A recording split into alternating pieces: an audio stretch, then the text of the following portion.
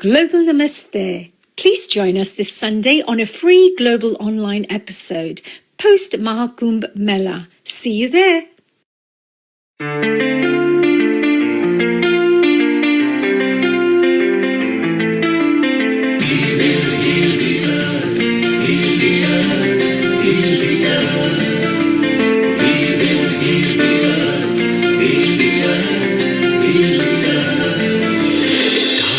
They can tell you stories which are brighter than yesterday. The streets have never been so quiet. The squirrels found a new hideaway. Tomorrow will never be the same. There is so much hope in our hearts. Brick by brick we shall overcome and walk right into a new start. Welcome to the brand new world. With the children of our Mother Earth, reach out your hands, let us lead our earth together. Welcome to the brand new world. With the children of our Mother Earth, reach out your hands, let us lead our earth together. We will heal the earth, heal the earth, heal the earth. We will heal the earth. Birds are flying strong and fearless, green.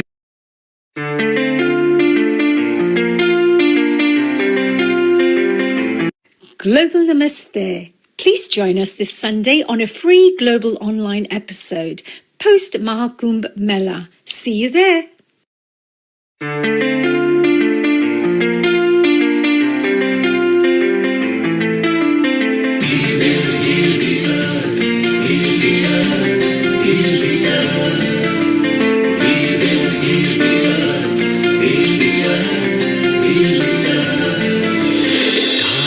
They can tell you stories which are brighter than yesterday. The streets have never been so quiet. The squirrels found a new hideaway. Tomorrow will never be the same. There is so much hope in our hearts. Brick by brick we shall overcome and walk right into a new start. Welcome to the brand new world. With the children of our Mother Earth, reach out your hands, let us lead our earth together. Welcome to the brand new world. With the children of our Mother Earth, reach out your hands, let us lead our earth together. We will heal the earth, heal the earth, heal the earth. We will heal the earth, heal the earth, heal the earth. Birds are flying strong and fearless, green.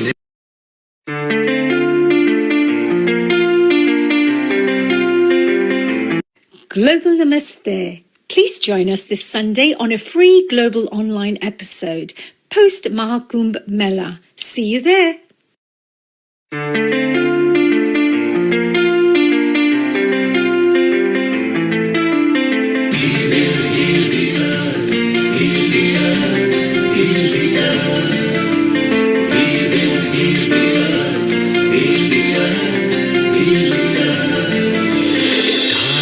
They can tell you stories which are brighter than yesterday.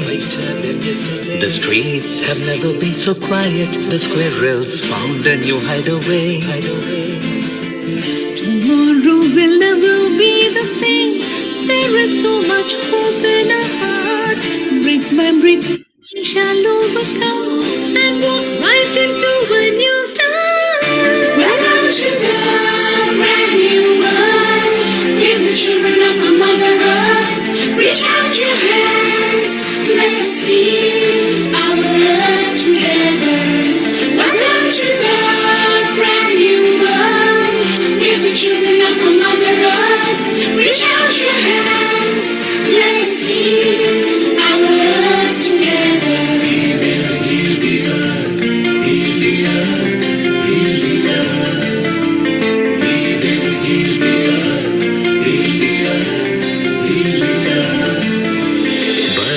flying strong and fearless, green.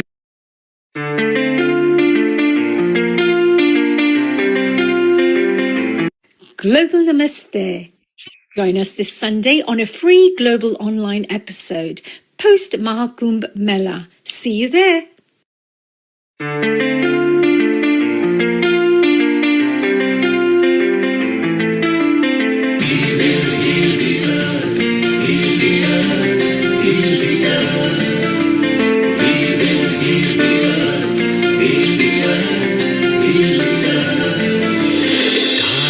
They can tell you stories which are brighter than yesterday.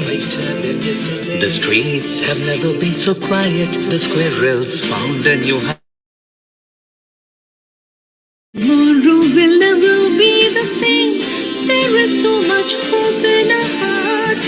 Brick by brick, we shall overcome and walk right into a new start. Welcome to the brand new world. With the children of our Mother Earth, reach out your hands. Let us lead our earth together. Welcome to the brand new world. With the children of our Mother Earth, reach out your hands. Let us lead our earth together.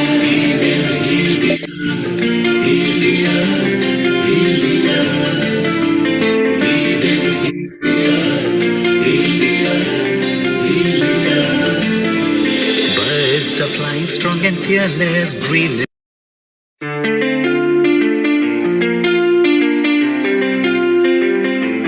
Global Namaste. Please join us this Sunday on a free global online episode, Post-Maha Kumbh Mela. See you there.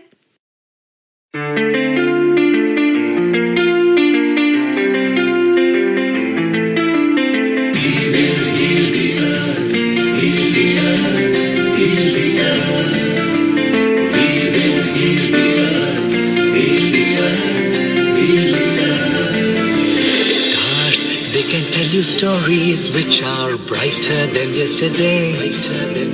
The streets have never been so quiet. The squirrels found a new hideaway. Tomorrow will never be the same. There is so much hope in our hearts. Brick by brick, we shall overcome and walk right into a new start. Welcome to the brand new world.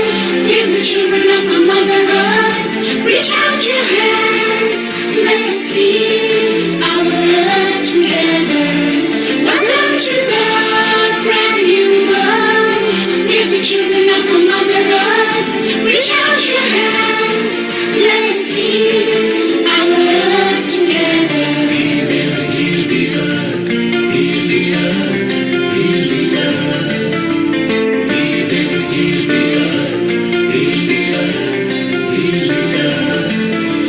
Birds are flying strong and fearless, green.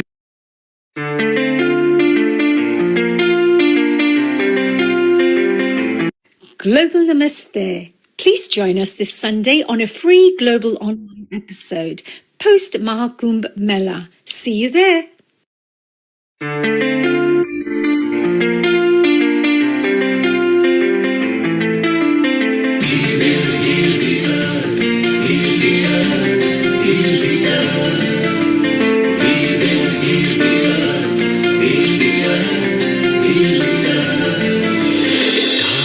They can tell you stories which are brighter than yesterday. The streets have never been so quiet. The squirrels found a new hideaway. Tomorrow will never be the same. There is so much hope in our hearts. Brick by brick, we shall overcome and walk right into a new start. Welcome to the brand new world. With the children of our Mother Earth, reach out your hands. Let us lead our earth together. Welcome to the brand new world. With the children of our Mother Earth, reach out your hands. Let us lead our earth together.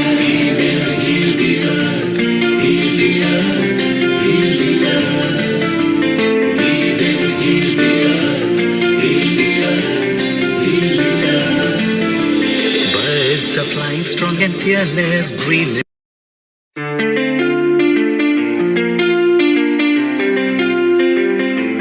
Global Namaste. Please join us this Sunday on a free global online episode, Post-Maha Kumbh Mela. See you there.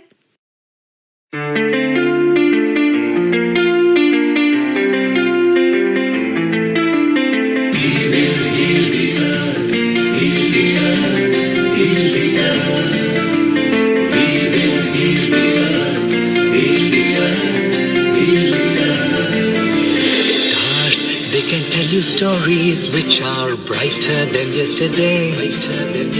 The streets have never been so quiet. The squirrels found a new hideaway. Tomorrow will never be the same. There is so much hope in our hearts. Brick by brick, we shall overcome and walk right into a new start. Welcome to the brand new world. Give the children of our Mother Earth. Reach out your hands. Let us lead our earth together. Welcome to the brand new world. Give the children of our Mother Earth. Reach out your hands. Let us lead our earth together. We will heal the earth. Heal the earth. Heal the earth. We will heal the earth. Heal the earth. Heal the earth. Birds are flying strong and fearless green.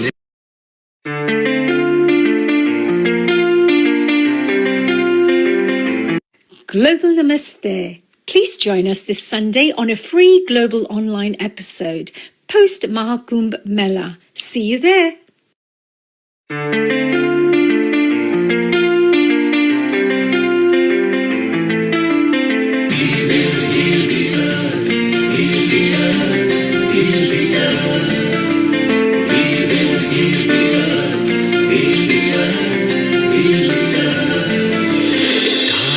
They can tell you stories which are brighter than yesterday.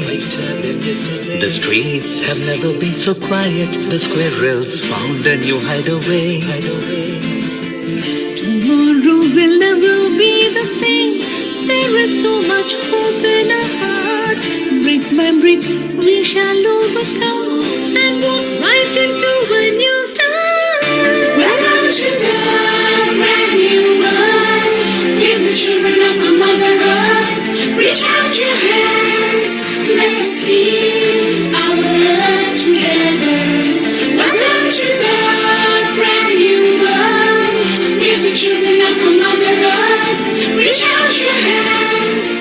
Let us lead our earth together. We will heal the earth. Heal the earth. Heal the earth. We will heal the earth.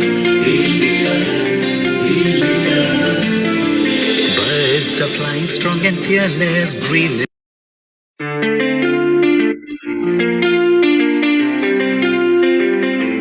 Global Namaste. Please join us this Sunday on a free global online episode, Post-Maha Kumbh Mela. See you there.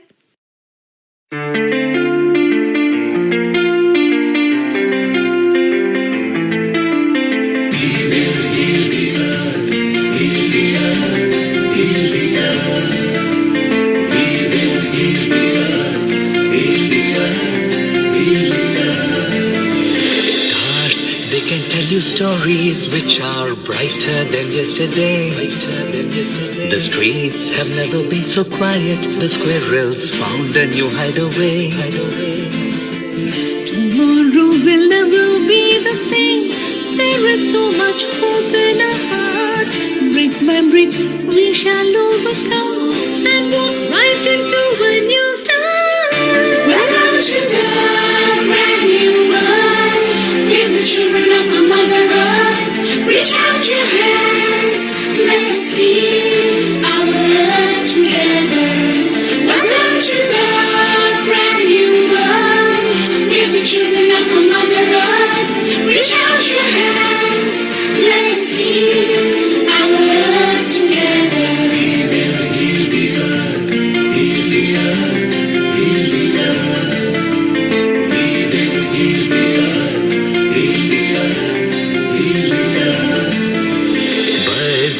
Standing strong and fearless, breathe.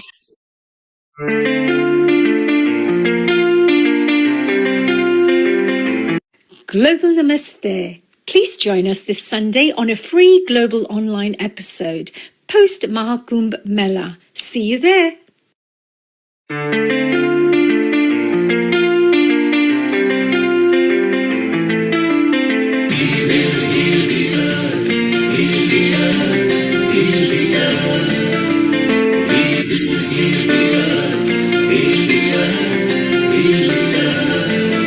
Stars, they can tell you stories which are brighter than yesterday. The streets have never been so quiet. The squirrels found a new hideaway. Tomorrow will never be the same. There is so much hope in our hearts. Brick by brick, we shall overcome and walk right into a new start. Welcome to the brand new world. With the children of our Mother Earth, reach out your hands. Let us lead our earth together. Welcome to the brand new world. With the children of our Mother Earth, reach out your hands. Let us lead our earth together. We will heal the earth, heal the earth. 10, 9, 8, 7, 6, 5, 4, 3, 2, 1. Global Namaste. Good morning, good afternoon, good evening to all the viewers of Healing Our Earth. I'm your host, Amrita, and I welcome you to this episode of Maha Kumbh Mela special. It is definitely a special episode because we bring to you every week a different theme, a different word, a different insight, and there are a lot of things that are involved at every episode. But this episode marks its own special relevance, and I'll let you know why. But before that, let's always pray and also pray for the people at Thailand who have lost their lives and for the near and dear ones who are so much affected due to the upcoming earthquake that has come. So join your hands together, closing your eyes, taking a deep breath inside. Om Bhurbhuvah Swaha Tatsaviturvarenyam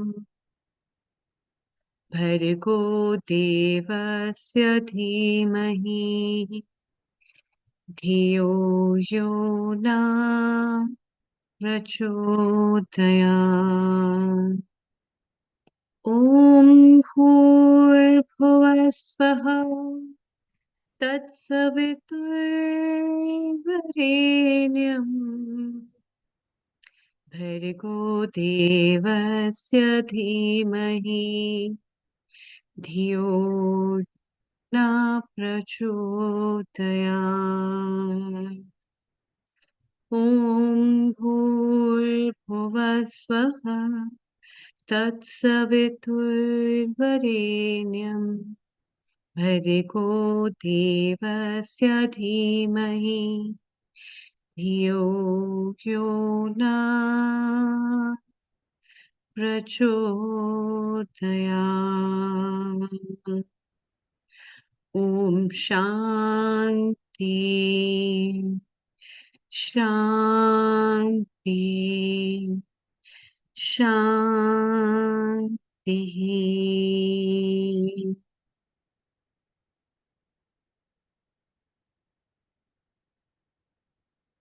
Welcome. Maha Kumbh Mela special.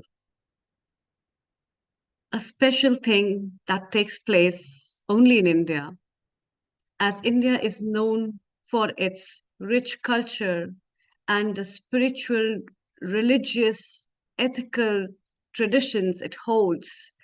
And because of all this, this Kumbh Mela, which is considered to be one of the greatest gatherings world over, takes place after 6, 14, and 144 years at a place near Haridwar, which is in India.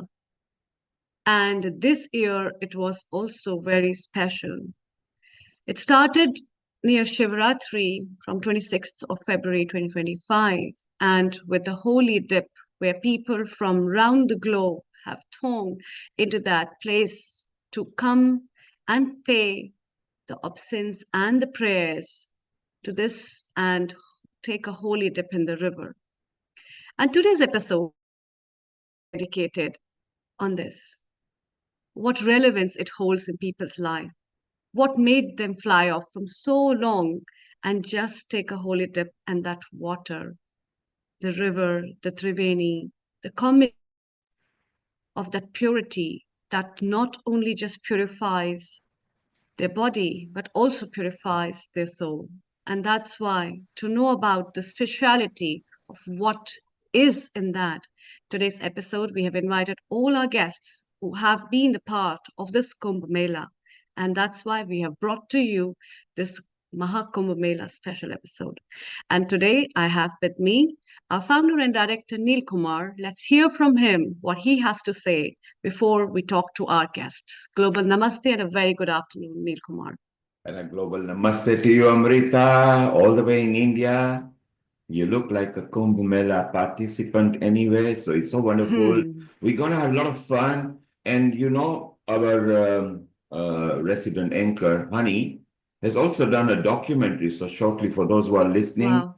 we are going to show you that. Let's just welcome Honey here for Global a moment Namaste. now.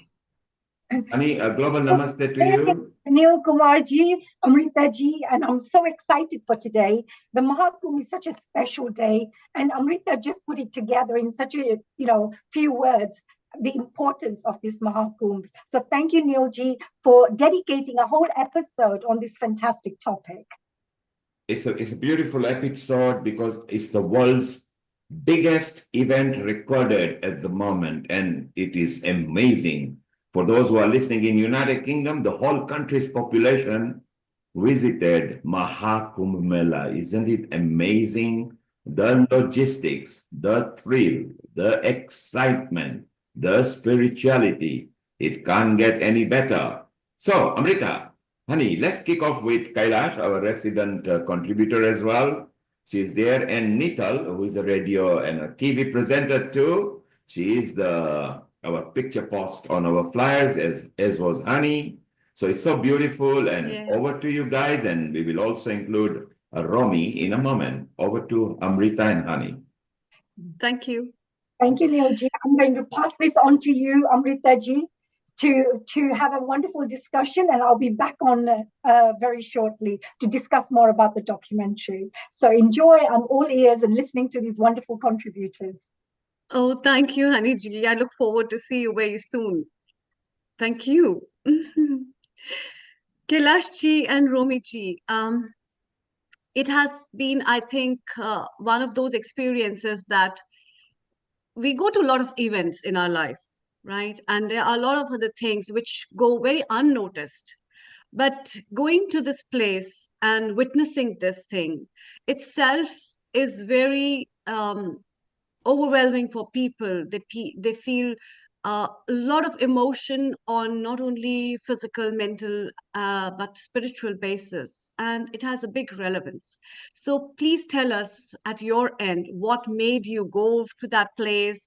What did you witness? What was special? And coming to India after such a long time, what all things made it really a special experience for you? So may I ask Kailash ji and your daughter to start up with, and then we have Romi ji's comments. Over to you. Thank you.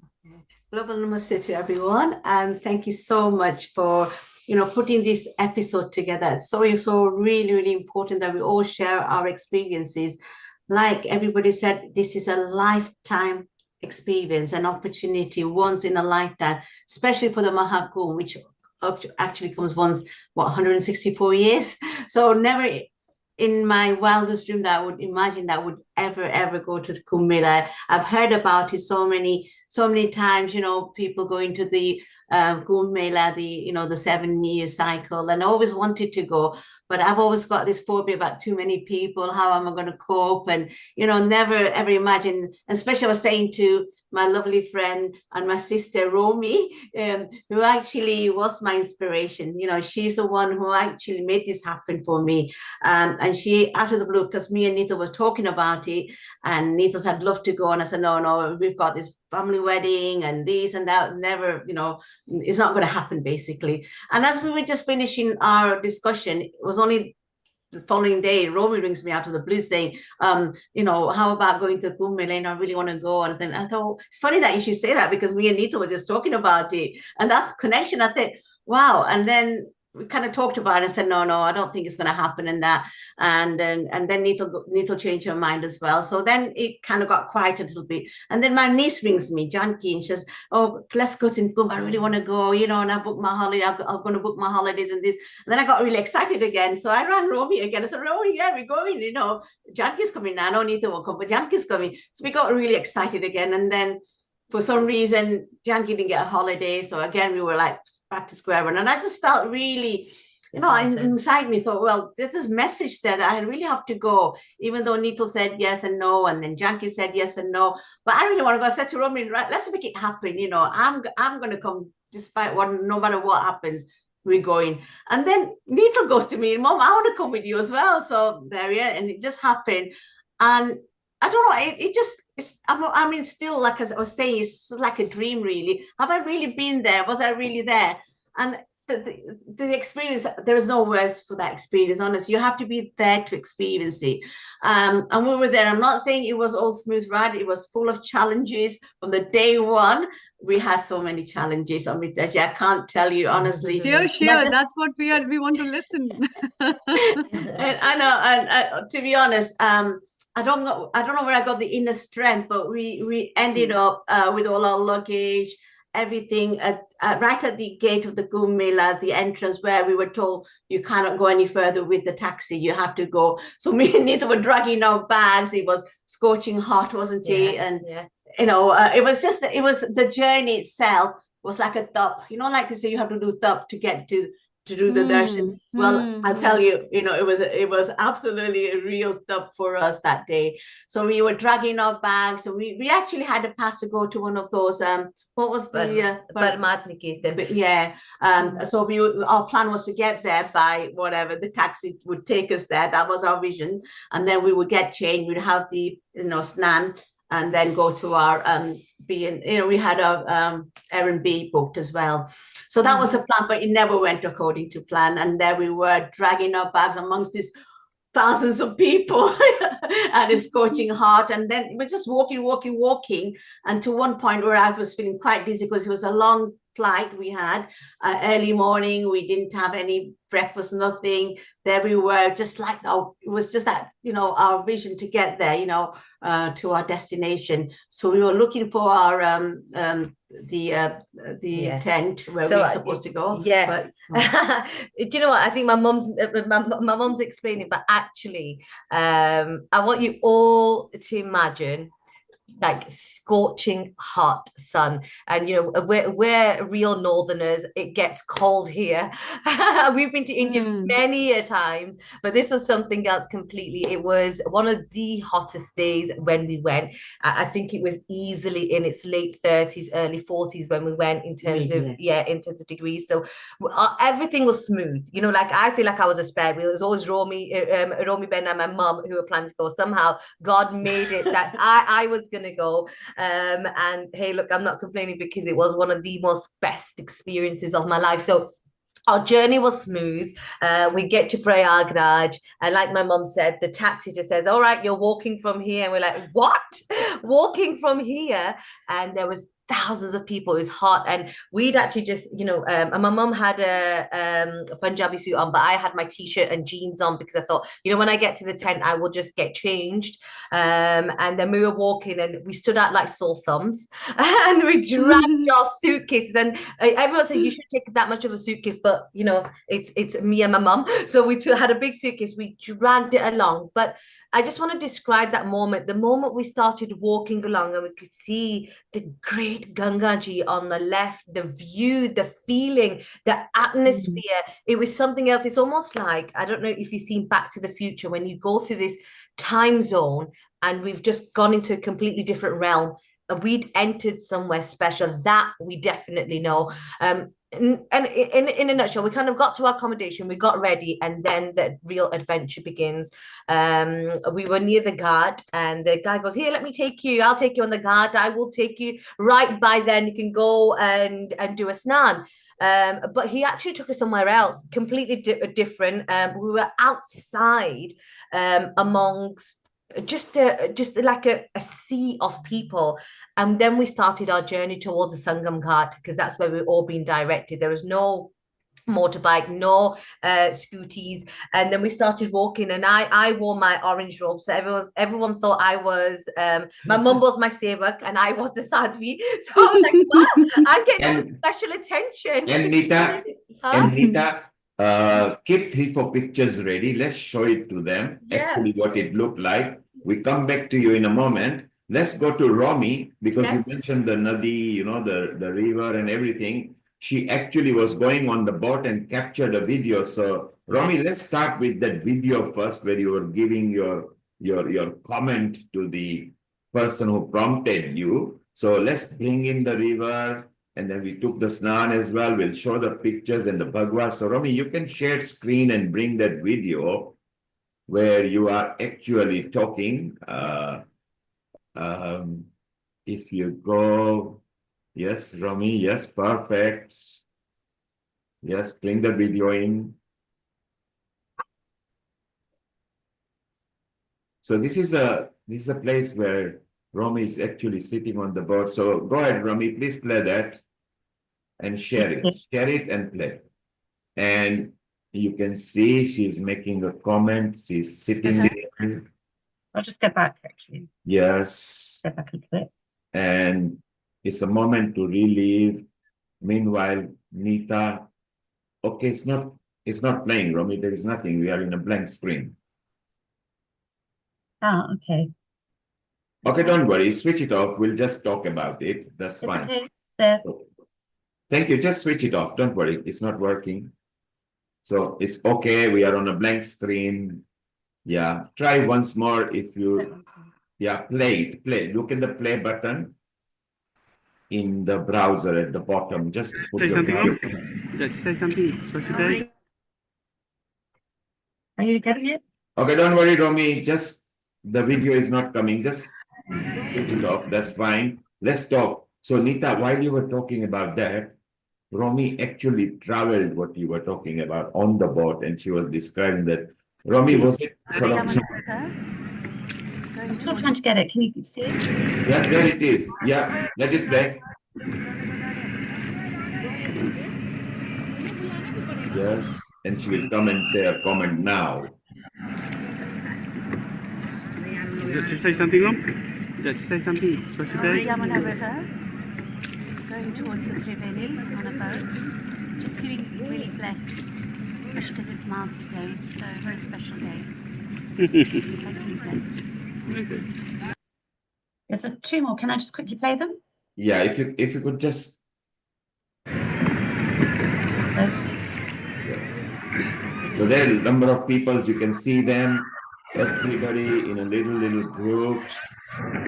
Look at the atmosphere. There is no traffic control, it's fun. Okay, so... Just showing the people actually.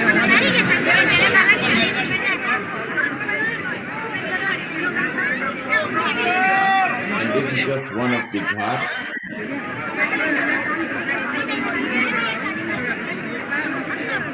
The hustle bustle of the crowd, everybody merges in. Isn't it wonderful?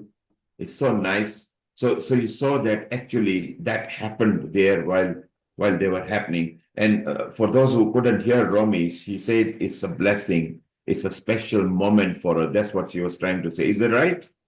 Yeah. Do you want the background to that? Yeah, go ahead. Yeah. So basically, just a couple of minutes, if that's okay. So back in January, I was just like to dip into the Indian news just to see what's happening. And they were starting to talk about the Maha Kumbh Mela. So I was quite intrigued. I had kind of heard about it, but I didn't know much about it. And I just had this very strong feeling that I should go. And it was quite overwhelming, this feeling, this kind of calling almost, that I need to go. So I didn't know what to do. I didn't want to go on my own. So I got in touch with Kailash Ben immediately. And she said, that's so strange. We're also thinking of the same thing. So it was like, wow, this is so amazing, you know, the connection that we have and the desire to go to the Maha Kumbh Mela. Anyway, we spent a few weeks kind of going back and forth, trying to sort out various different issues on both ends. And then by February, it was like, we have to go now because time is running out. It's urgent. And there were lots and lots of different challenges, as Glashben also said. Anyway, so we decided to book our flights independently.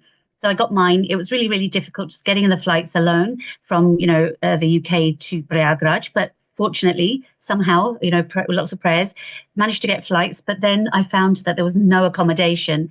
So it was like panic. Now, where are we going to stay? We're going to arrive in Prayagraj, but we have no accommodation. All the travel agents I spoke to said, there's nothing. The hotels aren't even bothering to pick up the phone anymore because they're booked out. But somehow I just met somebody who gave me the number of somebody else who got me 8 nights of accommodation. It was just like a miracle, you know? So, wow. So we flew out on Wednesday the 12th and arrived in Prayagraj. And we were told it's a Shahi Snan day. So don't bother to try and even go for a snan, just stay at home and just rest. So we thought that's fine. We'll just switch off today. We'll rest. We've just arrived after a long journey. Anyway, in the afternoon, the owner of the accommodation said, we're actually going for the snan. Do you want to come with us? And we were shocked. You know, it was just like unbelievable that we should get this opportunity coming to us to go for the snan. We hadn't even thought about it. It wasn't even in our head on the first day. So, of course, we took the opportunity. And that's where you saw me on the boat, you know, on that first afternoon of being in Prayagraj, going for the snan on a Shahi Snan day. So something was really happening that we were unaware of, you know, something at some other level where there was guidance and just all these little challenges that kept on coming up. We were also getting the resolution and the solutions for every challenge that came up. So it was almost like Glashpen was saying, there was a bit of tapasya going on. There's a bit of testing going on to see how sincere and genuine we are about getting there. But somehow with, you know, God's grace, everything just kept on happening. So I just wanted to give that little background to those clips. And not only did you not make it there, you actually enjoyed the spiritual vibes that engulfs us over there, the cacophony of large number of people, the transport going there, the sea flooded with so many boats with little families or groups of people. And in the atmosphere, you cannot describe because, you know, you need to be there.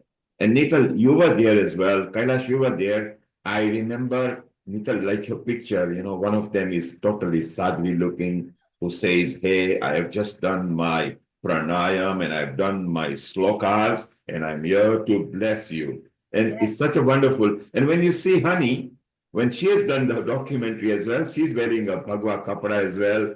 The nice thing is Honey has brought the documentary in English, so it will be appealing to a lot of people. And we'll see the snippets of them a little later afterwards. So you've got a couple of 3, 4 fine, nice pictures, Nicholas. Yeah, absolutely. So just Gillespie's going to share them. That one there. Yeah, the share screen. And then while we are looking at them, you will enjoy because they really got into it. And yeah, that's the first one. I think this is Kailash. Yeah. Can you see them? This is the if you share it, please. Yeah, is it sharing? No, you need to propagate the share. And then it will happen. Yeah. It says stop sharing. Stop sharing and share it. Let's share it again.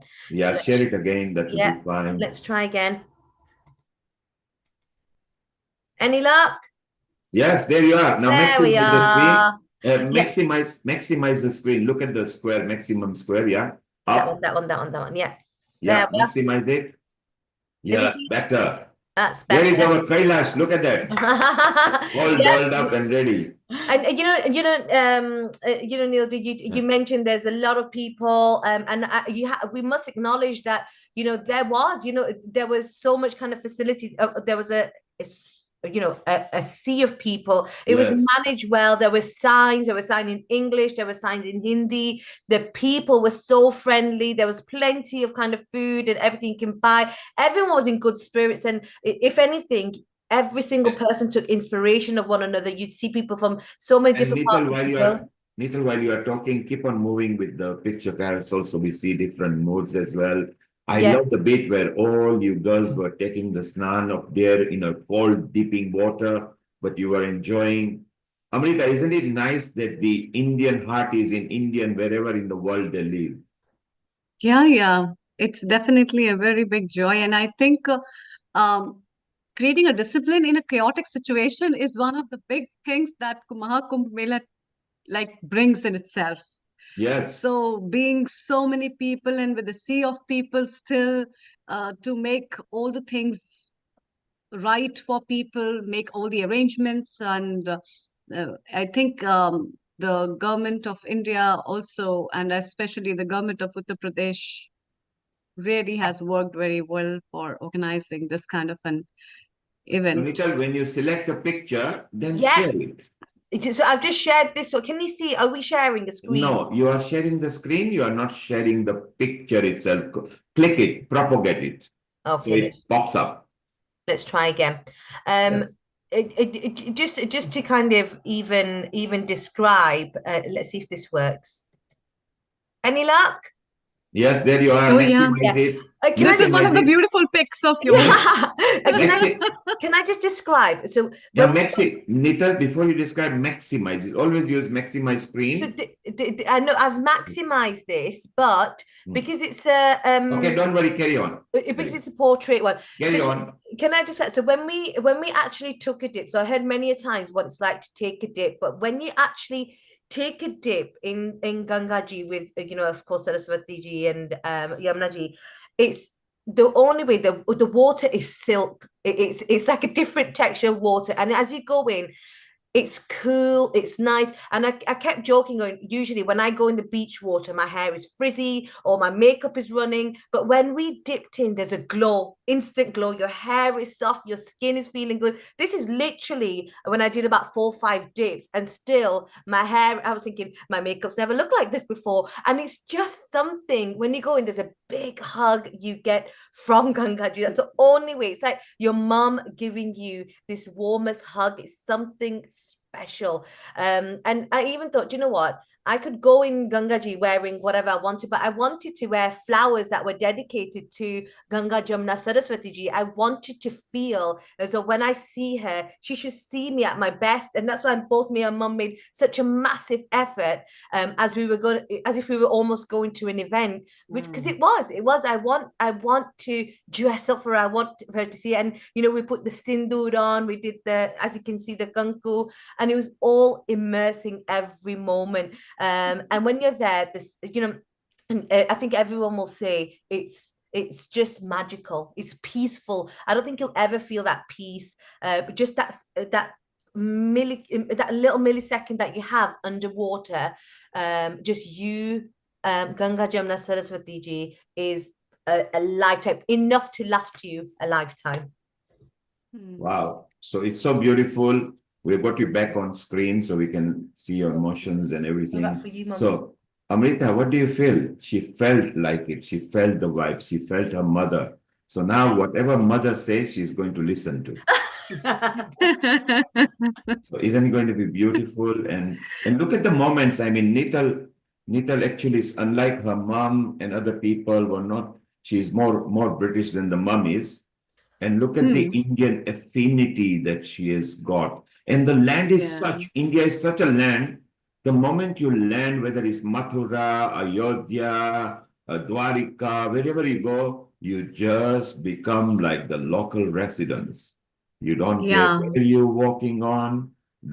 Everything seems spiritual. In the whole hustle and bustle, you fall into that line. It's so wonderful. And the number of people. So tell us, you and Nital and Romy were lucky because you were in the Maha Kumbh Mela, which is, it's all Maha Kumbhs, but every 144 years.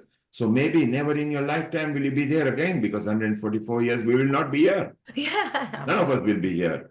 Absolutely. Like I said, I feel so blessed to have this opportunity, to be honest.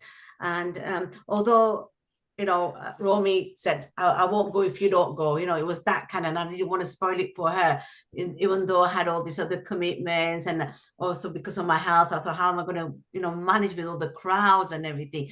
But something inside me said, no, I have to go. But the ironic thing is that we were there, but Romy and I never met because of all the challenges that we had. So on the very first day, as I've never ever in my life has sat on a motorbike before, and to sit on a motorbike at quite a speed without a seatbelt or a helmet, it was quite a challenging situation. And to make it, on top of other challenges. Do you have a picture with you with the helmet and motorbike?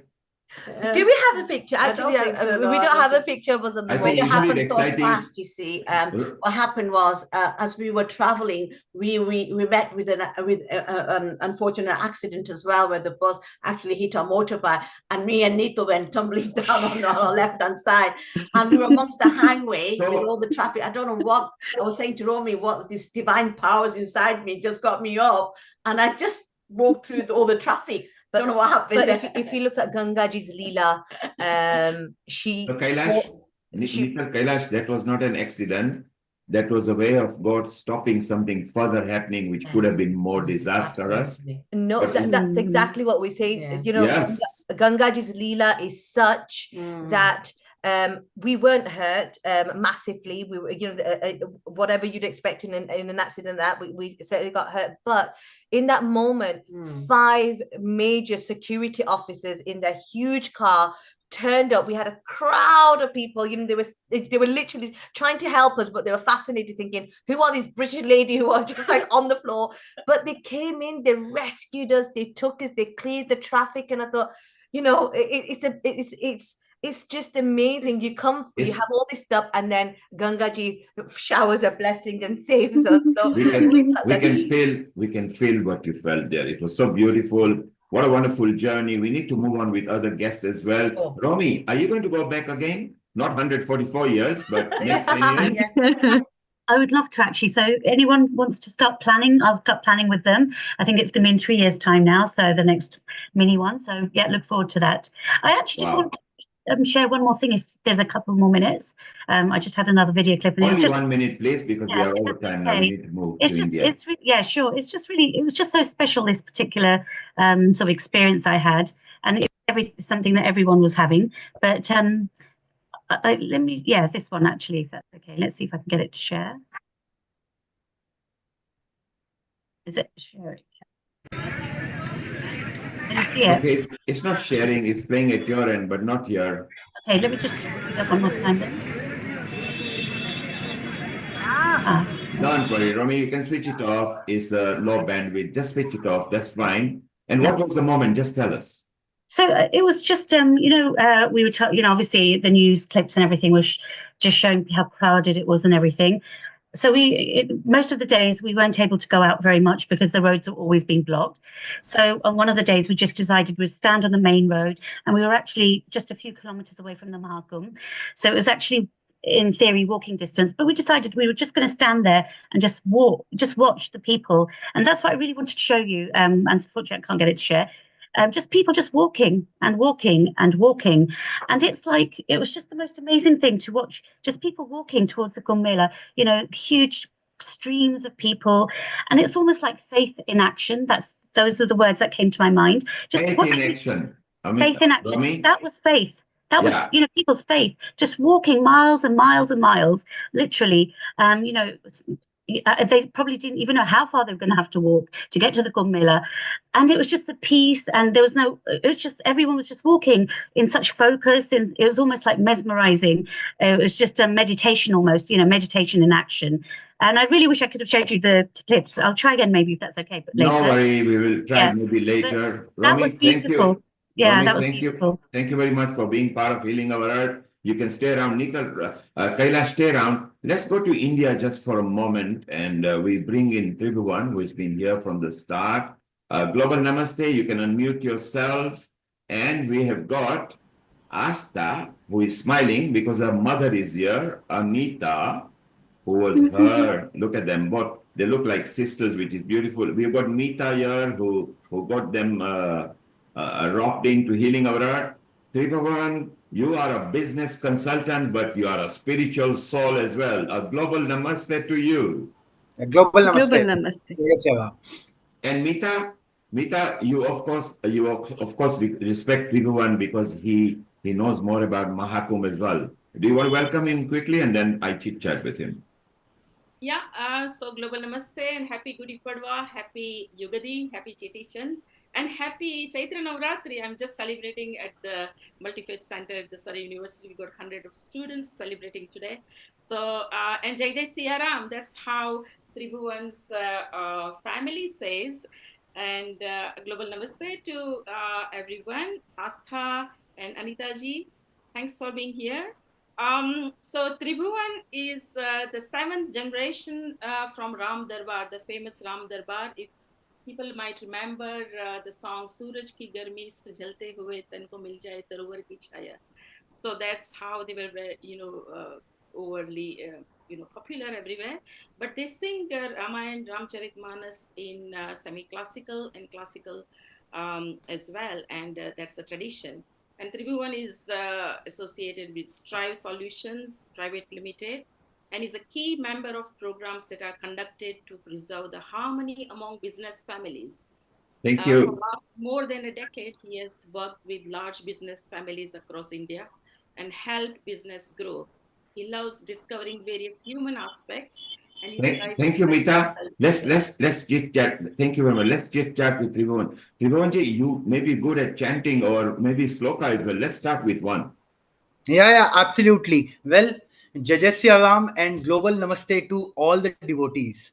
My name is Tribhuvan Sharma and I belong to Ram Darbar Parivar, a family that has held the opportunity to echo Ram Nam across the globe.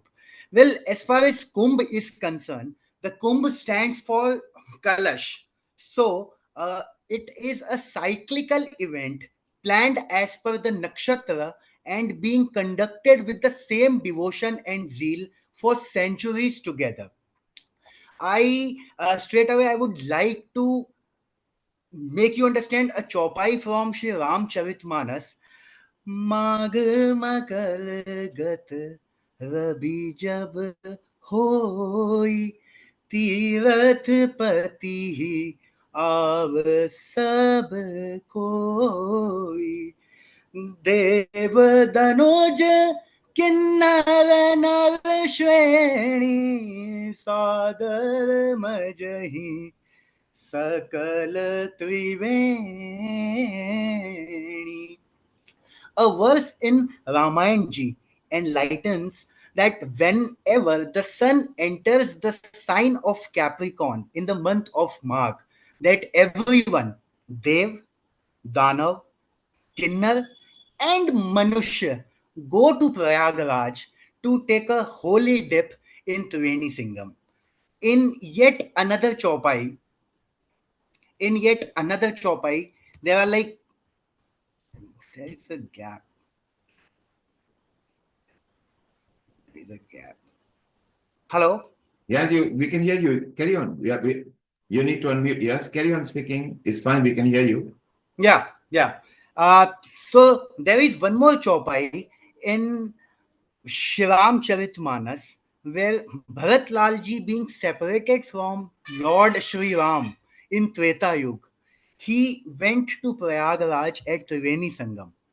At that time, the chopai is like Mangau Bhik त्याग निज धर्म आरत कहना करही कुकर्म. Just to put in perspective, India's culture landscape has changed multiple times. Throughout history, by the influence of various countries, dynasty, rulers, irrespective of India's social, economic, political change. In each Kumbh, there are Nagas, Sadhu, Sant, Rishi, Muni, who are savior of Sanatan Dharma, who live in the deep corner of the country, come on the same ground as a common man. throughout Ramcharitmanas, and even generally in life, we come across the term Rishi, Muni, Sadhu, Sant. It is important to understand this and the basic difference between them. Rishi are those who have mastered the Vedas. They enlighten, have yogic power and the knowledge of Paramatma. They are able to see the material as well as conscious. Rishi has been pioneer in shaping civilization. Muni comes from Moni, which means one who does not speak or speak silently. Bhagavad Gita described Muni as those who don't have hatred or anger, whose mind is not disturbed by sorrow, who do not desire the happiness, who are free from all the attachment, fear, and anger. Tribhuvan, Sadhu, yes, you so eloquently and exquisitely put it in such a nice, yeah, simplistic form. yeah, The people on the social media are able to understand because some of our audience are from different country. They're not yeah, always yeah, Indian origin. It yeah, is so nice. So we want you to be part of healing our earth family regularly on our spiritual matters. And right, next week, we have got Ram Navami. So yeah, Ram Navami, it will be very nice, maybe if you come near Dhruv's section, that it will be very nice for an inter chat with that. And I love the thought because I want to ask you one question. yeah, yeah. For the Maha Kumbh Mela and the style of people's attitude, do you feel from past years when you were a child to what you are now, it has grown and spirituality is on a rise in India? Yeah, absolutely. See, I'll start from 2010. I got an opportunity in 2010 in Haridwar when I was there for almost 1.5 months, and then followed by in 2016 in Sihast. I was also there in Ujjain, and the recent time in Triveni Sangam, I got this opportunity where I see huge youth, huge people. I mean, I was there at 11:30 p.m. midnight, and there were like more than, I can tell you, more than 10,000 people, 5,000 people with all of us. I mean, it is so amazing that there are like lot of people with a amazing feeling. They were not even aware who is there, who is not there. The whole idea about Kumbh is to get a holy dip in Sangam. Yes, not just the holy date, it cleanses you. And when you come out at the other end of the date, you feel good. Tribhuvan, Yeah. hold on. Nital, you are more British and more Anglicized from here. Did you like his exquisite and eloquent way of describing what he felt about the slokas and the style and the kumbh? It was perfect. I mean, I wanted to hear more. I wanted to hear more. It was sheer perfection. Yes, so Mita, you will keep in touch with our senior admin at Amrita. Let's bring Tibawan in our spiritual and he can become a healing ambassador, which will be beautiful. And Tibawan, stay around, although we need to move to the others, maybe slightly tail in 10, 20, 15 minutes. We want some more chanting or slokas from you because you emit very good energy. So stay around here. We are very proud of your particularly your Salika and Ravaya. This is so beautiful that there is no ego in the vast knowledge that you describe. It seemed that you were just out to share love, unity, and harmony. That's what healing is about. Absolutely, absolutely. So, आपका खूब धन्यवाद आप रहिए कृपया ध्यान रहिए पे. Let's just move on to a smiling Asta who is so happy because her mother is here and a smiling Anita and Mita. We know that Asta and Anita are related with each other and maybe we might talk a bit of Hindi here. Isn't that right, Anita and Nita? Yeah, we can add a bit of Hindi if that is needed as well. But so, first of all, global namaste to everyone. Thank you for the opportunity. Thank you for coming. Astha is a PhD student and she is investigating the evolution of very small galaxies in the universe called dwarf galaxies.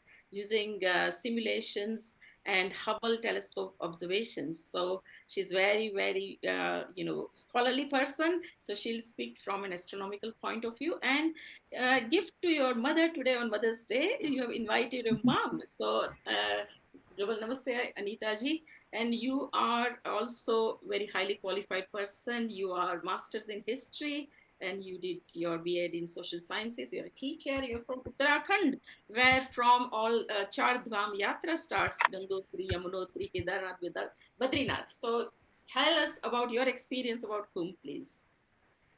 Asta, you may start first. Oh, okay. So I'll start with a bit of an astronomical significance first of all, and then my mother can take over sharing her experience. So, thank you so much for inviting me to this talk to share my experience. And I think when we talk about Kumbh, there is great spiritual value which is associated with it. But one thing that is sometimes hidden a bit in the background is the astronomical significance of the event. So I'm here to just talk a bit about it from taking the advantage of my background. So, so Kumbh Mela actually it occurs in the four sacred locations in our country in India. So it occurs in Prayagraj, it occurs in Haridwar, Nasik, and Ujjain. But when it happens, is actually directed not by a particular date on the calendar, but by the position of sun, moons, and planets. Jupiter, the biggest planet in our solar system, has a very important role to play in it. And the festival in entirety of it revolves around Jupiter or Brihaspati Graha as we talk about it. I think also in the Vedic astrology, Jupiter is the planet that is associated with wisdom and divinity, and that's why this planet has a very important role to play in the festival as a whole. So, where the festival happens is also dependent on the location of Jupiter and where it sits in different constellations. For example, when Jupiter enters in Aquarius constellation or the Kumbh constellation, Prayagraj Kumbh is held. When the Jupiter enters in the Leo constellation or the Singha constellation, the Nasik or Ujjain Kumbh is held. The bathing is also related to the specific lunar phases or specific solar transitions like Purnima or Amavasya as we talk about it. So why it happens every 12 years? It happens every 12 years because 12 years is the revolution period of Jupiter around the sun.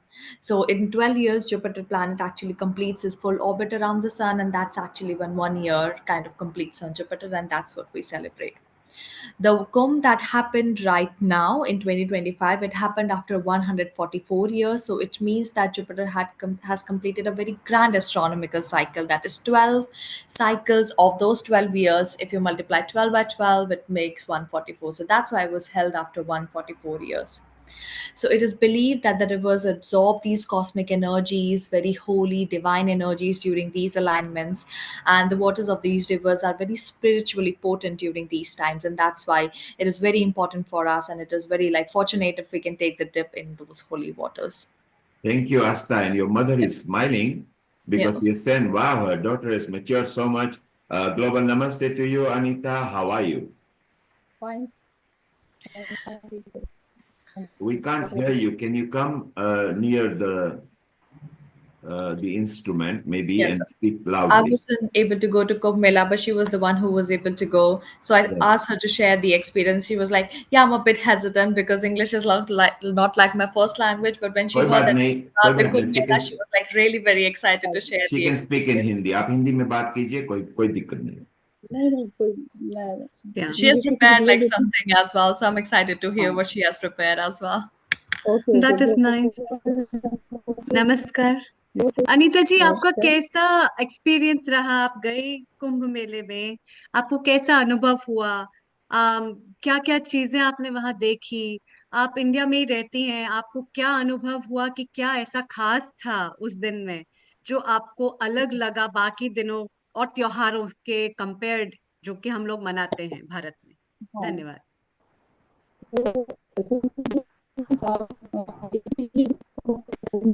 We can't hear. Can anybody hear her? Okay, one moment. Asta, call your mom on a WhatsApp. Ask her to sort the sound, and we might bring her back again. Let's go to Nalini Mama? quickly. Mama, just mute. Yeah, just You can call your mom and see if you can improve the sound. Let's call on Nalini. Global Namaste, Nalini. I think Amrita, she's going to speak in Hindi or Gujarati, so maybe if you could prompt her over Yes. to you, Amrita. She's Namaskar, actually Nalini Mita's ji. relative, sister. So Mita, you can welcome her. And Nalini, नमस्कार, आप कुंभ मेला में गई थी ना? हाँ जी, गई थी। हाँ, तो वही हम जानना चाहते हैं, आज का हमारा एपिसोड इसी पे आधारित है कि कुंभ मेला में जाकर आपको कैसा अनुभव हुआ और क्या-क्या आपने ऐसा देखा और किस तरह का वहाँ पे वातावरण था, जो आपको लगा कि ये बहुत ही अलौकिक है और अद्भुत है बाकी त्योहारों के कंपेयर्ड। धन्यवाद। सबसे पहले तो मैं नील कुमार जी का आभार व्यक्त करती हूँ, मुझे ये प्लेटफॉर्म दिया उन्होंने मेरा एक्सपीरियंस शेयर करने के लिए। मैं 2-3 बार कुंभ मेले में गई हूँ, लेकिन ये कुंभ मेला हमारे लिए खास इसलिए था कि आफ्टर 144 इयर्स ये महाकुंभ बोलते हैं इनको, ये आया था। तो उस वक्त मतलब सारे ब्रह्मांड के जो नक्षत्र और ग्रह होते हैं वो उनकी सिचुएशन कुछ ऐसी होती है कि तब ये गंगा, यमुना और सरस्वती तीनों का पानी माने अमृत माना जाता है।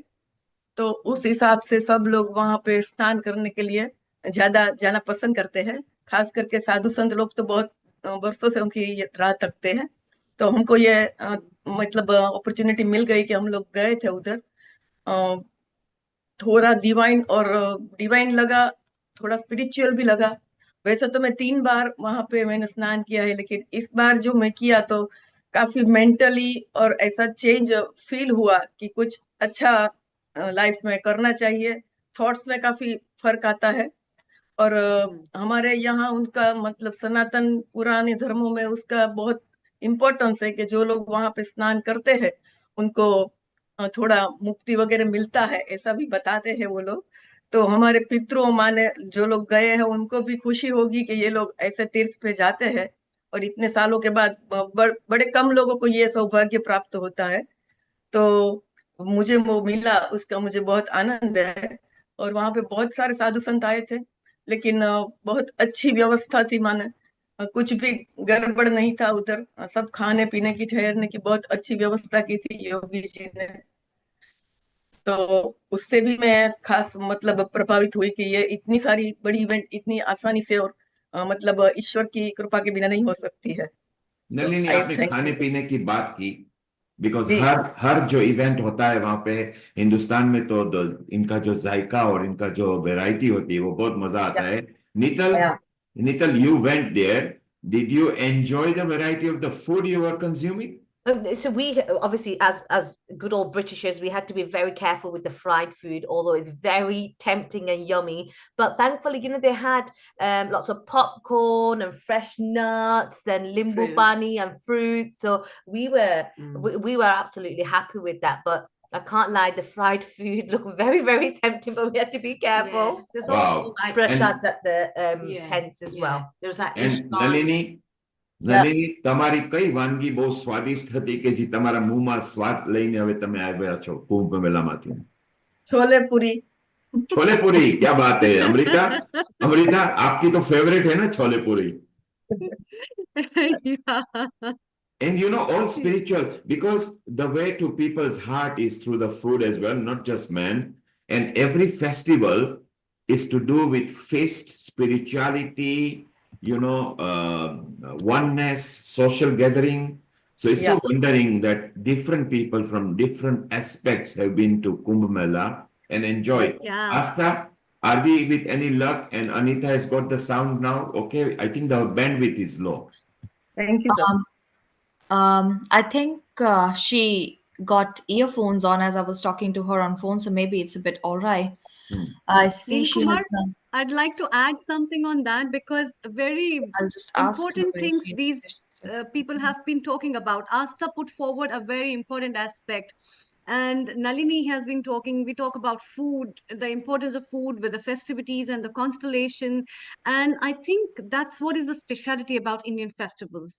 I remember last year I had written a special article in a magazine that was published in US regarding foods and festivities as the culture and tradition. And that holds so much of importance because the grains that are available at that time, what we are cooking and the sustainable efforts of cooking them, and in relation to the constellation, as we believe in the Indian philosophy that every constellation is related with gods and goddesses, as Asta mentioned about Asta, yes, Jupiter he and did. Brihaspati. Yes, and so the relevance of what food you're offering to the god has its own divine stuff. And the other thing which Nalini ji mentioned is about the mental peace. I had been talking to so many students and people globally about visiting religious places and spiritual places because it gives you a very divine experience that gives a mental well-being, form of an aura around you that you feel at peace at yourself. So one aspect of that, and when she said our departed souls and our ancestors would have felt so honored and happy that we have visited this, has also one of the very big relevance of this Indian festival being held. And when people take a holy dip in this, it's not only suffices your body, but also till the ancestors' life and the souls that have been the part of our journey through which we have come to this human body, the salvation of that is also possible, which people believe, and their strong belief makes it very, very ethical for them to take a holy dip at this festival. क्या बात है अमृता। नलिनी जी, जो आपने बोला वो उन्होंने अंग्रेजी में ट्रांसलेट करके उनकी तरीके से प्रस्तुत किया। सो वो आपकी बात से सहमत है। It's so wonderful. It's so nice that different people, I mean, Amrita sitting in Punjab, Neetal and Kaila sitting up north, and Meeta here in London, Asta, who is known to Meeta as well. Different parts of the world, we are remembering Kumbh. Let's see if Anita's sound has improved. Yeah. Namaste, Anita. आपकी अगर आवाज ठीक आ रही है तो आप बोलिए please. हाँ, कुंभ मेला का एक्सपीरियंस मेरे लिए एक बहुत ही ज्यादा शानदार था, बहुत ही वंडरफुल एक्सपीरियंस था मेरे लिए, क्योंकि वहाँ मुझे बहुत क्रेज था जाने का। और मैं और मेरी फ्रेंड्स एंड फैमिली मेंबर्स जो थे, हमने डिसाइड किया कि हम जो मेन अमावस्या का दिन था उस दिन जाएंगे। तो हम ट्रेन से गए, बहुत हमने काफी इंजॉय किया, हमने अपने वीडियोस भी बनाए, काफी डांसिंग भी की और काफी इंजॉय किया। डांसिंग डांसिंग मतलब रामलीला, कृष्ण लीला, कौन सा डांसिंग वहां पे हो रहा था? डांसिंग में ये था कि हम जब प्रयागराज पहुंचे तो वहां पे एक म्यूजिक चला था, ये प्रयागराज है, और बहुत लाउडली म्यूजिक था और मुझे बहुत पसंद आया। तो आई लाइक डांसिंग। तो मैंने फ्रेंड्स जो थी और हमारे बाकी जो फ्रेंड्स मेंबर थे, वो हमने फिर डांस करना स्टार्ट किया और उसकी कुछ रिकॉर्डिंग्स भी हमने की और काफी उसको एंजॉय किया। हमने एक जगह बैठ के सिंगिंग भी की और उसके बाद हमने होल नाइट जो है वो ट्रैवल किया और उसके बाद हम त्रिवेणी पहुंचे। लेकिन भीड़ इतनी ज्यादा थी कि वहां पहुंचना बहुत मुश्किल था।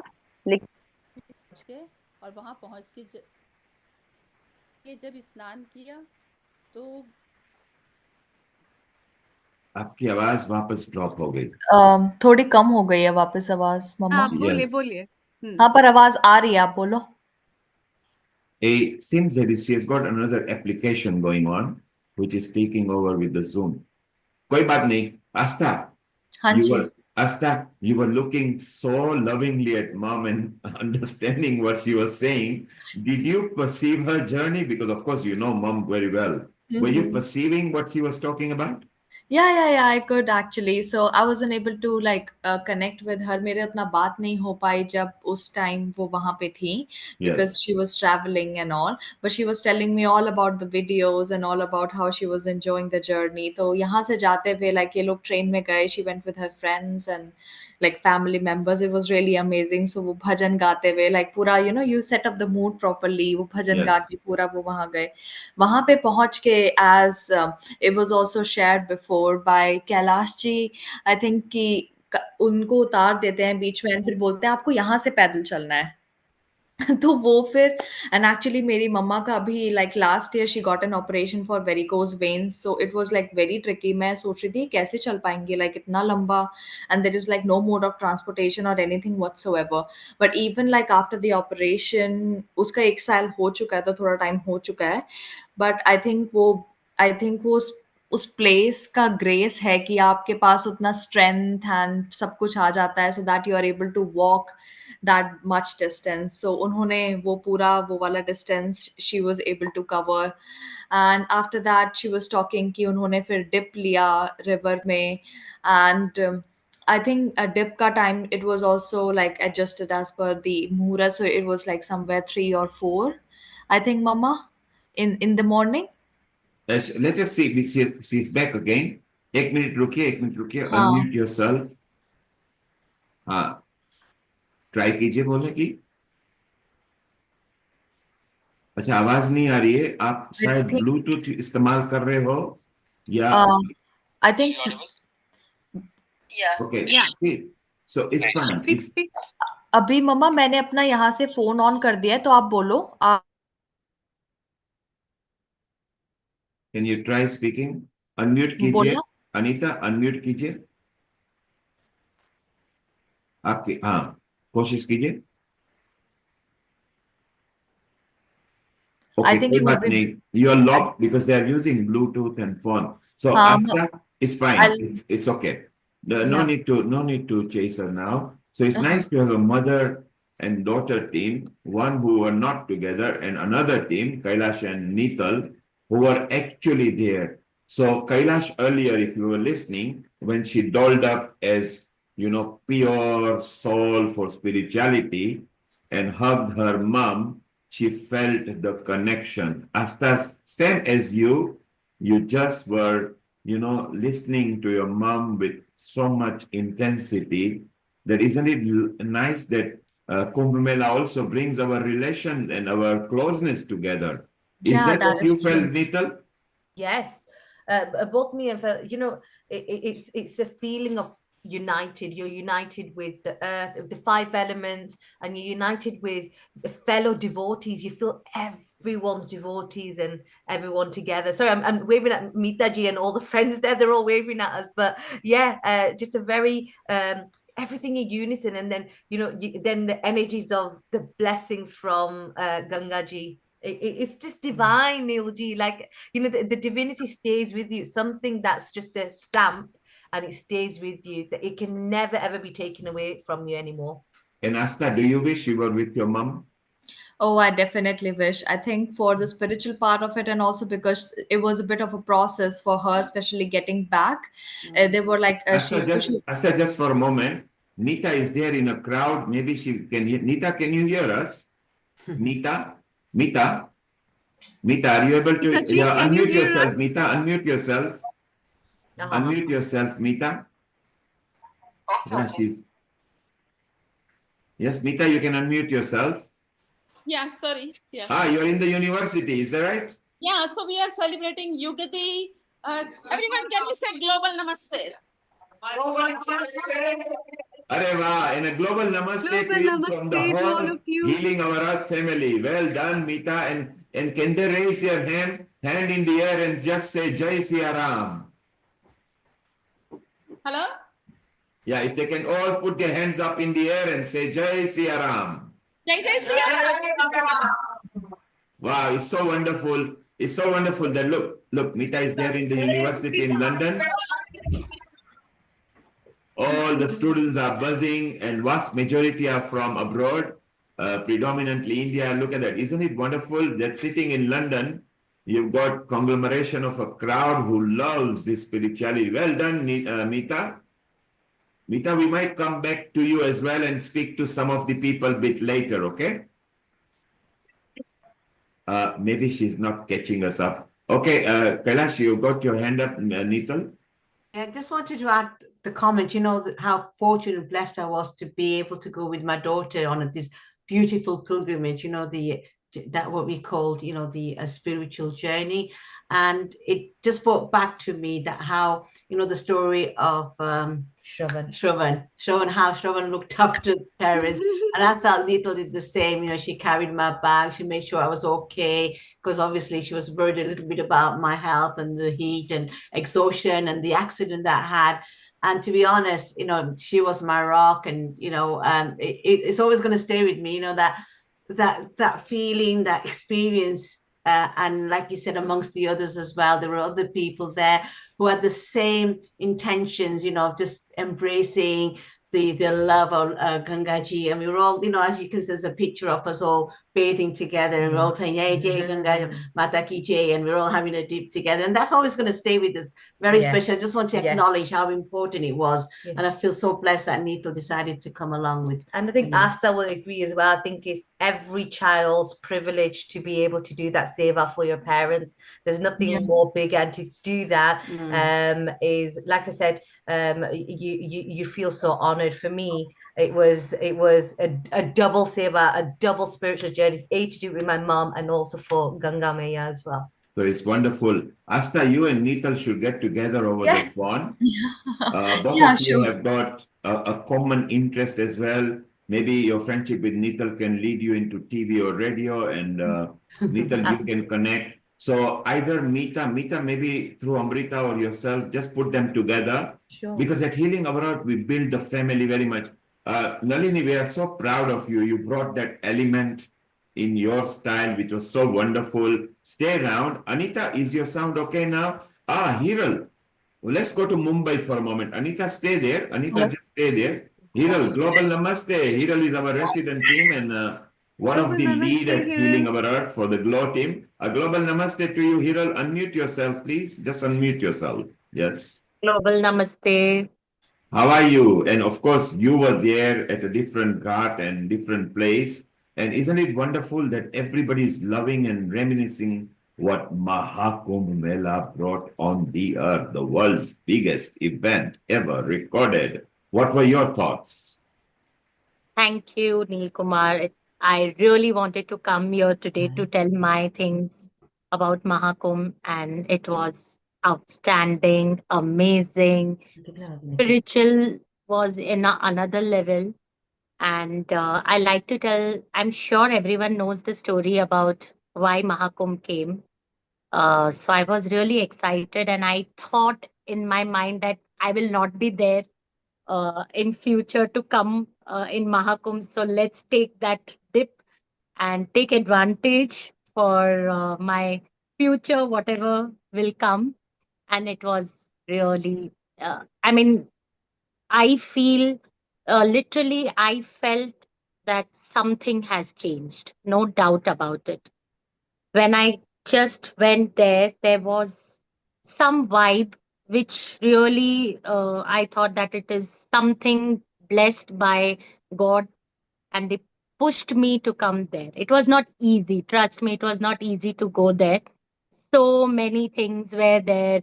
The tickets were, oh my God, it was like 50,000 to 1 lakh rupees, just one way. And So every price had actually gone up, and it was so it actually brought a lot of tourism and income to the people. But was it too much? Otherwise, what are the normal rates?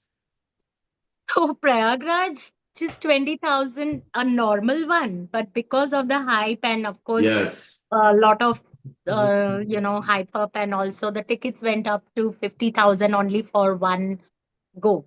So 1 lakh was the ticket price to and fro. And people were ready to pay.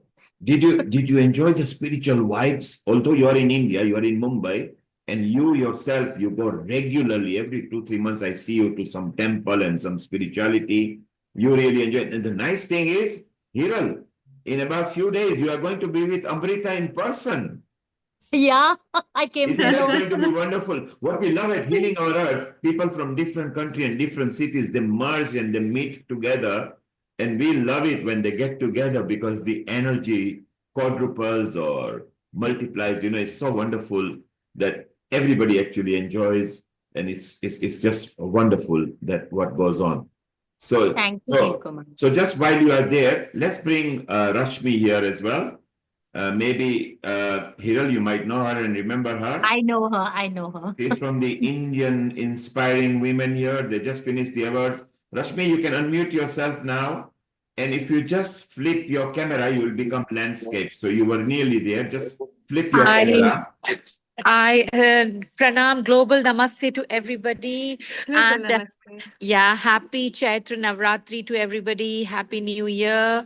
It's a pleasure to be on this platform and speak to you all. And my experience in Kumbh is just out of this world because firstly, I was encouraged by my son to let's go to the Maha Kumbh. And immediately when we planned and we decided to go via Vande Bharat from Varanasi to Prayagraj. And it was all very smooth, you know, we got the ticket very quickly from Varanasi. And we decided to go to the boat club.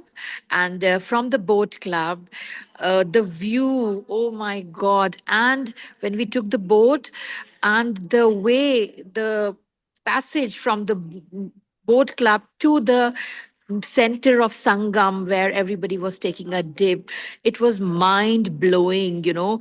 On the way we could see parachutes, we could see all these songs, people, several boats passing us, and singing, chanting, and all this Har Har Mahadev, Har Har Mahadev all over. And I couldn't believe that I was actually there. And you know, there were helicopters hovering around the Ganges, and it was such a pleasure, bliss, you know.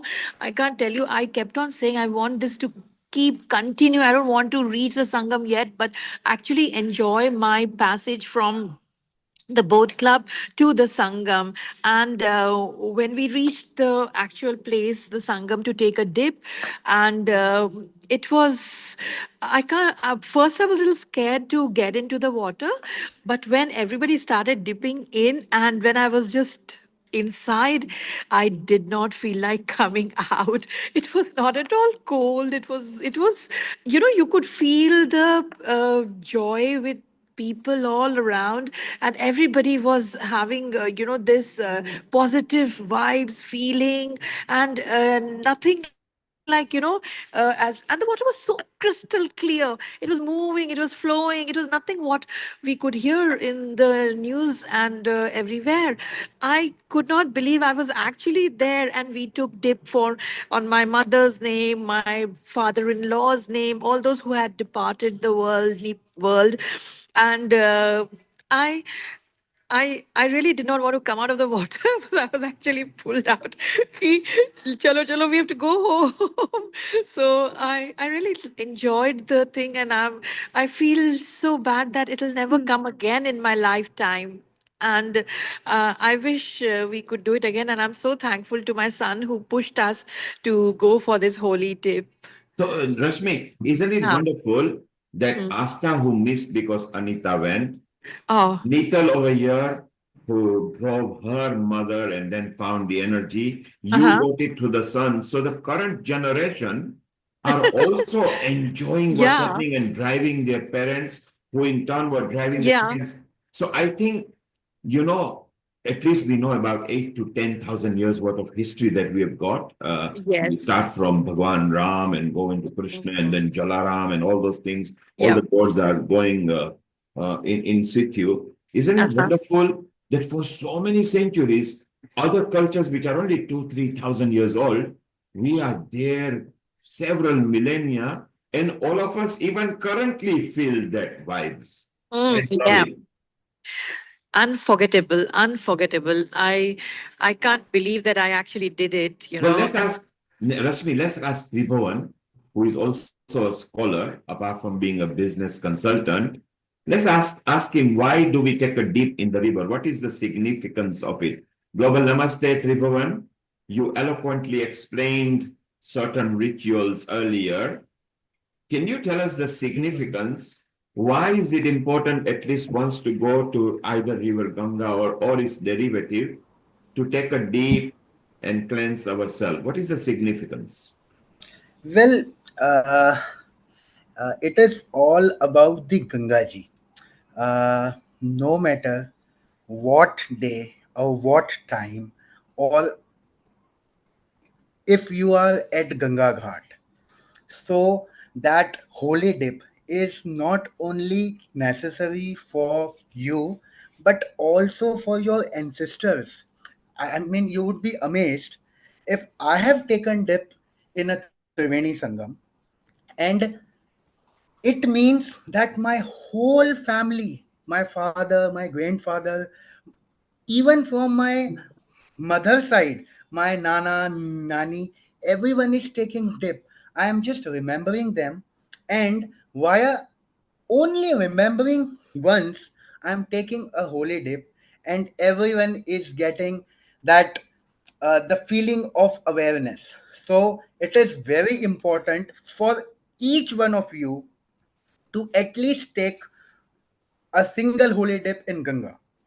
So there And you are. Look, Tripavan has explained part significant of it anyway, that when you do it, remember any of your past generation that you remember, as many as you can.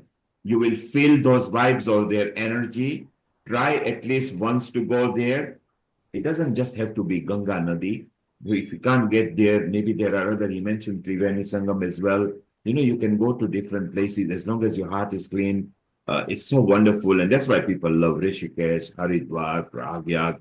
Amrita, do you feel the same thing? Do you feel that yes, it may feel cold, but once you jump in, like how Hiral said and Nital said, when you come at the other end, you feel spiritually cleansed.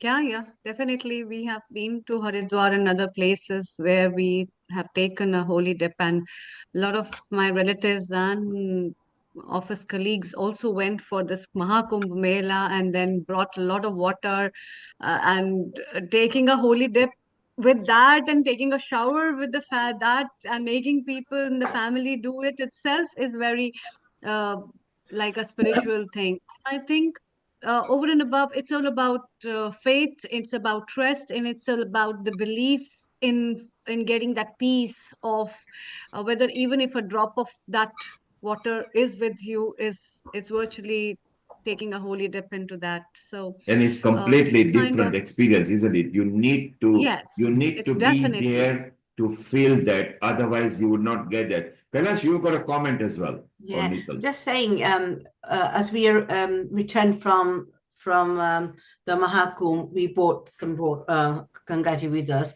and it so happened it was Mahashivratri as well. After the following few days, and I actually took some Gangajal to Mandir, and everybody had the opportunity to have a bit of sprinkle of it, so everybody was blessed. And while I was there, as Tripavan she said, that we remember our ancestors and loved ones. I actually took a lot of people asked me to pray for them, for their good health or whatever was going in their life. I was able to remember everybody, and I was so happy that I kind of been able to do that for them as well. I was taking the holy dip in Gangaji, so I feel very fulfilled and refreshed, and I just so, like I said, I just feel so blessed to have this lifetime of an opportunity, which again, like you said, it comes after 164 years. 144 years, Yeah, and it's never going to 144. come back again. So I feel so blessed. Hiroji showing There, the look, Hiral is pointing. So yeah, Gangajal is what you the are referring infamous to. little jugs. Yes, and it's a Bhagwa color. And we are all used to this, even so many decades back, even in Africa, Ganga Jal is required, particularly if you get the last breath coming, and if you take it, they say that you will go and pass away very peacefully. I'm just going to take a break for a moment and invite our Honey. Honey, if you keep that mini 2-minute video reel, the one that I like, let's play it now, and we'll play more bit later. So if you propagate it while I keep on talking.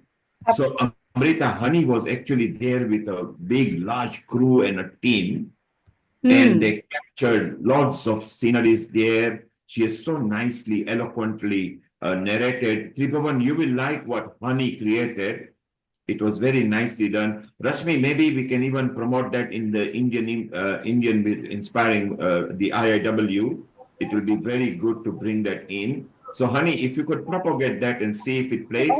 Already. And Yeah, by the just way, go for it. I felt like in the mood of the Maha Kumbh. Honey, go for it first, Yes. and we will talk, because people will get the explanation. So it will be very beautiful. Enjoy. And Asta is okay. We'll come to you. We've got so many guests that we're going to move around with. Absolutely. Now, this is what I love. So let's listen to this for a couple of minutes.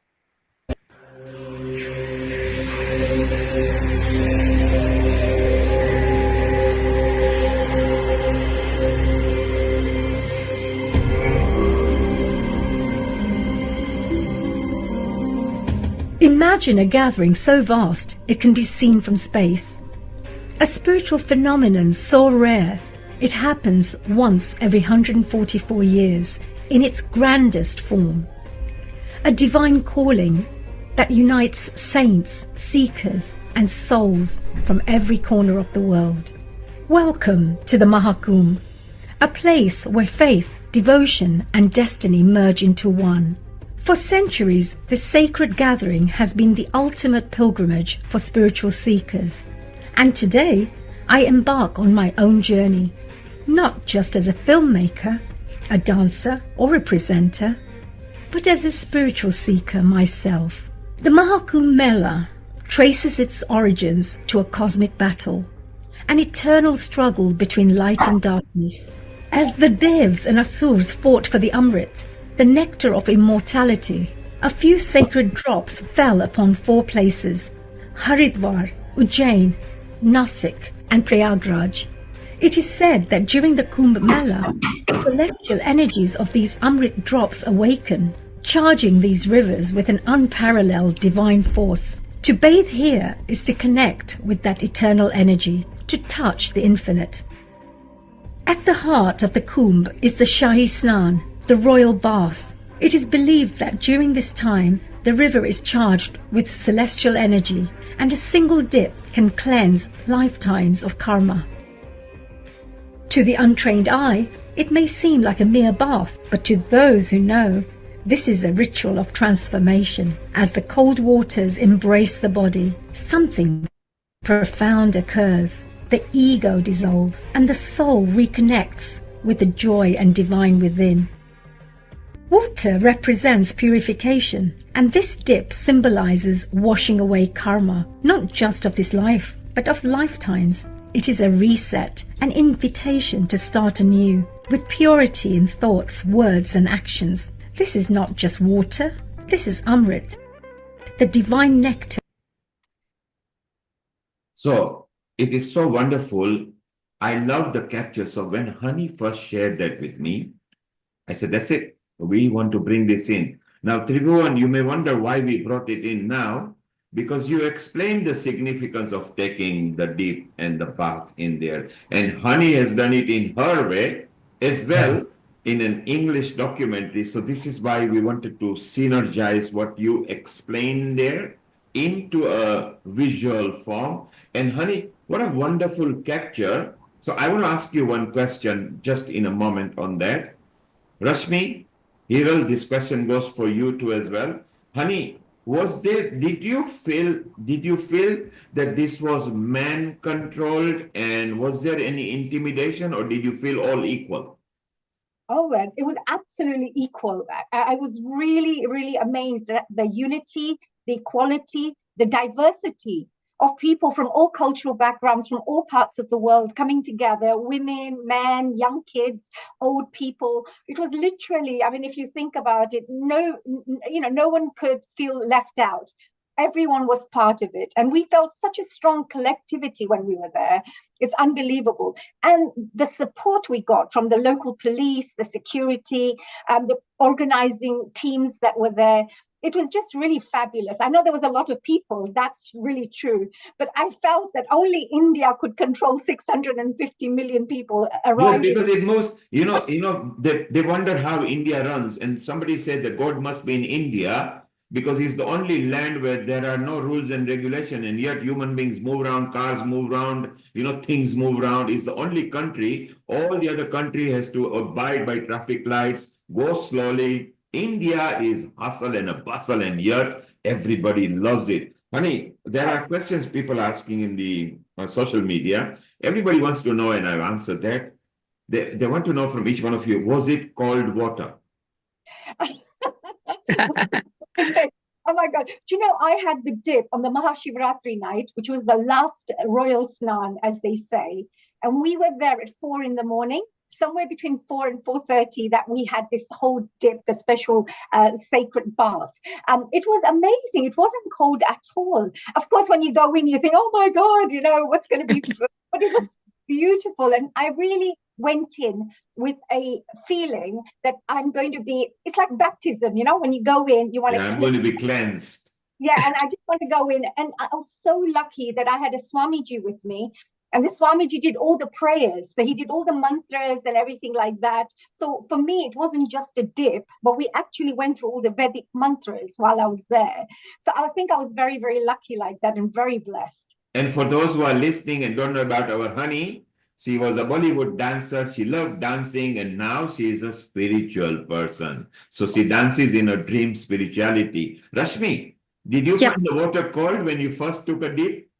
Not at all. Actually, I was a little bit of apprehensive that it might be cold, but once you're in, it's so warm and pleasant. It The was same very nice. mindset as honey. That, you know, when we first take a dip in an ocean, Yeah. when we go, we feel like it. Once we are there, it's beautiful. Let's ask Anita, because she had went there, if her sound is there. Anita, you were there as well. Did you feel that it was cold over there? I tried to connect it to my phone. So, Mom, can you try speaking on the microphone? We can hear you. बोलना मम्मा बोलो कुछ hello आज का आवाज आ रही है हाँ बिल्कुल आवाज आ रही है आ रही है बोलो आ रही है ठीक है हाँ ये कुंभ मैं बोलना स्टार्ट करूं हाँ बोलो बोलो पूरी आवाज आ रही है शेयर करो कैसा था एक्सपीरियंस ग्लोबल नमस्ते सबको मेरी कुंभ मेला जो मेरे लिए एक बहुत ही ज्यादा वंडरफुल था उसमें क्या था कि काफी मैं और मेरी फ्रेंड्स और मेरी फैमिली मेंबर्स हम सब लोग बाय ट्रेन गए काफी हम एंजॉय करते भी गए और जब हम स्टेशन तक पहुंचे तो वहां से गंगा नदी तक पहुंचने के लिए काफी चलना पड़ा लेकिन हम लोग इतना इसको एंजॉय कर रहे थे इतने सारे लोग थे जो कि प्रेयर कर रहे थे डांस कर रहे थे लाउड म्यूजिक बजा रहे थे तो हमें भी बहुत अच्छा लगा और हमने भी उस चीज को एंजॉय किया और नाचते हुए गाते हुए भक्ति गीत गाते हुए हम प्रयागराज पहुंचे और सुबह ठीक 4 बजे जो अमृत वेला होती है हमने उसमें स्नान किया और ऐसा लगा जब मतलब प्योरिटी रही बहुत पीसफुल लगा और मतलब इतने सारे लोग थे कि बयान नहीं कर सकते और उसका क्राउड काफी अच्छा था और लोग काफी कोऑपरेट करने वाले थे उसके बाद हम जब नहा के निकलने लगे तो भीड़ इतनी ज्यादा थी कि हमें कुंभ मेले से बाहर आने में ही शाम हो गई थी और थोड़ा सा ये पेनफुल था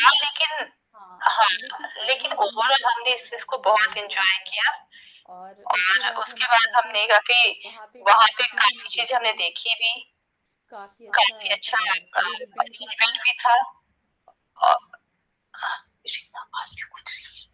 आवाज ठीक है अनीता आवाज ठीक है अर्थान आपको बहुत मजा आया और क्यू में राह देखने की कोई दिक्कत नहीं थी काफी एंजॉय किया बहुत एंजॉय किया और ये एक ब्यूटीफुल मेमोरी रहेगी मेरे लिए जो मैं होल लाइफ में भूल नहीं पाऊंगी क्या बात है so look honey just like you she's what you said in English when we spoke she's saying the same thing that throughout my life I'm going to cherish this memory is exactly what you said what Rashmi said even Hiral who goes regularly is all inspired and Tribhuvan said it very clearly just take it once and you will always remember what you did there you don't have to come every year it's not expensive if you know how to plan things but once you are there you will be so awe-inspired that it actually is as famous when they say Ganga Jal, Ganga Snan. It's all beautiful over there. Asta, you want to make a comment before we move on? Yeah, I just wanted to quickly say that I have to go and catch a train, unfortunately, so I'll have to leave the call very soon. But Sure. from me and my mother's side, I would like to thank you so much. Thank you all for joining, and thank you so much for this opportunity. Thank you so much to Meeta Joshi, to Amrita ji, to Neil Kumar ji for this wonderful platform where we can share the experience. Yeah, there were some problems with the connectivity, but thank you so much for being so patient with it as well. And it was so wonderful to hear everyone's experience with it, and I think everyone has been touched by it to the soul. So it So was really Asta, wonderful to hear everyone's experience. Asta, you and Anita are part of Healing Our Earth. I want you to connect to Honey because you've got something that she wants and she's got something that you want. Amrita, if you could make that happen, that Honey and because they're both in London, there is a synergy in what they do. Anita, we are very proud of you. You very nicely expressed. You can come in any episode you like, maybe Ram Navami because you can speak Hindi there if you feel like. Meeta and Asta will connect to you on that, so that will be beautiful. Let's thank you, Asta, and Thank you so much. thank you. Let's move on. Hiral, so your comment on because you are obviously back now and you are in Mumbai. You enjoyed very much. You saw Honey captured. So Honey has got more on this. We would like to bring that bit later. We are showing the snippet that I particularly like because I know Honey for years. I was impressed and loved it. And I say, Honey, the world needs to see that. And you can see while she's talking, she is spiritual when she is talking. She felt what she was talking. So it was so beautiful and so nice. So Hiral, what did you feel what Honey captured? Actually, let me tell you that as she told that it was um, easy go for her, but I will take it to the different part of it because what I have experienced it. So it was not easy to go. There were many, many things before you go because it was just unplanned. We had to take only one bag with us, everyone, because there was no taxi, there was no other facility, transport facility to go to Sangam at that moment because that was too many things happened over there when I went. And also, it was a chaos. Let me tell you, there was no auto So rickshaw. We thought Hiral, basically it was organized chaos. It would be. It's the world's largest event. it If was any other organized. country did it, it would not even exist over there. But what good thing did you enjoy while you were there? Okay, okay, I'll come to the positive point. Yes. Okay. So yeah, the basically when I went there was something magical when you dip in the Ganga, Triveni Sangam, and it was really magical. It is not like hypothetical. Everyone says, "Ah, ye hai, waisa hai," but it really felt me. Something shifted in me. And today, as in, I met Gaurang Das Prabhuji. I think the big one from ISKCON, if anyone knows from here. So today was a lecture, and I have met him, and we had a talk of this Maha Kumbh today.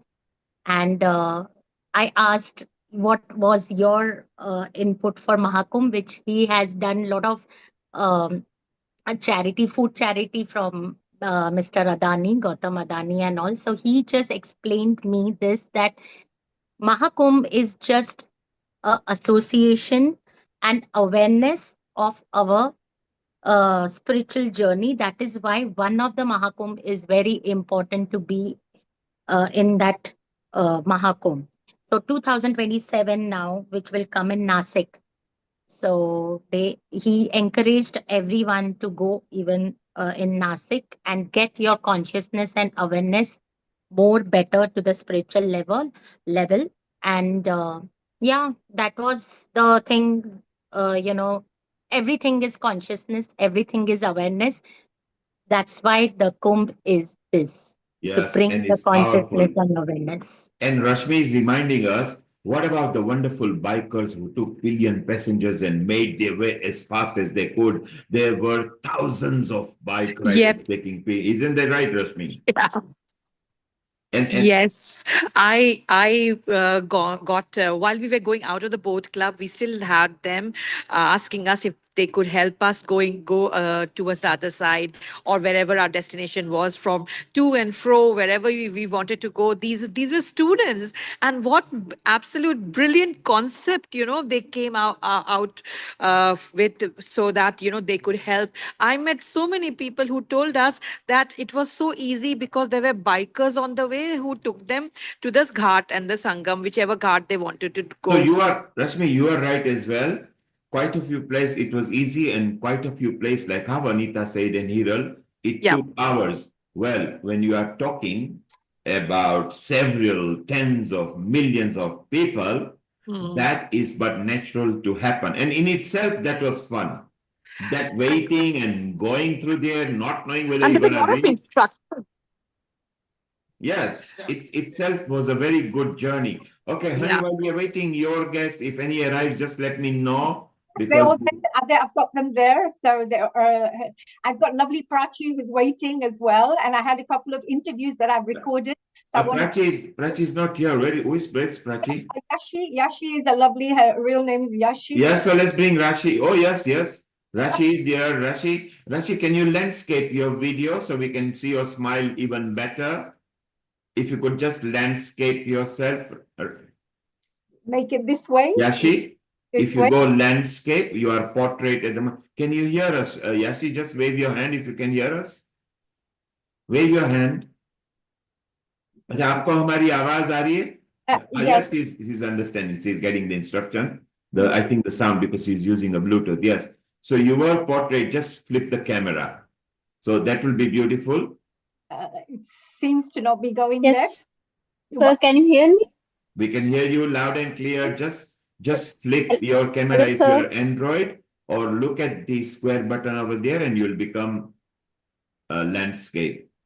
Okay, don't worry, Yashi, go portrait. It's fine. Don't worry. The way you were before, Yashi. Go. Okay, should I be like this? Perfect, no problem. Don't worry, carry on. Yes, I just wanted to say thank you so much for joining us. Now, Yashi has two names. I call her Prachi because that's what I was used to when I went to India. I just wanted to share, before we spoke about this, and Amritaji as well, I had the most beautiful, experience. I don't know why. It was really challenging, definitely, to get to the place, etc. But every time there was a challenge and then the solution, challenge and then the solution. It was easy when the solutions came through. And one of the most beautiful things I'll always remember is a fantastic family I met. And that was the Srivastav family. And that one of the members is, of course, our lovely Prachi, who I call Prachi, but her real name is Yashi.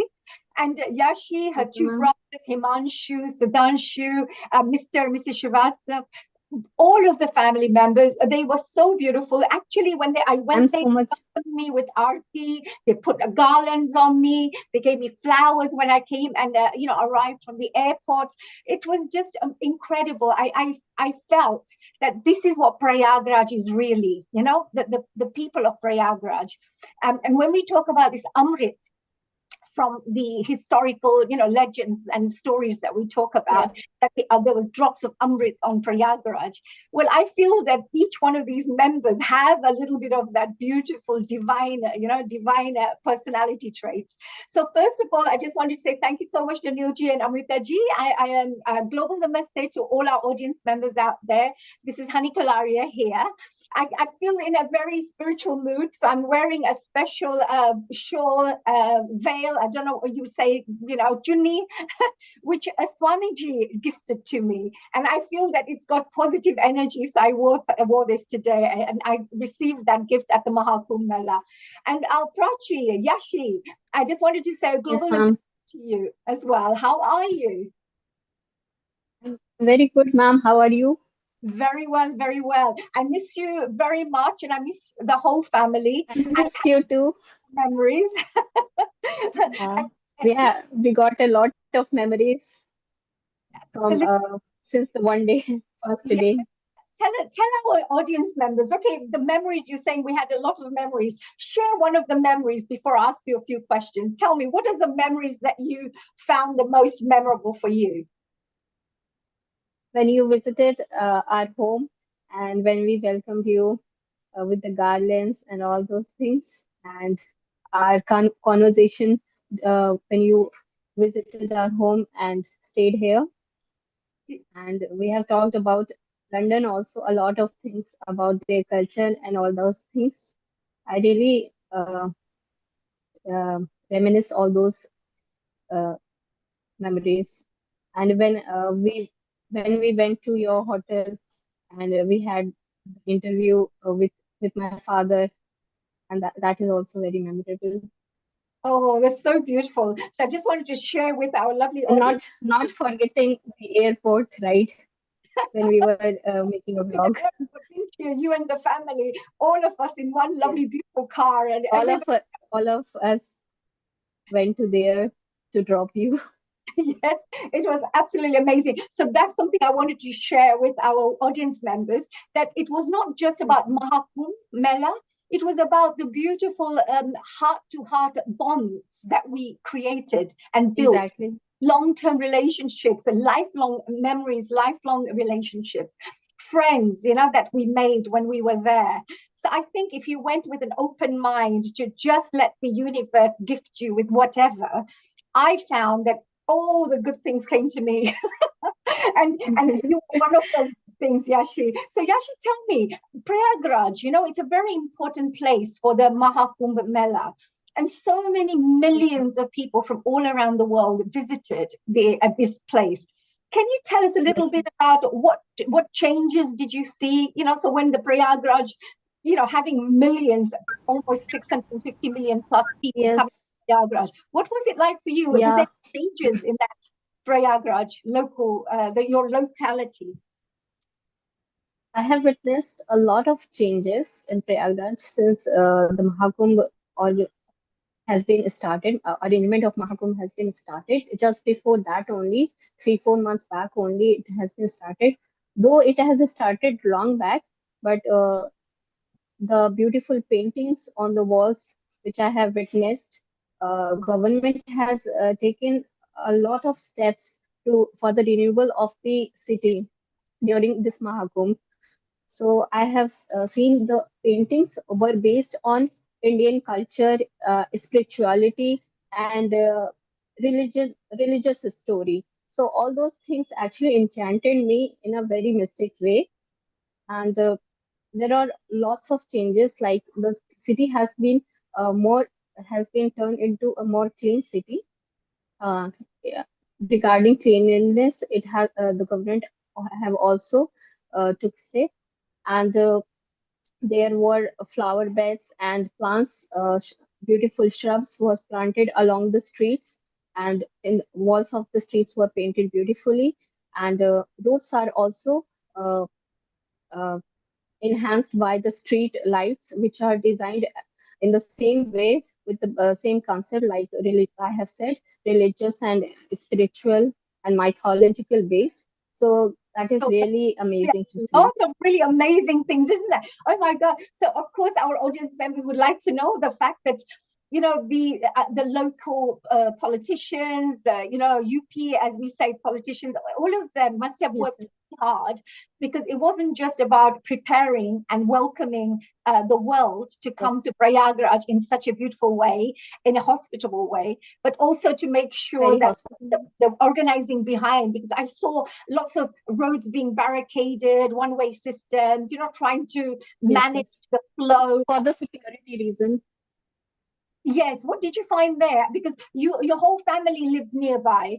Did you find that all of a sudden there were so many people around? What did you see? I mean, what was it? What was the feeling for you to have all these tourists, visitors, Western people, European people, people from all over the world visiting Prayagraj? What was it for you? How did you feel for that? I felt really happy and ecstatic about it. And to see millions of people coming from all over the world, from different cultures and different languages, mingling all at one place. So it was very proud feeling to see them coming here. And I have seen that people have also arranged food and water facilities for them free of costs, and also they are helping to guide their way for the to reach their destination. So all these things I have seen the gracious, the uh, generous side of the people also. So it is really appreciable. That's amazing. And of course, you had your brothers as well there. I just thought while we are talking, I think it's good for us to share what your brother had to say as well. So we have Sudhanshu Srivastava. I'm just going to put a quick little video on. So let's hear what he had to say when I had a lovely chance to speak to him. Let's see what he had to say. Yes, I'm sure. Namaste, I am Sudhanshu Srivastava from Prayagraj, and I am pursuing my Bachelor of Education. During Maha Kumbh, I feel connected to something larger than myself, as the city transformed into a symbol of faith and unity, and the pride comes from the fact that Prayagraj, with its rich history, event a host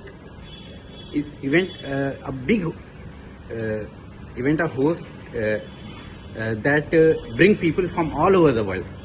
And as a local resident, I feel proud that it makes me to help the visitors and assist them and make them experience a positive impact on them. Thank you. That was lovely what your brother said. So it was lovely that you also felt that you want to invite people, right? That when they were there, because you made me feel very welcome. I was somebody who doesn't speak fluent Hindi. I can't speak the local language, but all of you came together and supported me. Your dad, your father, he's a historian. Has got a lot of interest in history. Can you share a few things before I move on to my next guest? Some points that he may have shared with the world about Prayagraj, because your dad is a teacher, a professor, and at the same time he has this wonderful love for history. Can you share something about that, about what your father shared with the world? Yes, he have really talked about the history of the Prayagraj and about the culture. So I don't remember, ma'am, what he said. Well, no problem. I've got actually, I've got a quick interview of your dad. Now, this is in Hindi, so you can listen to it a little bit and see if you can translate it for our wonderful non-Hindi speaking audience members. Is that okay? Okay. Okay, ma'am. I will try. So this one, I just wanted to say there was a very interesting history about Prayagraj. And I was so lucky and blessed to meet Mr. Srivastava, who shared some really fantastic knowledge about the local side. So here, let's have a little listen to what he has to say. मैं R K. Srivastava इतिहास expert, history expert हूँ। मैं पिछले 40 वर्षों से प्रयागराज में रह रहा हूँ और प्रयागराज के बारे में अच्छी जानकारी मुझे है। और दूसरी चीज ये है कि मैं इतिहास का टीचर हूँ, इसलिए भी बहुत ही इंटरेस्टिंग फैक्ट आपको दे सकता हूँ। That's fantastic. ये इंटरेस्टिंग फैक्ट्स आपने बोला, तो आप हमको एक तो एग्जांपल्स दे सकते हैं प्लीज? हाँ, देखिए, प्रयागराज का प्री हिस्टोरिक एज से ही बहुत इम्पोर्टेंस थी, बहुत महत्व था। इस संदर्भ में अगर देखा जाए तो सर्वप्रथम प्रयागराज के लोगों ने ही पूरे विश्व में, पूरे वर्ल्ड में मूर्ति का निर्माण किया।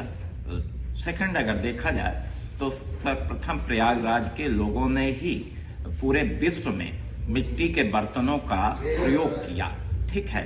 और तीसरी चीज यह है कि जितने भी तीर्थ स्थल हैं उनके बारे में जो भी ग्रंथ लिखे गए हैं उनमें सबसे ज्यादा वर्णन प्रयागराज के बारे में किया गया है। So here, of course, we had your dad speaking about the history. Would you be able to maybe share? Yes, and while I try to stop this. Yes. Yes. Okay, honey, I'll help you. I will just propagate the stop for you just for temporarily. Yes, thank you. And then let's ask a question because, you know, it's so beautiful. Sorry, number one, I Yes. loved your meaning Hindi because the point was you got your meaning through. And Absolutely. and they must be finding it so cute because they must have seen this, you know, Videsi madam aake yahan recording kar rahi hai, kitni maza aati hai. So I think they all warmed up to you because you infused that lovely energy. And he gave a very good, in a simplistic form, correct explanation. Yashi, I bet you were proud to see your dad speaking there, were you? Yes, yes, sir, definitely. Yeah, so it's so wonderful to see one's parents speaking, and maybe just quickly in over a minute, just give the gist of what he said in English, please. Just a quick summary, Yashi, before we move on to our next Yes, ma'am. guest, please. Thank you. I want to say one thing. Just few minutes back, Father was asking about you. He was actually missing you and wanted to talk to you. He was saying that it's been long that he hadn't talked to you. Oh, I definitely make sure. You know, This message he want to ask me to send you this So message. honey and Yashi, just I'll honey, do a quick summary, Neilji. So the honey and Yashi, just wait for a moment. We have actually got our Okay, senior sir. reporter and a senior anchor, Dr. Lalit Soda. And Lalit actually travels at least twice or thrice a year and does mountain trekking, spiritual journey. He also goes Bhagwa color and he becomes spiritual. A global namaste to you, Lalit. If you could unmute yourself and tell us, although you were not at the Maha Kumbh Mela, but you were in India many times. I think, are you in India now or are you in London? I'm currently in London. A global namaste to all of you. My goodness, it's so lovely to see you all. And Lalit, while you were not connected here because you were on your way to connect to us, Honey actually captured a documentary on this, including drone shooting. So it's so nice. You saw that was one of our promo reels as well. Yes, And yes. we will be showing it twice again together with other clips. Isn't it wonderful that our honey went into Maha Kumbh because last year she was talking and said, I want to go there and do something.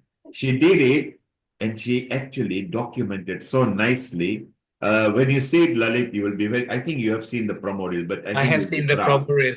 But may I say one thing, Nilbhai and Haniji? First of all, a global namaste to my lovely friend. My global namaste to our dear Lalit ji. It's such a pleasure to see you again. And I know that you also went to the Maha Kumbh Mela, right? I absolutely did. And I went there for 1 hour at Sangam Snan. And I did my snan at 3 o'clock in the morning amongst 15 to 20,000 other people at 3 o'clock in the morning. Wow, amazing, amazing. So we have a new Lalit ji, right? A new reborn Lalit ji. I washed all my sins, I think. Which is great. Now, what did you have in mind? Look, I ended up meeting such a beautiful family, the Srivastava family. And here we have Yashi, one of the youngest family members, who gave me so much love. And I just felt at home because they were there. I just wanted to say, what are your thoughts, about the local people in Prayagraj? You know, it was outstanding. Sometimes on social media, you see different things that show a different side of Mahakumbh, but that's not what it is. Really, people were helpful, people were friendly. I remember the Datunwala, I remember the Galanwala, I remember how nice they were and so sweet. I needed some help to take some jal, the river water, and they were so helpful. And absolutely, it was just opposite of what I had prior seen on social media about all the people being a bit unfriendly, but it was not the case. It was very nice. They were guiding each other quite nicely, helping each other quite nicely. So an outstanding experience, yes. Yes, I think so too. So, Yashi, I think we will always remember Prayagraj. Thank you to people like yourself and all these family members. I'm very blessed, ma'am.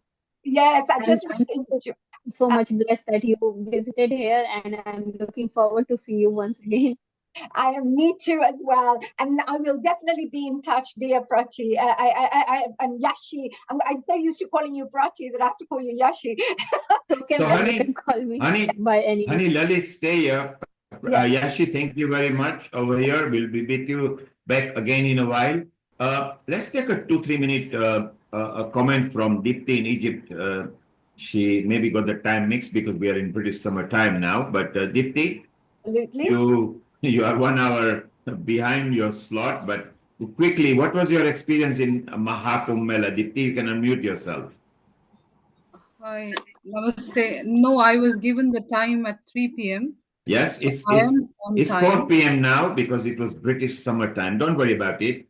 Oh, 3 okay, p.m. okay. is gone. It was actually written in your script very and in your chat. Don't worry about it. In a quick, in 3-4 minutes, what was your experience and the special thing that you felt? Okay, Maha Kumbh, what it was, we have all seen on social media, but there was something, there was a Kumbh, Netra Kumbh there. In the Netra Kumbh, they were decided, I mean, it was on a big sect. They have been doing this on from last 3 Kumbh, I believe. And there they had thought of giving out glasses and eye checkup for 0.5 million people. I don't know how much they have achieved, but this was the target. Doctor across globe were there, and they also said that our surgeries would be available too. At the same time, there was Sai Ma's Kumbh was there, where international crowd was there, and people across globe there were, focused with spirituality, bhajans, devotion, and feelings and vibes towards Ma Ganga. I mean, this was the first-hand experience I was having it, so it was beautiful seeing, you know, one person from Africa singing Ganga Ma bhajan, one person from South America singing Shiv bhajan. So, At the same Dipti, time, these people were local natives of Africa and singing, or they were Indian from? yes. No.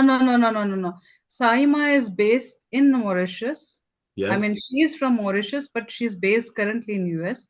She Okay. had visited here in Egypt also, and that's Yes. how I got connected. People were from native. They were Africans. They were Yes. Africans, South Americans, not Indian from Africa, not Indian origin. And you are, of course, an expert in African studies because that's one of your forte as well. Wasn't it wonderful to see that you don't have to be an Indian to enjoy Maha Kumbh Mela? You need to be a human being. Not at all. Maha Kumbh itself means it was Sangam of everyone and everybody at the same time. It's just, Absolutely. yeah, it's Inclusive just of everything. What is one particular memory that you felt was different? I mean, so far the image of Uttar Pradesh is a state in Bharat, in India. Image of state of is was like it's not very safe, it's not very clean. So everybody was a bit skeptical, I'm sure. Apprehensive, yes. But yes, the security was perfect. The police officers were so helpful as if they were guiding us how to move, where to go. Cleanliness was perfect. Wives were great. And of course, the dip um, was Sone Pe Suhaga. I mean, everything was so 10 on 10. Yeah. You brought a very good point, Deepti. With a past reputation of UP, which was more unsafe or apprehensive, to the tremendous change of welcome, hospitality, socially, culturally, was a very good point. Deepti, stay around. If you get some more time, we'll come back to you. Honey, keep one interview ready as well. Yeah, And we'll be moving on to the 4 o'clock slot as well. Lalit, Yes. it's so wonderful that even for a short time, you did visit and you captured quite a bit of pictures. We've been following what you've been doing. So it's so wonderful. Stay around if you can. We'll chit chat because Riddhi is bringing, shortly one of the organizing committee member, which will be nice to see some more views on that. Honey, let's go to the next interview and see what we have captured. Absolutely. I just find that I think something has happened here. Don't worry, let's keep on talking. While it propagates, we'll keep on talking. So, honey, as you were meeting people, and you now had to speak Hindi and the Vrajbhasi with what we call with the Bhasa changes, their style is different when you go to Haridwar and Rishikesh and UP side, those side, their stuff. Did you feel the power of spirituality? Yes, Absolutely, absolutely. Because I think what happens is when there are thousands and millions of people thinking the same, when everybody has the same thoughts. I'm so sorry, but I think I have this sound on in the background, so I'm not sure if you can. Is there a way for you to stop it from your side? It's okay. There's no sound coming. It's playing on your computer. Just mute it. It's not coming over here, so don't worry. Okay, my screen has frozen, so I'm not being able to move the actual screen. But I just wanted to say that with the millions of people coming together and thinking the same thing, having the same intention of spiritual growth, what it does is it maximizes and magnifies, that energy, the vibrations. And I also have a wonderful video, actually, just a 2-3 minute video, which I'll be sharing a bit later on. It tells you actual research that was taken, proper research on how the vibrations of the water changed from what it was the day before and what it was after the Snan day. So I would like to share that with you, of course, a bit later on. I just wanted to actually share Swamiji's interview with yourself, because we have a really wonderful Swamiji I met when I was at the Maha Kumbh Mela. He was the first person I met. As soon as I stepped foot on the Maha Kumbh Mela, I met the Swamiji. It was just by chance. And I ended up getting his blessings. I actually ended up getting this. He put this on me as a special welcome, to India. So I found it very special. So that's why I've worn this today. So I wanted to actually share that Maha Kumbh interview with yourselves. So yes, so we'll definitely play. We'll definitely play if you get it ready when Shantanu comes. Our Riddhi is here as well. Shantanu is already here, and he's going to bring some different kind of element over here. Maybe while you are preparing all that, honey, let's take Riddhi and Shantanu a bit earlier here so we can share that. And Dipti, maybe later if you are there, we want to know personal experiences because they are more important. A global namaste to you, Riddhi. Riddhi is our yoga and meditation team lead there. Riddhi, how are you? Global namaste, everyone. And I am very well, thank you. How are you? Thank you. And honey, Riddhi actually managed to get hold of Shantanu. And Shantanu is going to bring completely different light to our the journey of post-Maha Kumbh Mela, which will be exciting for us as well. So maybe it's a time that we invite him in a moment or two. And Lalit, maybe you will like, because you love organizing pilgrimages and retreats. So it will be very beautiful. Thank you. Thank you. I just wanted to say that whilst we have, of course, Swamiji's interview, it's on the screen at the moment. Are you happy for me to share that, Neilji? Go ahead. We can chit chat about it. Absolutely, and then we can ask the questions. If you could go, I think it's 6 minutes. So if you go halfway, at least we'd see what and get his blessings first. I'm a spiritual seeker who is participating in Kumbh Mela. Honey, if you stop it, the sound is not too loud. So if you stop it for a moment, and then what we will do, when it's rendered in your computer, we'll bring it, maybe the sound will be better. So behind the back, muted, let it play for whole time, so it will be buffered, okay? I got that. Thank you very much. And honey, stay around because you will enjoy talking to Shantanu as well, because let's actually now go to Riddhi. Riddhi, a global namaste to you. Can you give a brief introduction to Shantanu and then we can chit chat with him? Amrita, you will love chatting with Shantanu Gupta as well. A global namaste to you, Shantanu, and how are you? Namaste, I'm doing very, very good. Namaste. Yes, is there. Riddhi, let's have a quick mini intro because it's very important and we extract the best and knowledge from Shantanu. Over to you, Riddhi. Thank you so much. Global namaste to you, Shantanu-ji. Thank you so much for joining us today. Shantanu-ji, for those of you that don't know, has written several books on Yogi Adityanath. He's an author himself, and he's also a political activist. He's been very much involved with the Kumbh Mela, staying at the Kumbh Mela for 31 days, but also being involved in the Mela Nagri, which starts 2 months prior. And it's all of the preparation, the infrastructure, the technology, the medical care that people are given to ensure that everything runs smoothly throughout the Maha Kumbh itself. So I'm going to pass it over to Shantanu-ji, who's going to give us a little bit more information, and then I will open up for Q&A.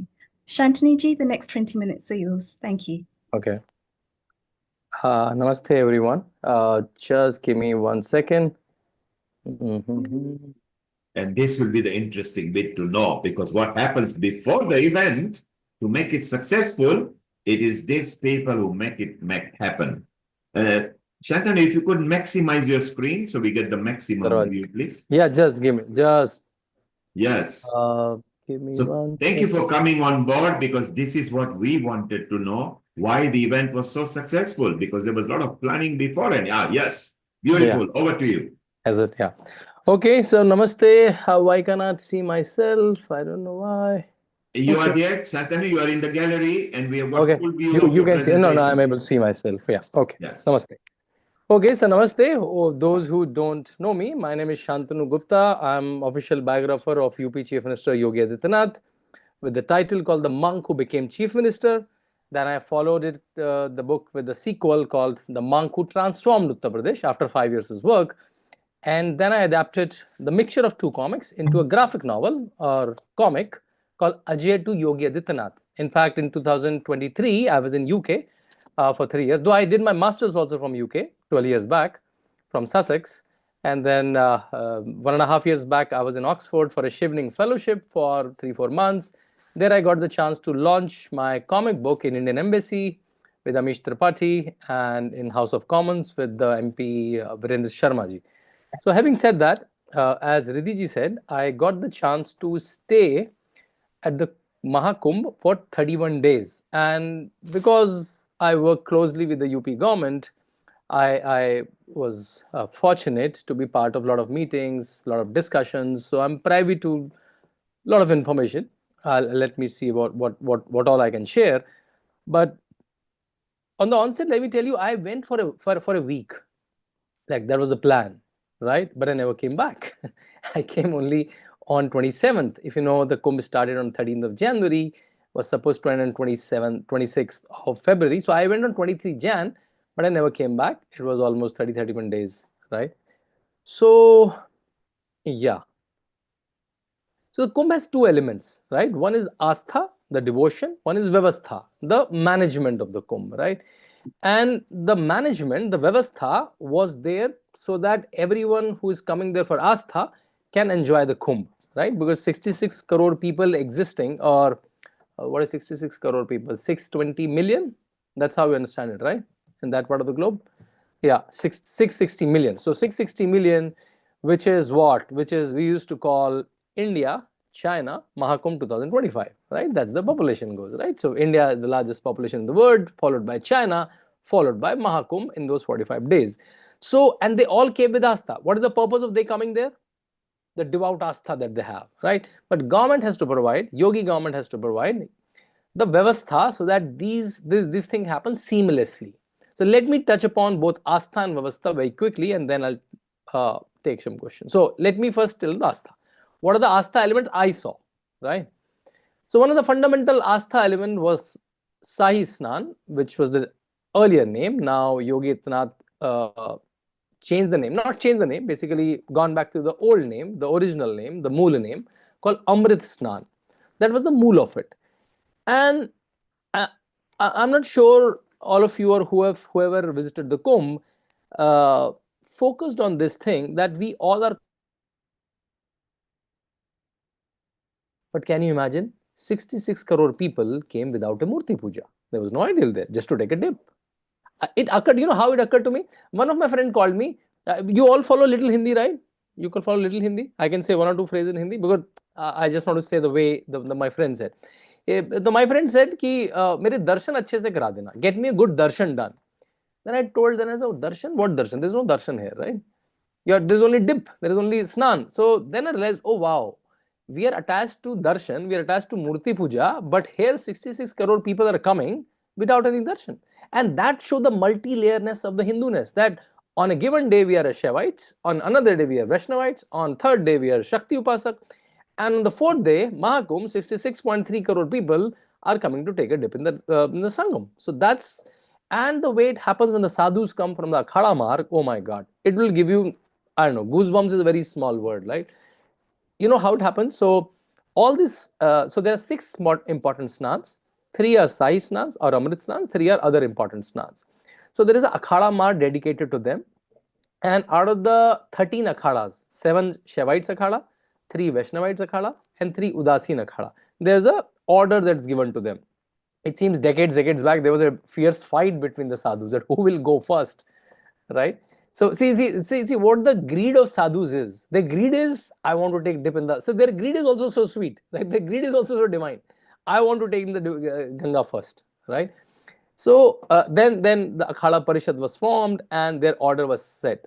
So let's say one Juna Akhada is about to come. So Juna Akhada Mahamandleshwar, mean the CEO of Juna Akhada, he will sit on some very decorated rath.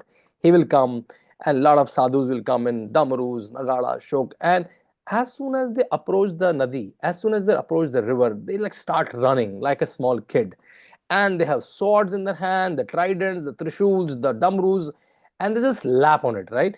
And in one of the snans, I got the opportunity to win the media box, which is like a, what do you call a machan, like a structure inside the river, right? Kind of to shoot, to video shoot, right?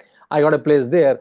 Oh my God, just to capture that sight in your human eyes is like extraordinary, right? To see a flood of Naga sadhus. A lot of people, a typical Western will say, oh, these are naked sadhus, right? Why they're not wearing clothes? But I want to question all of them and I question myself also, that on that cold day, when I was wearing my jacket bought from Oxford, -2 degree, -3 degree, with my gloves, with all of that, how come they're not feeling cold, right? Why they're not even giving the cold goosebumps, right? And not only this occasion, they are hardly playing a langot or line cloth, and otherwise they are clothless.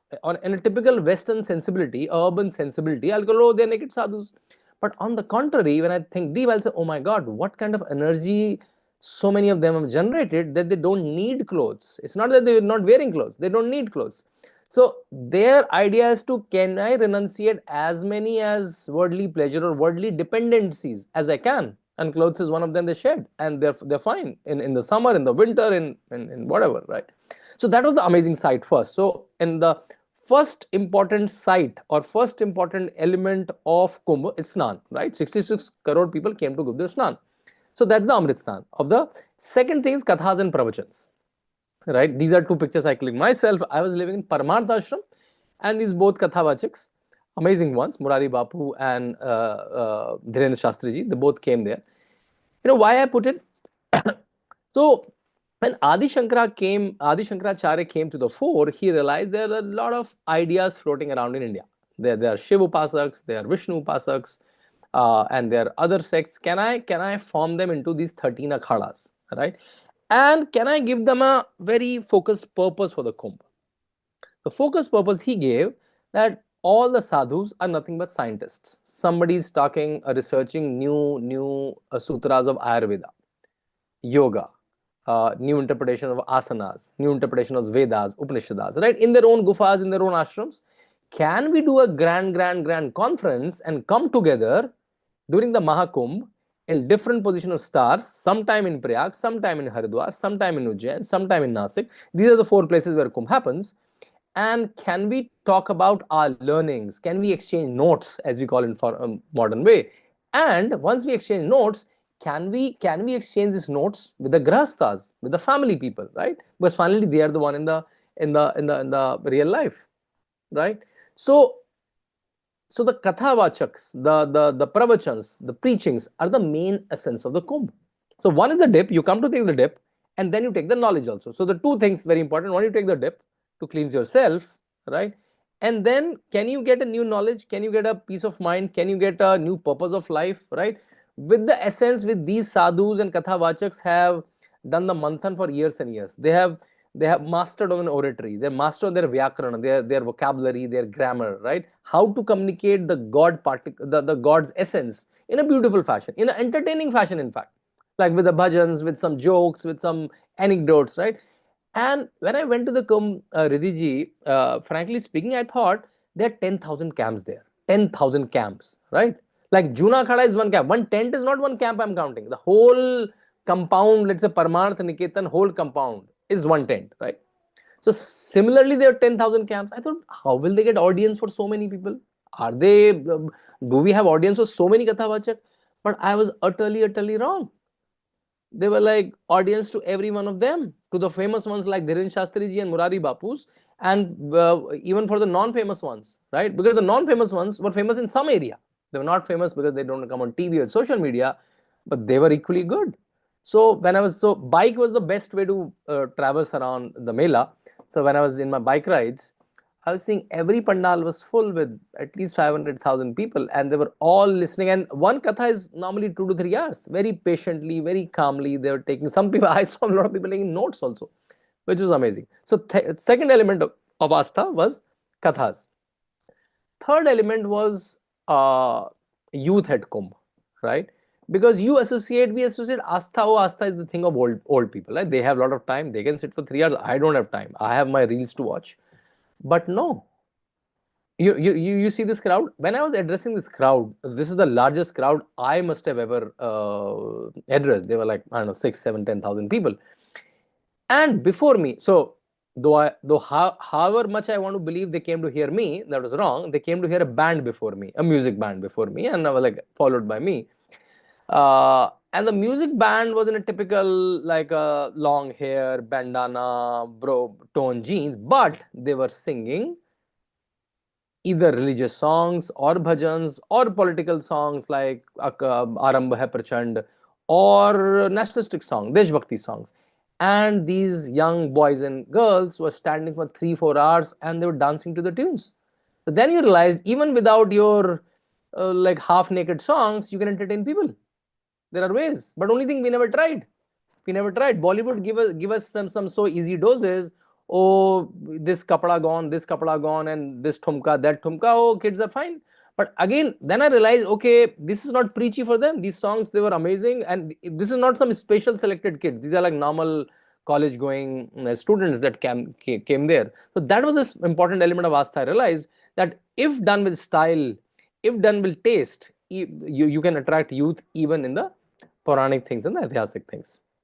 Then the most element of things, dubkis.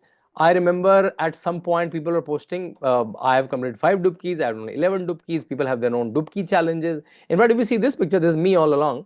If you see, this is me, this is my son, this is my mother. I posted this picture generally, my today's dip. I used to dip like 2-3 times a day.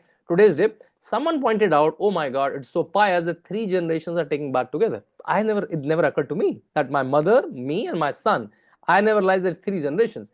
And someone pointed out, and then I also started telling people, without even giving copyright to that person who gave the original idea, that 3 generations are taking bath together. And people have their own challenges. Okay, 1 dubki I take for myself, 1 for my pitras, like people who died in the family, and 1 for my whole family, which is not present there, right? Some people are taking 11 dubki challenge, 21 dubki challenge, maybe 100 dubki during their stay. That has become like a thing during the Mela, the dubkis. Then the walking penance, right? The walking and endless walking, right? On one plane, you can say, oh my God, I have to walk so much, right? I got corrected when I went to drop my mother to the railway station, right? So I dropped her, I was coming back, and I was dressed in dhoti and all. They saw some Guruji, and someone asked me, a group of people, 5-6 people, Sangam kahan hai? Where is Sangam? I said, that side, right? And they started walking. I said, oh guys, just come on, the Sangam is like 6 kilometers from here. It will take like an hour for you to walk. He said, it's fine. I know the Kumbh is all about walking, so we came to walk, it's fine. Then I realized this is our urban sensibilities, that I have to reach my tent with my 4x4 vehicle. I have to reach the forest, in fact, in the mouth of the tiger in my 4x4 vehicle, right? This is very urban sensibilities. A typical rural guy, a typical devotee, a typical Shraddhalu came there to walk. They said, okay, when I go to Vaishno Devi, I walk. When I go to Tirupati, I walk. When I go to Govardhan, I walk. When I go to Bajdam, I walk. He counted me some 7-8 big tirths where he walked. He said, I came here to walk. So don't scare me with walking, right? Then are people just walking. All the chatter that we hear, oh, we have to walk a lot. These are those urban people who like take the lift, go to the cars, go to their office, take the lift, come back, lift car. That's their life, right? So yeah, that's the walking penance and I saw like people carrying their mothers. They're literally emotional scene. Every day there was no day when I did not come choking. Like choking with like lot of reverence for the for the country I'm living in. A small girl, maybe 10, 11-year-old, carrying a small brother of hers, right? right? People are carrying like tons and tons of saman. In fact, there was a large group from Bihar, like maybe 10, 15 men and women, and they were carrying like quite heavy boras, right? Sacks. So I asked them like, are you here for long? He said, no, we called some rice from our field. I just tried to weigh them. It was quite heavy. And said, okay, but are you going to eat so much rice? He said, no, we came, this is the rice grown in our fields, and we will gift it to the saints and sannyasis. Quite a choking moment. They were looking like quite like not very well off, but they had the bhav, the divinity, the devotion to carry that rice so heavy and also very precious in their life, and that this is so important, and these saints are not seen otherwise, and I want to distribute to them. So that's the walking penance. Then the very important thing called kalpavas. What's a kalpavas? So in Kumbh, there are 3 or 4 kind of people. The primary people of Kumbh are the saints, the Akhada saints, the non-Akhada saints, right? Then there are a lot of Shraddhalus, right? And Shraddhalus are of 2-3 natures. One is the people who don't stay. They come, they take snan, they go back, right? One, and the other one, they come, they stay for 2-3 days. Some idiots like me who stay for 30-31 days. And then there are structures of kalpavas where you take a tent, you come with your family, and you live there for 31 days from Purnima to Purnima. And these are like normal people, like they have their own jobs, and you're supposed to do with your wife, at least like with your wife or husband, a couple, family. Your children can also join. And there are 21 vows that Rishi Dattatreya has given, that even if you're married, you have to be celibate, you lie on the floor, you sleep on the floor, you take dip 3 times a day, you get up at 3:45 a.m., you eat certain kind of food, you do japa for 1 hour every day minimum, you do sant seva, saint seva every day for a couple of hours, you do preachings or bhajans for, like there's a long list, right? A lot of these people who do this are called kalpavasis. And can you imagine how many of them? 10 lakhs, right? 10 lakh is how much? 1 million, right? 1 million of them. Like it's quite a penance, right? It's quite a thing how you live your life in this tent for with those vows without breaking any one of them 31 days, and there are 10 lakhs of them. And I always wonder that when this 10 lakh people, or when these 66 crore people go back to their families, go back to their lanes, their offices, their mohallas, it's like a national recharge. It's like a global recharge, like with this divinity, with this wavelength, with this power. When they go back in their space, it's like the recharge, it's like a national recharge, which I'm feeling really. The whole of India, amazing things are happening in science, space, technology, economy, everywhere. Okay, so these are the astha. For all this astha of 66 crore people from Snan to Kalpavas, you need Vyavastha, you need management, right?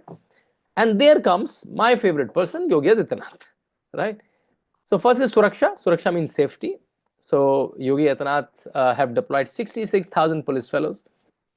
Let me tell you the Mela area, right? How the Mela was organized so that you can relate each of these elements. So Mela was in 4,000 hectare. Or you can say, to understand easily, which you can relate, Mela has 25 sectors. Anyone of you have traveled and lived in the Mela area, you must have lived in one of these sectors, 1 to 25, right? Every sector was 2 to 2.5 kilometers long, right? So the whole of 25 sectors, the whole stretch is almost 55 to 60 kilometers.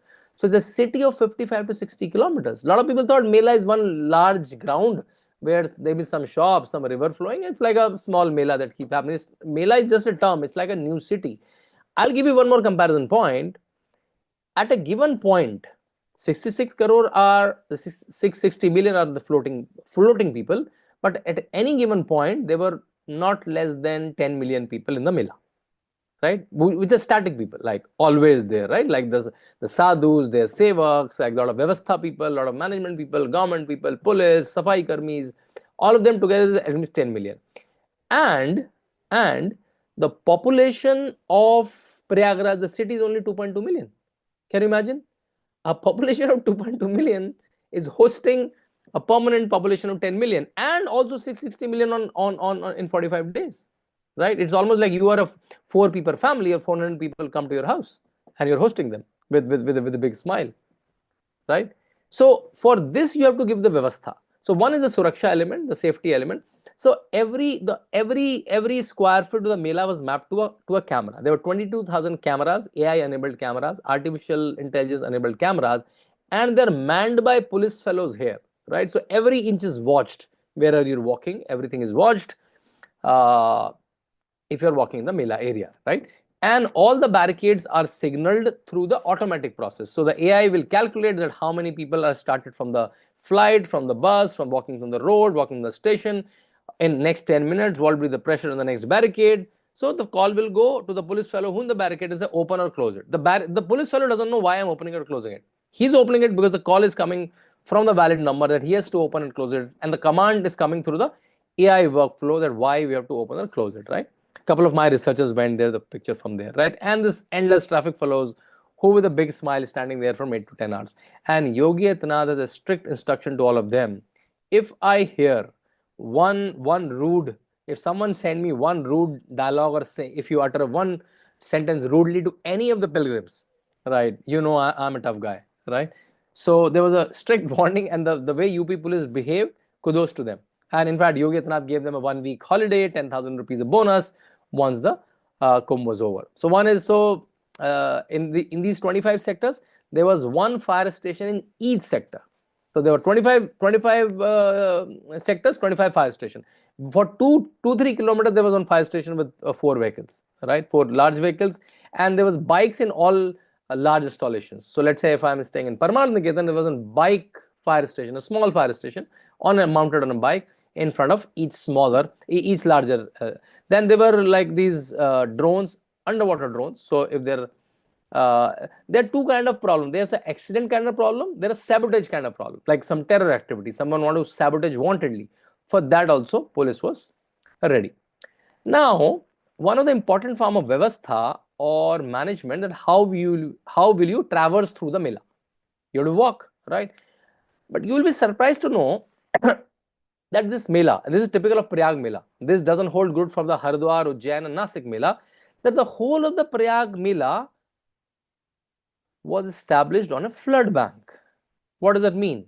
There was a river where you all walked or where you all lived 5 months back, and there will be river 5 months forth. So come this June or August, there will be river there. So in fact, the first day I went there, I was searching for some Google map thing, and I thought, oh, I was walking on a river as per Google. And Google only realized when a lot of people started walking. You know, right? Google works based on crowdsourcing of data.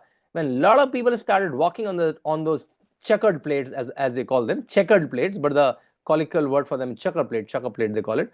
All this iron road, they call Lohe ki road pe chal rahe. So when a lot of people started walking, Google started taking as a valid direction and started showing the way. So whole Mera area, to make it walkable, motorable, truckable, they put these iron strips on this very, soggy and wet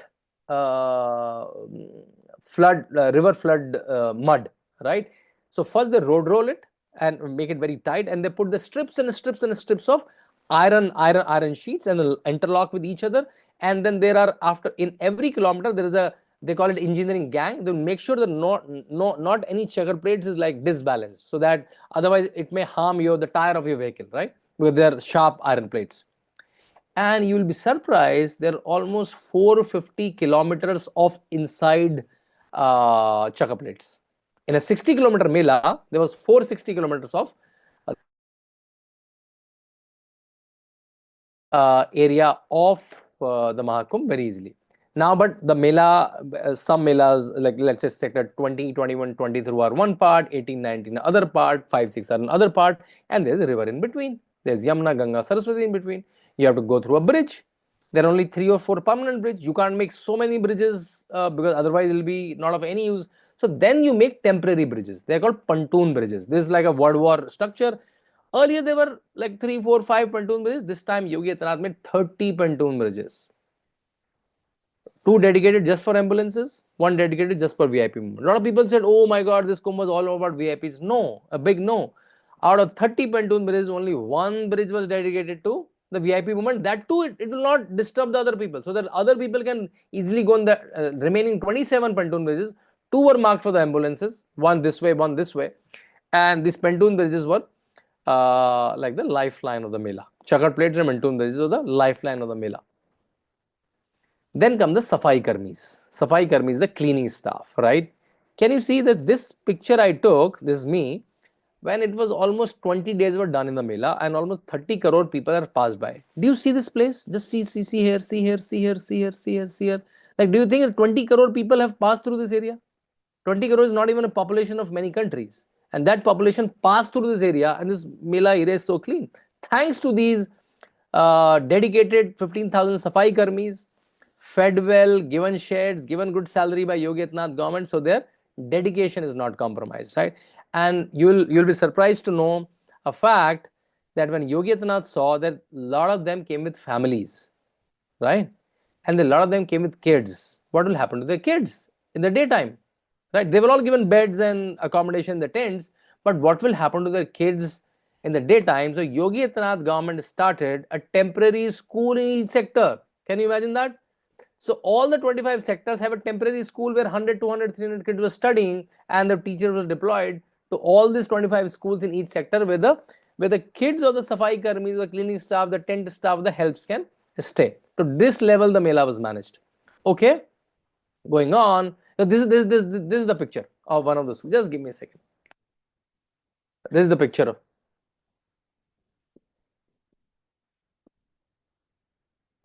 Okay, these are those temporary schools. Oh yeah, this is the funniest part and the most interesting part. So lost and found was like what word should I use? Was the heart of the Mela. You'll say why lost and found can be the heart of the Mela, right? See, every sector had one lost and found center. When so many people will come, someone will be getting lost and they will be found. So as soon as I entered Mela, I was hearing a lot of these sounds. Ye kho gaya, wo kho gaya, yahan pe milo, wahan pe milo. I was like little taken aback. Are so many people getting lost? Like that's not even, yeah. Just give me a second. Just give me a second. So let's say you will hear Bittu ke Papa. I'm searching all in Hindi or some regional language. I'm not able to find you. Where are you? And some little not very pleasant sounds, right? Because they are in pain to be away from their kith and kin. So one fine morning when it was not very crowded, I went to the Lost and Found Center and asked the officials, like, are so many people getting lost? He said, no, sir. Nobody is getting lost. Some may find their people in 10 minutes, some may find in 2 hours. The people who find their people in 2 hours, maybe little like they face the trauma for 2 hours to be away from their kids and kids. But in the modern world and with the technology that we have by tracing people with camera, we have landmark balloons up in there, their mobile numbers are registered with us. So it's very easy. It's very difficult for anybody to be lost. And then once I heard that, I started enjoying this lost and found. But these are like hilarious conversations, right? Because someone will say, let's say, Bittu ke Papa kapde kahan reh gaye, how will I take bath? So she was not concerned about Bittu ke Papa, she was concerned more about the clothes, right? So you will hear like very interesting voices, and these are the most predominant voice of the Mela. Wherever you go, you hear this lost and found sound, right? The Mela has this 4 or 5 like interclashing sounds. First foremost sound was lost and found sound. Second was the administration sound. That okay, we are declaring the Mela, boats are getting stopped for next 2 hours because the winds are very heavy. We are declaring the Mela 4 hours 4-wheeler free. You can't ride a 4-wheeler for next. You can run a 4-wheeler for next 2 hours because there's a lot of traffic. You can ride a 2-wheeler, right? So you will hear these two voices will clash. So Bittu ke Papa and 4-wheelers cannot run. That these sounds will come from the same like nearby speakers. And the third important voice was the dharmic voice. Like some Murari Bapu is saying, oh Ram ji yahan gaye, Hanuman ji ne kaha, Bittu ke Papa, you can't run a bike. The all sounds were very smartly interclashing, right? And then the very important part was the Jal police, the water police, because these so many people are in water, right? Any calamity you can happen in water. Drowning is water is not very rarity there. Though no one drowned, but I think very simple. You're like if you do little bit stupidity, you can be drowned, right?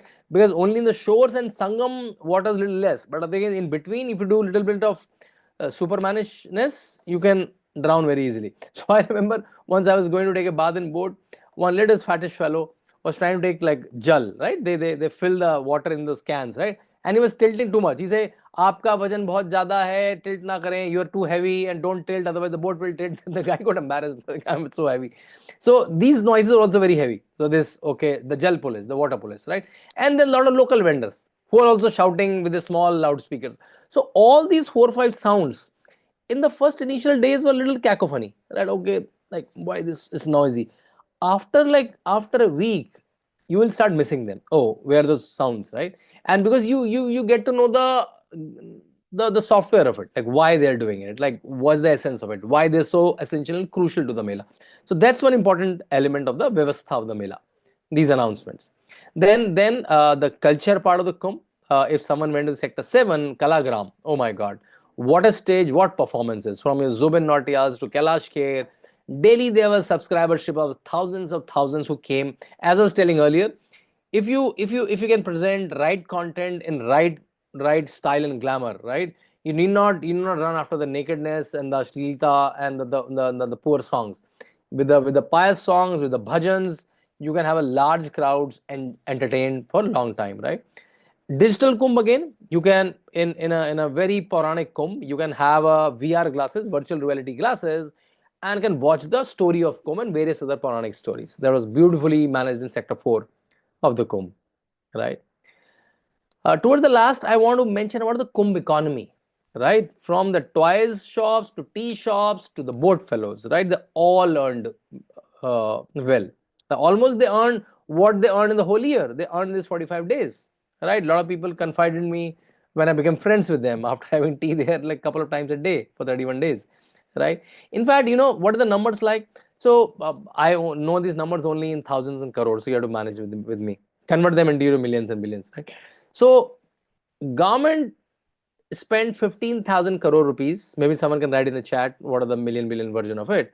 So government spent 15,000 crore rupees in Maha Kumbh. That's a lot of money, right? That's a lot of money, right?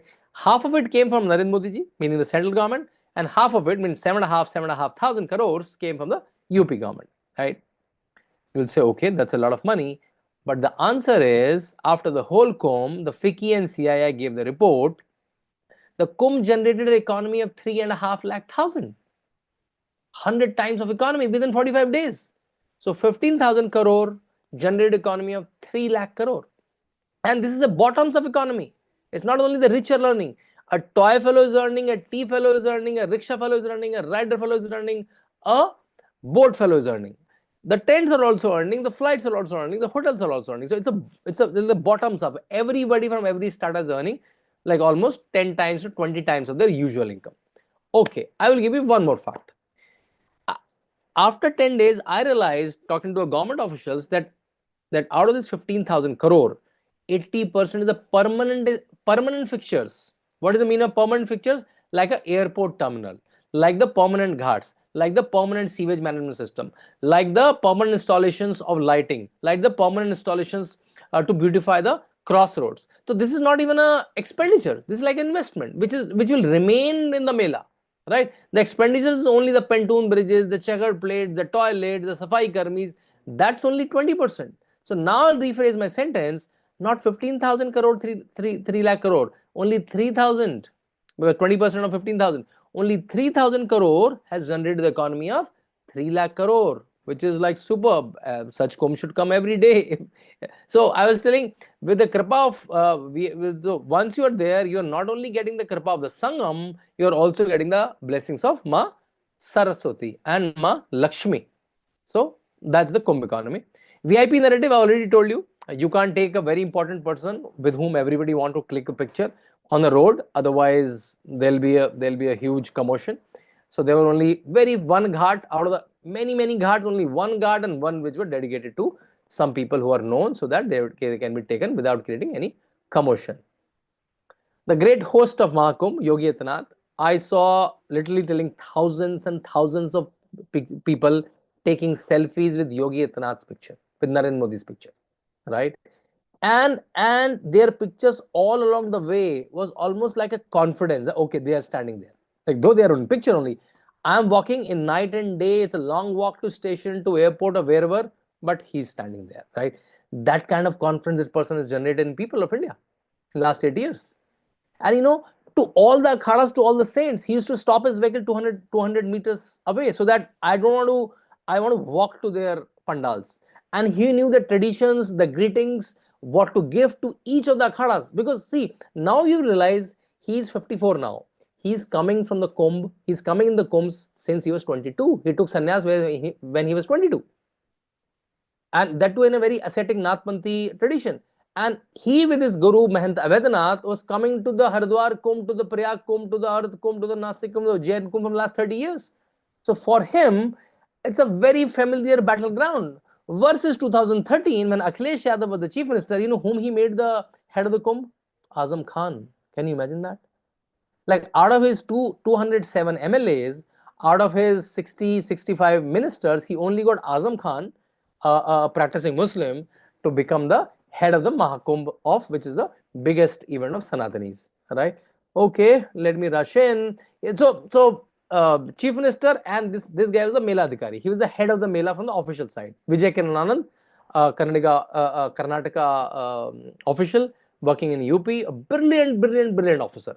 Right? So he was the, I think, busiest person on earth during those 45 days. I can literally mean it when I say he hardly slept. I don't know how he survived. He hardly slept. I met him multiple times to give ideas, to give suggestion. If I can help somehow, I can introduce him to interesting people.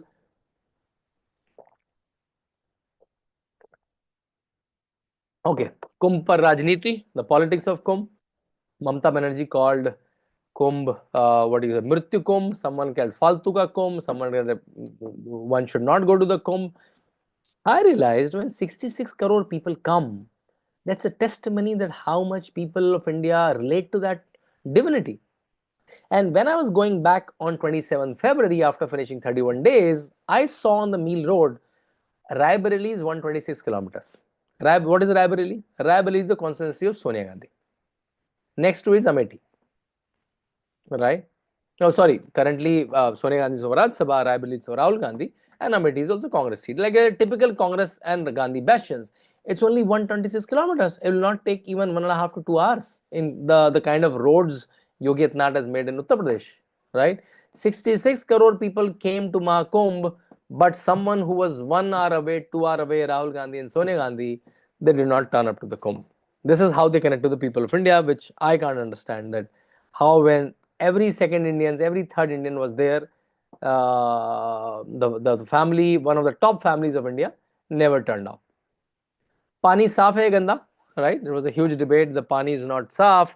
I have two arguments. So there were skimmers, there were ozonizers, there were multiple STPs to clean the water. One report came. Later we found out the sampling technique is very faulty, and another report came which said water was not only bathable, it was potable, meaning you can drink that water. And my also one argument is I stayed there for 31 days and I took bath almost like twice a day at least, right? I would have been super sick if this water was. So I myself is like a sample. If not me, these 66 crore people came and went back to their homes. If the water would have been dirty, my God, what pandemic it would have followed. It might be Corona 2, 3, 4 in India, or some kind of pandemic. If this water was, if these people went back to their homes in whole of India, if this water was dirty, there might be a huge disease in whole of India. So I'm saying these kind of narratives ran to malign the Kumbh, but they never stuck. These because when people came in the Kumbh, they realized, right? Okay, there's nothing of this kind. Yeah, this is the report that came. Finally, Maha Kumbh, solid waste perfectly managed. Ganga cleanest tap water, meaning you can even drink it 2 scientists of India and US fine. So that was also okay. What after Kumbh, right? This was my last day. I was very nostalgic. In fact, for the first 10 days, I was getting almost withdrawal symptoms. That can you take me back to the Kumbh, right? And then yeah, I ran to Arnab's studio. I got from the airport. He called me for a show, and this is my book. Masterclass with Yogi Adityanath on Kumbh. Whatever questions you have of Kumbh, I documented in the format, taking ideas from Yogi Adityanath ji, and it's available on Amazon in UK also, in India also. So idea is, can we have the conversations of Kumbh live after the Kumbh? And this, what we are doing now, is one such effort. Thanks to all of you, Riddhi ji, to organize this. In fact, I coined a term called Kumbh alumni. Like if you went to Kumbh is a university, and everyone who went there is a Kumbh alumni for lifetime, right? And now I'm trying to organize Kumbh alumni reunions in Delhi, in Mumbai, in Bangalore, in Chennai, and this is one Kumbh reunion, right? Idea is, can we make the legend of Kumbh, right, alive till the next Kumbh? Next Kumbh in 2027 in Nasik, right? It's not that big a Kumbh, but it's a Kumbh, Ardh Kumbh or Maha Kumbh, whatever Kumbh, and take a pledge that I will go to every Kumbh possible till the time I'm physically able, right? I have taken that vow to myself personally, that I'll go to every Kumbh, I'll take my family, I'll take my kids, right? My son came. First time he flew with some of my friends without the parents. He's only 12. My wife came, my mother came. I must have hosted some 800, 900 people in this 45 days, right? So yeah, I think in our own capacity, we should keep the legend of Kumbh on till the next Kumbh. Maharashtra 2025, Nasik is the next, 2027 is the next Kumbh. And I was so happy when I was going to the airport back, there were multiple posters of 2027 Maha Kumbh by the Maharashtra government, right? By the Devendra Fadnavis government. And that's the healthy competition. They say that Kumbh is the most technologically advanced Kumbh. So the kind of this positive race has already started, right? And many people already pledged that, okay, I will also land there. That's all from me. Any questions, any counter question, any further assurances, any further assertion that you also felt the same? Thank you very much, Shantanu. We haven't left much time to chit chat, but let me extend a few minutes. What a brilliant, if you could stop sharing screen, please, so we can have your emotions and everything. Thank you, fantastic. So what an excellent presentation on how the event was organized. Although there are not many event planners here, I actually, funnily enough, I happen to be one who organizes very large events. So this is even beyond me. So I associated with every humor that you brought when the lost and found property was there.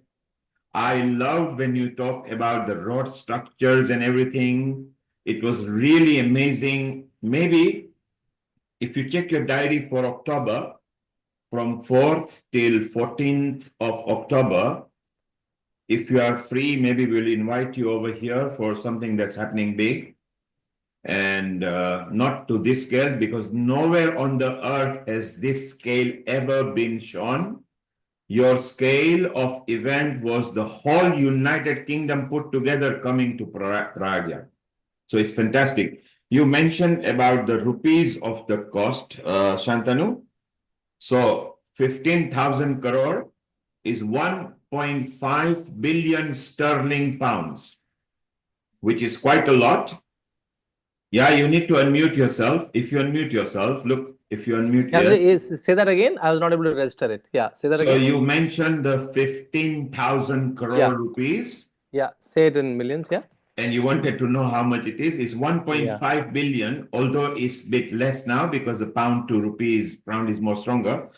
Yeah. Assuming pound to 100, I'm not talking dollar, I'm talking sterling. And that's a lot of money, but it's not a lot of money when you consider how big the event was. Exactly. So the structures and the procurement on the staffing, they did very well. Then you said that at the end of the event, people maybe earn 5 times, 10 times, 20 times, yes. So when you say 3.5 lakh crore rupees, that's like 30 billion sterling. Yeah. Effectively, you are right, is almost 20 times what they spend, they earn. Yeah. And that sum never before, or maybe never in the next 144 years, because the next one will be there, will any country ever achieve. So that's fantastic.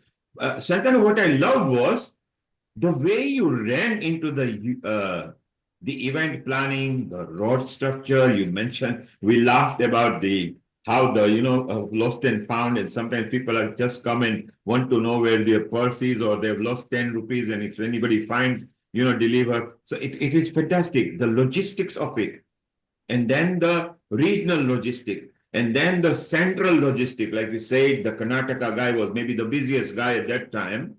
I mean, how many managers he was directing, how many directors, and you were also part of the journey. When it came to the walking, when you say that, look, it's about 6 miles ahead over here, which roughly at 30-year-old person's brisk walking is equivalent to 1 hour and 10 minutes.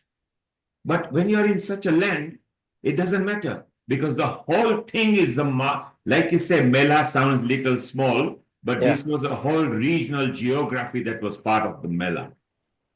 And I think your input in this and knowledge about the event planning, everything is very useful. So maybe at some point, it will be nice to connect you to some of the groups that are connected, so you get international connection as well. And we are very proud. I want to ask you one thing. As you were talking to different, because you had an access, since you wrote the book for Yogi Ji, and you had an access to some of the event planners, organizers, the control room. You even showed us the control room. Can you imagine? The control room was literally like a drawn effect of the whole geography, which is actually telling people, watch out, there could be a crowd issue over here. Like you say, control them by opening the gates and closing the gates is how we control the water flow. Okay? This was the human flow. And you talked about the purity of the water and everything. I think, Shantanu, this was exemplary presentation. If you could send this presentation, although it's now recorded in many partner social medias, if you could send it to Amrita, who is going to ping you, she's going to ping you, or Riddhi. I've actually pinged you on Telegram, but you've not seen it, and on your Facebook. If you get into there, we'll talk about what happens in October.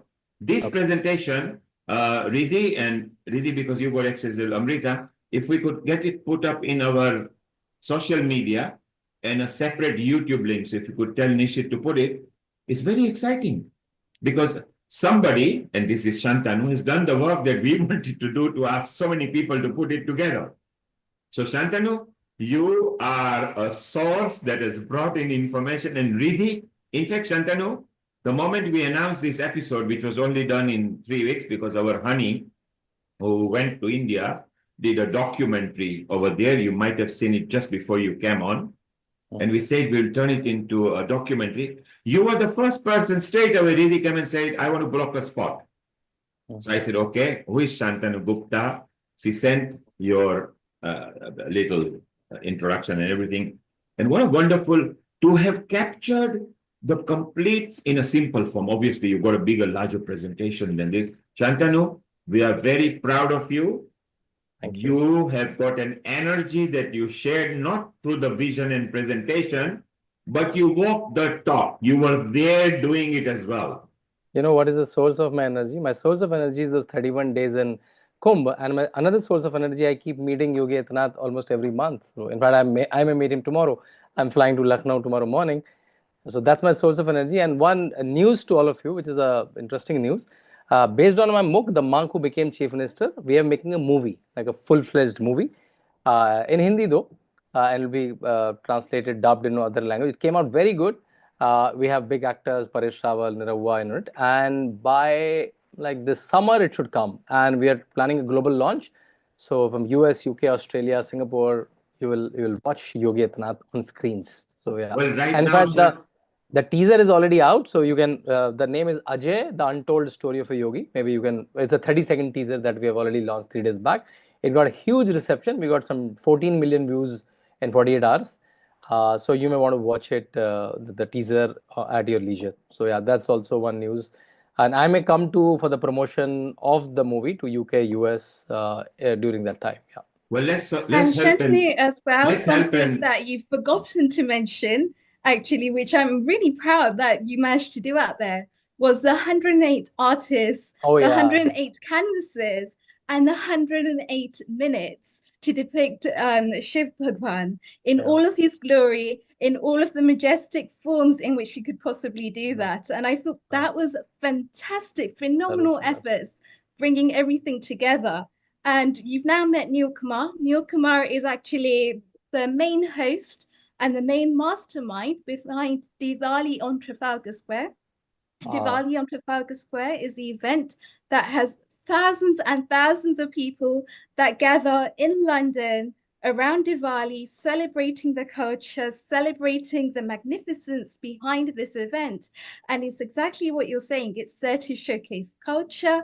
It's there to bring together the spiritual aspects of it, to bring together the artists and the bhajans behind it as well.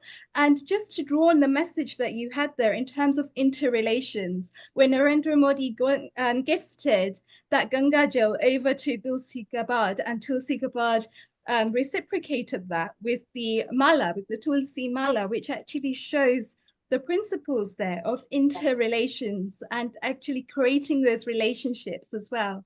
Having all of the sadhus coming together from different backgrounds, although we have campaigns from the BBC which are trying to smear it, saying things like the smeared bodies and the sacred river Ganges.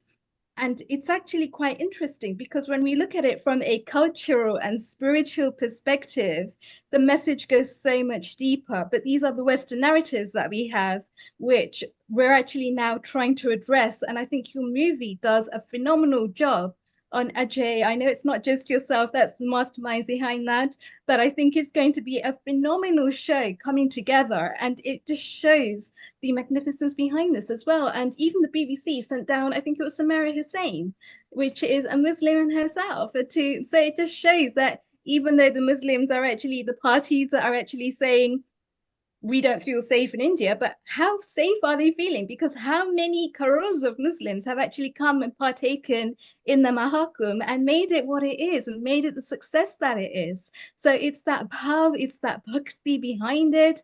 And it's all of these things that are really coming together, really coming into a peaceful coexistence where it's humanity. It's that Bhava Shakti behind it, which is the essence that holds everything together. And I think that in itself is the phenomenal behind it. I think our dearest Honey was actually at the Kumbh as well. Honey, what's your perspective? Honey, before you speak, thank you, Riddhi. So, Shantanu, because the time is short, you mentioned about the movie. You have a full support for the whole Europe through London. You got full support of Africa through Uganda. The actual film distributor is also part of Healing Our Earth, and the Action for Harmony, which is part of our group over here in UK as well, which is perfect thing that you want. Although if it's Yogi Ji involved in it, then it becomes slightly different because it goes to Ministry of Arts and Culture of every embassy of India. But right now, take it from us, you've got full support. We'll even maybe put up a full episode on Healing Our Earth for that particular release of that movie. And we will talk. So Riddhi and Amrita will coordinate with you on that matter and October matter, because you've got more than it just takes as an event organizer. You were deeply involved right from the control room to the spiritual matters, to the logistic matters, to the crowd control, hospitality, everything. So it's very, very useful. I'm going to quickly take some comments. And then we will pass on to Honey, who will say hello to you because she has done a recording. Amrita, before Honey goes to you and Lalit, a quick comment on what and how Shantanu presented the whole perception of how the event is done. That's great. Thank you, Neil Kumar. Yeah, Amrita, thank you so first, much. then Lalit, then Honey. Yeah, thank you, Neil Kumar. I think Dipti ji also wants to ask something to Shantanu ji. Carry on, I'll Shantanu, follow you. Carry on your bit, please. Thank you. It's really an awesome presentation, first of all, and you've done a marvelous work, because that is what is the strength and foundation of any event, and that's what has been focused, and I think it was very, very important. That's all I have to say. Thank you so much.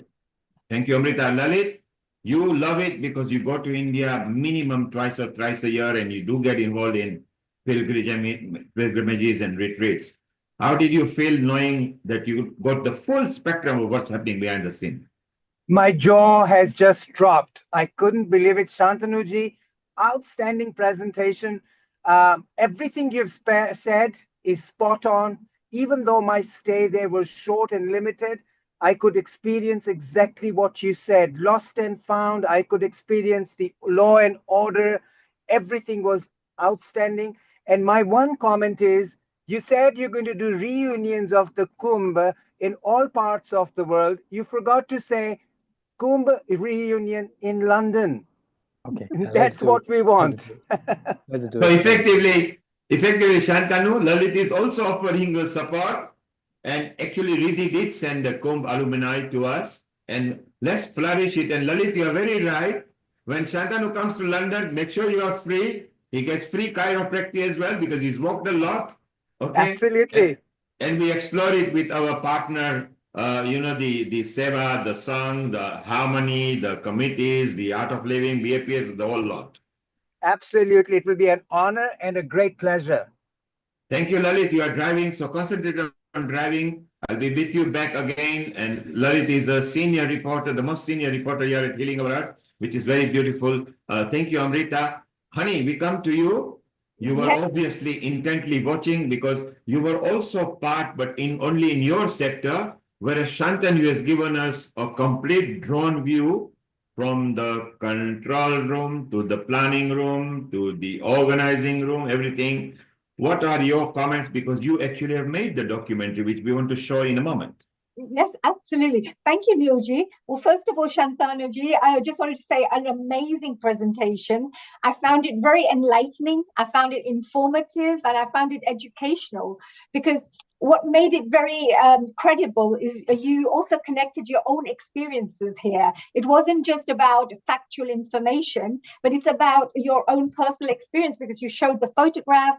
This is how this was. This is how this was. So I think that made it even more engaging. So altogether, I would say it was a fantastic presentation. What Neilji mentioned about sharing this with the world, I think you could educate millions of people out there about the behind the scenes of what's really taken place. A lot of us can only experience, oh, it was like this with the Snan, oh, these are the people we met, blah, blah, blah. But the in-depth work, the organizational skills that needed to go behind the scenes, this is what we can appreciate from your presentation. So well done, a fantastic presentation. I thoroughly enjoyed it and I'll be watching it again. Honey, yes. What we do, wait for it, keep it ready. The 2-minute video reel that I like. Let Shantanu see that as well. So Shantanu, later, we make a note with you, Amrita and Honey and everything. There is a colleague of mine, we do a lot of different kind of projects. His name is Nitin Palan. And we do actually big event planning. We do a lot of magical retreats. We do tours and retreats, and we also do vehicles with a moving canteen and things like that. We will be in connection to that and see what support we can garner for you.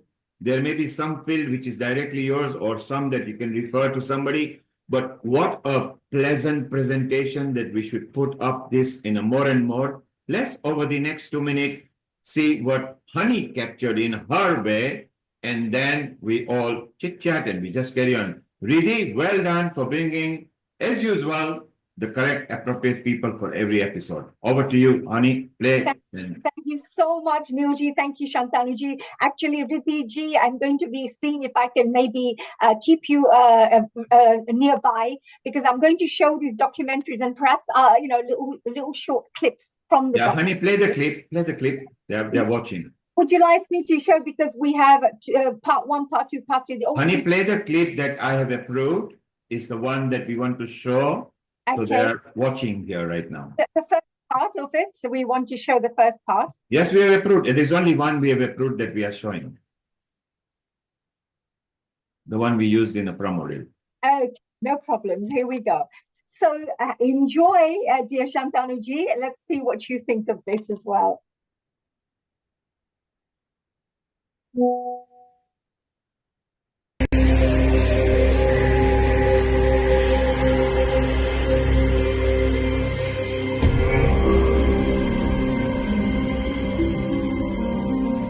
Imagine a gathering so vast it can be seen from space. A spiritual phenomenon so rare it happens once every 144 years in its grandest form. A divine calling that unites saints, seekers and souls from every corner of the world. Welcome to the Maha Kumbh, a place where faith, devotion and destiny merge into one. For centuries, this sacred gathering has been the ultimate pilgrimage for spiritual seekers. And today, I embark on my own journey, not just as a filmmaker, a dancer, or a presenter, but as a spiritual seeker myself. The Maha Kumbh Mela traces its origins to a cosmic battle, an eternal struggle between light and darkness. As the Devs and Asurs fought for the Amrit, the nectar of immortality, a few sacred drops fell upon 4 places: Haridwar, Ujjain, Nasik, and Prayagraj. It is said that during the Kumbh Mela, the celestial energies of these Amrit drops awaken, charging these rivers with an unparalleled divine force. To bathe here is to connect with that eternal energy, to touch the infinite. At the heart of the Kumbh is the Shahi Snan, the royal bath. It is believed that during this time, the river is charged with celestial energy, and a single dip can cleanse lifetimes of karma. To the untrained eye, it may seem like a mere bath, but to those who know, this is a ritual of transformation. As the cold waters embrace the body, something profound occurs. The ego dissolves, and the soul reconnects with the joy and divine within. Water represents purification, and this dip symbolizes washing away karma, not just of this life, but of lifetimes. It is a reset, an invitation to start anew, with purity in thoughts, words, and actions. This is not just water, this is Amrit, the divine nectar. So that you saw a mini version of what honey captures, Shantanu. And it's so beautiful. Shantanu, I just mentioned my colleague Nitin Palan, who I want to bring in this conversation maybe. But Kamo Palan is here. She is part of our Healing Our Earth gang, and she is a mudra teacher over here. She's also one of the patrons at Healing Our Earth. A global namaste, Kamo Palan. How are you? You need to unmute yourself. If you could unmute yourself, please. You can unmute yourself. If you can hear us, unmute yourself. You've got the course right to yes, global namaste. Globally namaste to all, and Nil Kumarji, thank you so much. And so we just mentioned that Shantanu was the exemplary presenter of behind the scene and some of the events that we do, you know, the Harmony event and Diwali event and something big that we are planning again in October that you know that's happening. It's so wonderful. Then maybe in October time, Shantanu needs to be flown in here as well, so he gets some idea. So Shantanu, it just happened while we were talking, and Kamo Palan signed in. There you go. Yes, I heard. So it's so wonderful. So actually, you can say hello to each other on here. So you met in person, and you were there as well in Kumbh Mela. What do you, Kamuji? I was definitely, yes, I was there for 2 days, and I tell you, it is an absolute experience. And you know, when you go and watch the recording again, and we're going to put it in the social media, Shantanu did the walk through what happened behind the scenes. Wow. And how these several tens of millions of people are either controlled, guided, how what hospitality is offered, how to make things at ease. It's not very easy. How the instructions were right from the top to the bottom to be very polite, benevolent. Shantanu also brought in sense of humor. Sometimes people come to the lost and found property just to send a message to their people, although they might be nearby, but it's a fun bit, lost and found as well. So it's so wonderful. So Shantanu, you got support from London and Europe because we are connected to the Europe via London over here. Africa is connected via East Africa to the whole Africa. They're all part of Healing Our Earth and our friends as well. You have got no obligation. They will all be made friends available. Riddhi, because she's connected to you, maybe will supervise that with Amrita. I have prompted you on a Facebook and a Telegram anyway. You can go through via them. Kamo Palan, you've already met. When Nitin Palan comes, if he's about, he'll pop in. And later I will mention it to him. A very nice spiritual soul, again, part of some of the projects we do together. So you come at the right time, in the right platform. And Riddhi, your first choice was the best choice because we got to see behind the scene. In fact, Shantanu, we want to see it again, maybe in one of the spiritual, because even in Ram Navami and Krishna Janmashtami, all these things are linked together. Because it was there who started giving energy from 5,000 to 10,000 years back. Okay, Riddhi, your 1 minute And comment. Kumar, actually, Shantanu ji hasn't mentioned it, but a spoiler alert, there is something called a cultural kumbh, which is also being planned behind the scenes. So that is something else to look forward to and coming to a city very near you very soon. Yes, we want him in the Harmony conference, which will be middle part. Shantanu, you will love to because it's very hot in India in the middle part anyway, so you might want to come to London for that. So look, we'll be in touch with you over there. You've seen what Honey and you maybe, because Honey, maybe we can create a new asset with Shantanu that we can go, and Shantanu's English is so good and his energy, the way he was speaking was also good. So maybe we can create something for library, and he's already planning for the next Kumbh from now till then, the alumni that he's planning. Well, what a good time to maybe ask some of the universities, and maybe Harvard University, Peter Donny, because that's the highest we go, Harvard, and Cambridge with Shonaka, Kamuji Shonaka at Oxford. Maybe we put them together so we get Oxford and Harvard. So let's make this happen. Coincidentally, we are all connected to all these Harvard and Oxford just through Healing Our Earth. We are all connected with each other. Amrita is in IIT Mandi, and Amrita, come on. We need this kind of presentation there in Mandi, don't we? Yeah, definitely. Why not? I think.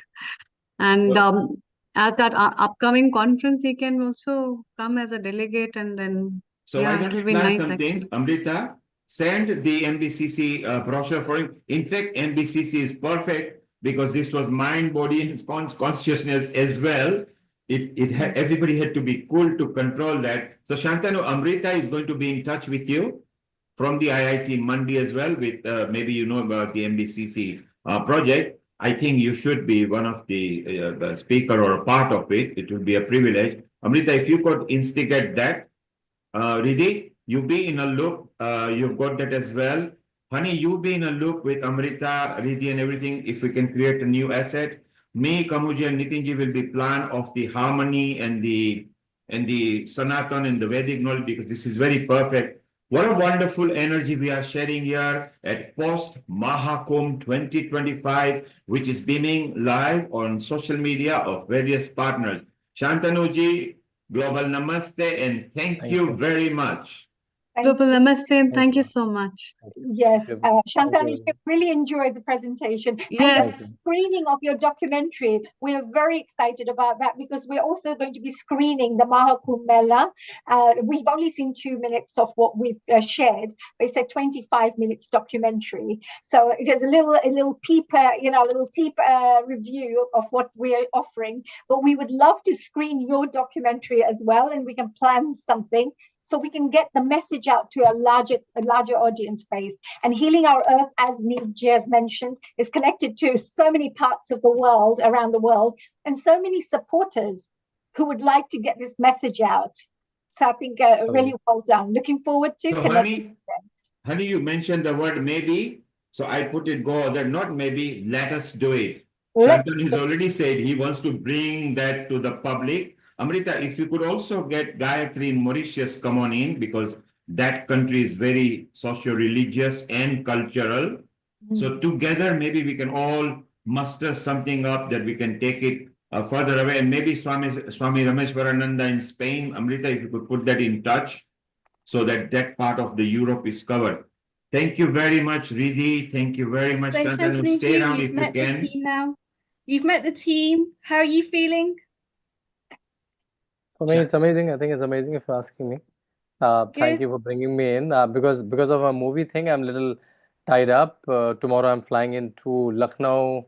So I have to pack early morning. But I thought because it's Kumbh, I can borrow any time to talk about it. So yeah. So can you, Shantanuji, when you meet Yogiji tomorrow, can you give him special blessings from Healing Our Earth and say we are very proud of him? We want to see him on Healing Our Earth as well with his slokas, because he's very good at slokas as well. We want him on Healing Our Earth. Bon voyage, Shukhat Yatra, and we hope that you enjoy yourself. Sure. Thank you. Thanks everyone again. Thank you very much. Namaste. Well, now we have got our Kamu Palandir, who was there as well. What did you enjoy? Chit chat with Hani, who is your friend as well. Hello, Kamuji. Hi, honey. How are you? How are you? It's such a pleasure always connecting with you. I feel these beautiful vibrations of yours, just emanating, and that smile of yours. So you must have had a fantastic time in the Kumbh Mela, as you mentioned. But yes, I did. It was absolute an experience. You know what, guys? People say that the rivers, when they are joined together, you cannot identify. For my experience, what I experienced was just out of the world. When we were going on a boat to the Triveni Devi, I saw this river and I thought, wow, what a beautiful river it is. It looks very nice and clean, although, you see these flowers floating around. But when I put my hand on inside that river, I thought it's quite nice and cold river. So I said, can I drink some? I asked the driver and he said, yeah, you can, it's okay. And when I drank that water of that, I think it was Yamuna River, and it had a totally different texture of the water, and the taste of the water was so different. And I've heard about this before, that, when you go to these certain places, the river water is different, the texture is different, the taste is different. And I could never believe it. I said, it can't be, with one big ocean like a thing, or a river, what you call, and all three different water textures and the taste. But it was different. And all of a sudden, when we were just going through, I saw this black water. And I said, how come here it is so clear and here it's all black water? And they said, yes. And I said, let me try that. The texture, the taste was totally different than the first one. And I came to the third one and none of them mixed. You can literally see this was clear water, this was dark water, this was medium water, the third one. And when we reached the Triveni Devi, I thought, well, people say that, people disappear into the river. I can now believe why, because the sand, when we went in, the sand was so silky that you got to be very careful where you put your foot on.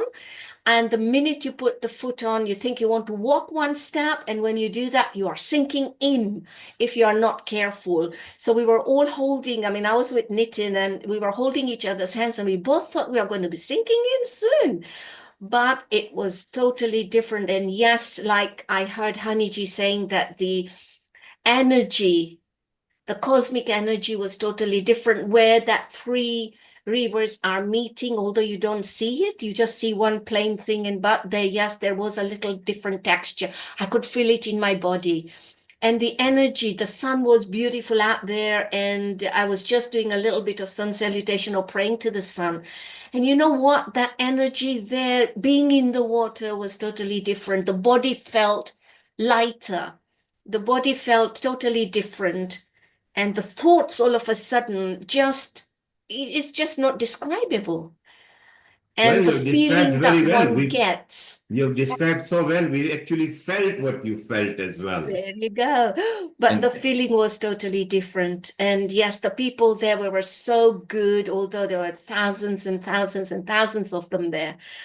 But everybody was, yes, there was a little bit mixture there, the dirt and all that, but it didn't matter. But one had to be very careful. And what I found was that it's not the place for the people who have got health issues to go there, because there's so many people, you have to rush through them, and all these clothes were lying on the floor whereby you could slip very easily. And when we were going inside the river, there was this little bars there. There were very sticky bars and there were very slippery bars. So if you're not careful, you can get hurt yourself very easily there. But it was an amazing experience. It's just not describable, basically. The feeling that you get when you're inside and you're throwing the water over your body, or you are just sinking in and you are dipping yourself in. It is beautiful. I wouldn't mind doing it again.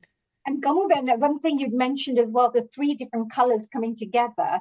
I was very blessed to collect water, like a bottle of water from the Triveni Sangam, where all the three rivers meet. Yes. And I brought the water home and it's completely clear.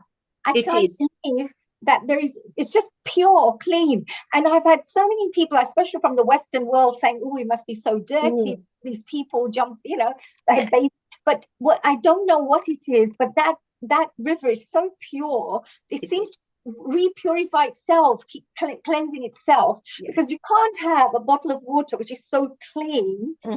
So many people having baths, and so I think you're absolutely right. There's something very special about the water. Yes, I have got 3 bottles that I filled up, and I thought, people will say, yuck, why did you bring this? People are all bathing in there, and with the clothes on and this and that and what have you. But like you say, Hanifji, it is absolutely pure.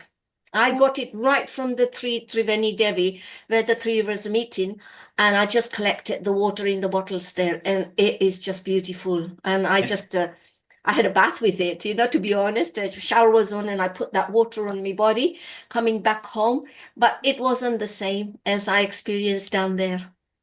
And Ganga Jal is what we are all used to, even in our time, 60, 70 years back in Africa. Ganga Jal was always welcome in everybody's house. We are enjoying ourselves. We're going to move on. We've also got Anil Patel, our sales journalist over here, who is going to tell his journey. Lata has got a smile because she wanted to hear our Kamu Palan speaking over there. We've got Hitendra in United States of America, who is going to start with a nice humming or a mantra in a moment. We keep on chit-chatting. Let's carry on talking to everybody. We will also have Amrita coming back, and then we will chit-chat as well. Maybe let's say a quick hello to Anil Patel. Anil, then you stay around. We'll go, and then we'll go to Hitendra, and then Honey, we've got interviews to show. A global namaste to you. Anil Patel, sales analyst. How are you? And you were there at Kumbh Mela. We can see a picture. It's beautiful over there. Tell us more about it. Well, first of all, global namaste to everyone.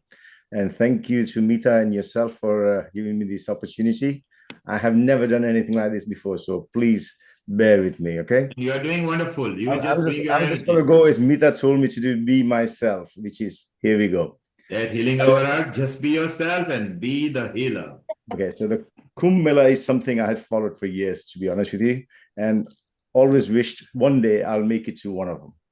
And last year we did Char Dham of Uttarakhand, and after that we thought, this is fast approaching. So let's try and get there. Obviously not easy, because millions upon millions were going to come there, So getting the flights, the hotels, and everything else, it wasn't an easy thing. Luckily, we had 3 wonderful people in India who helped us create all this thing. My wife's cousin, Yatin Bhai, his daughter, Shurbi, and his brother-in-law. They all got together for days to prepare the itinerary for not just the Maha Kumbh Mela, but other trips for the 6-7 days we were going to be there. Everything got done. We arrived. We had seen obviously on TV, many things, videos, this, that, and the other. But when you get there, that's completely different.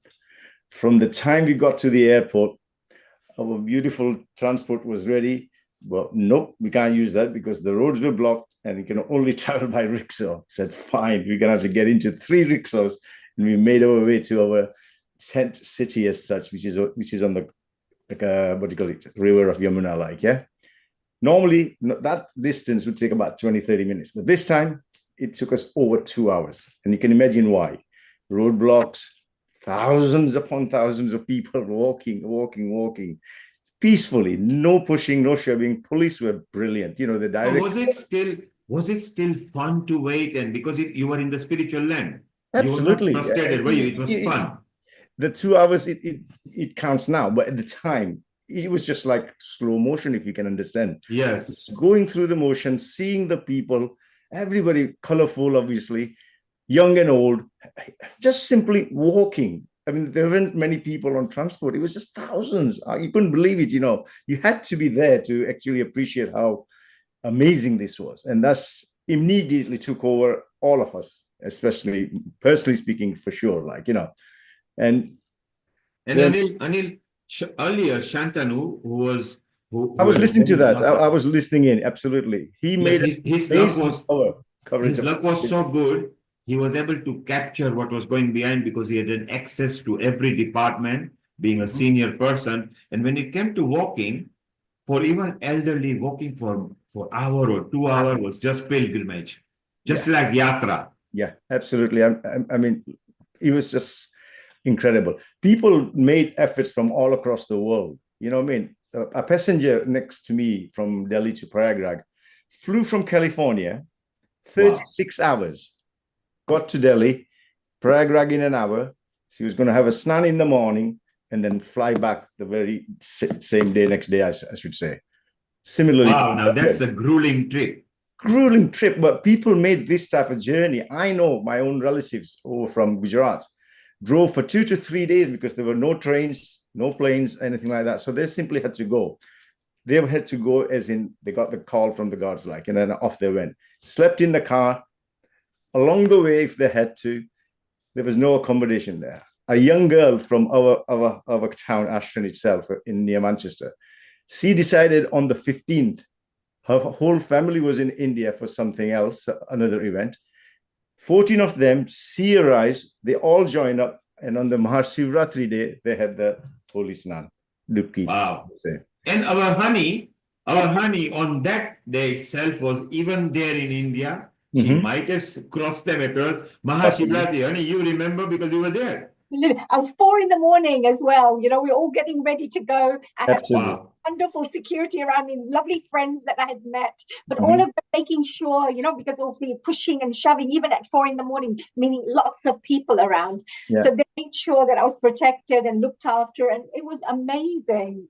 So, honey, you and Anil stay around because you can succinctly describe people both there. Anil, stay around for a moment. I love to, you know, Riddhi and Mita are just wondering, we wish we were there. They're just thinking on that. Let's go to America right now with Hitendra over there. Hitendra, maybe you can hit us with a bhajan or a mantra and then show that video clip how you created Prayagraj in America, okay? Wow.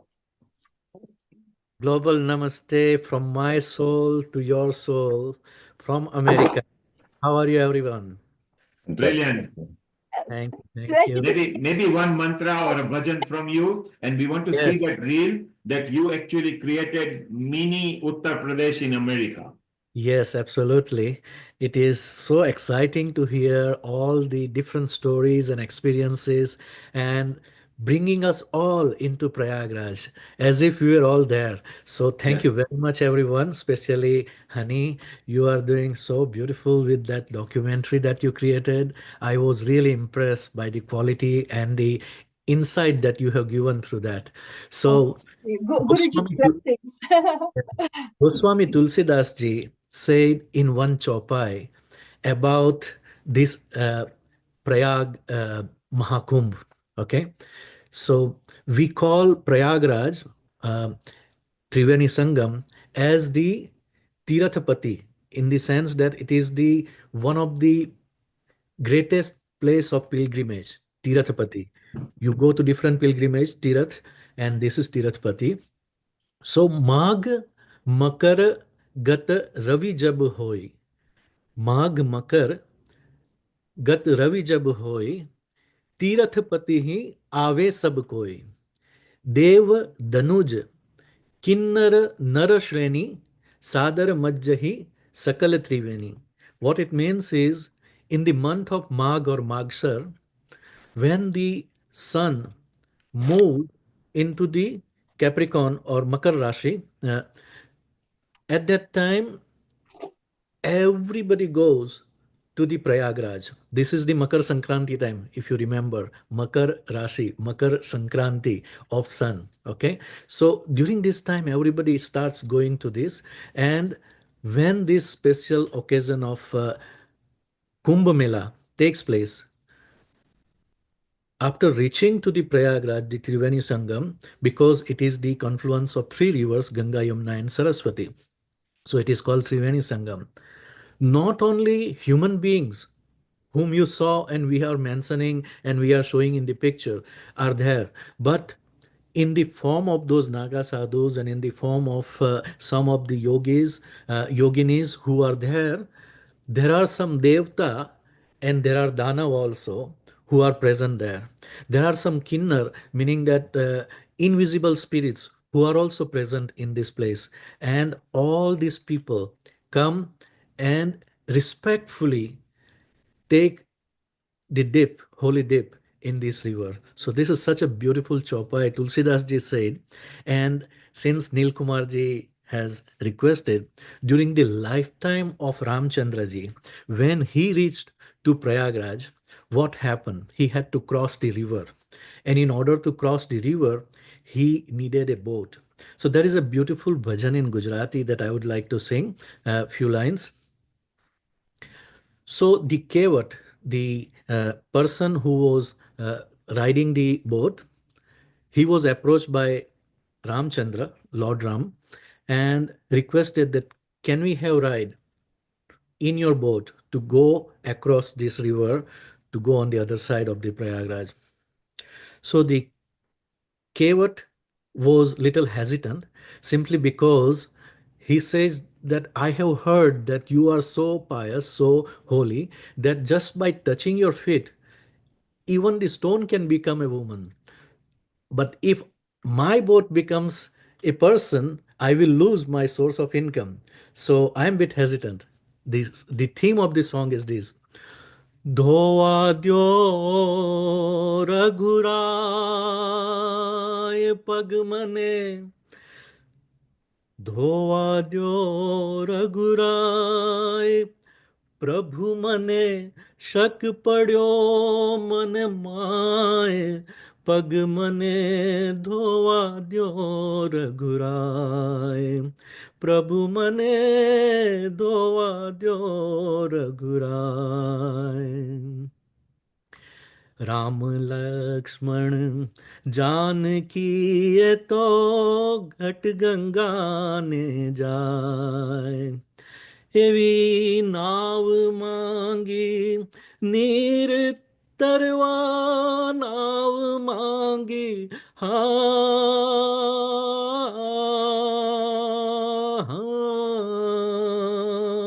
नीर तरवा केवट मन मूंझाए पग मने धोवा द्यो रघुराय पग मने धोवा द्यो रघुराय.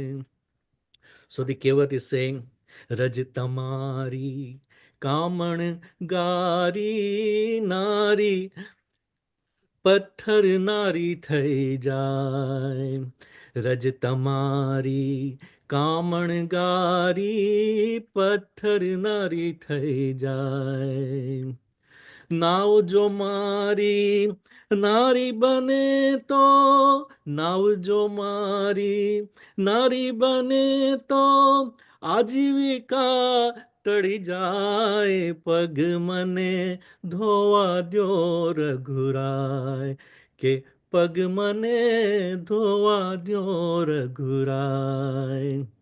So Sitaji is watching all this drama and she is smiling, she is smirking. She says, जोई चतुराई भील जननी जानकी मुस्काए जोई चतुराई भील जननी जानकी मुस्काए अभण केवो याद राखे अभण केवो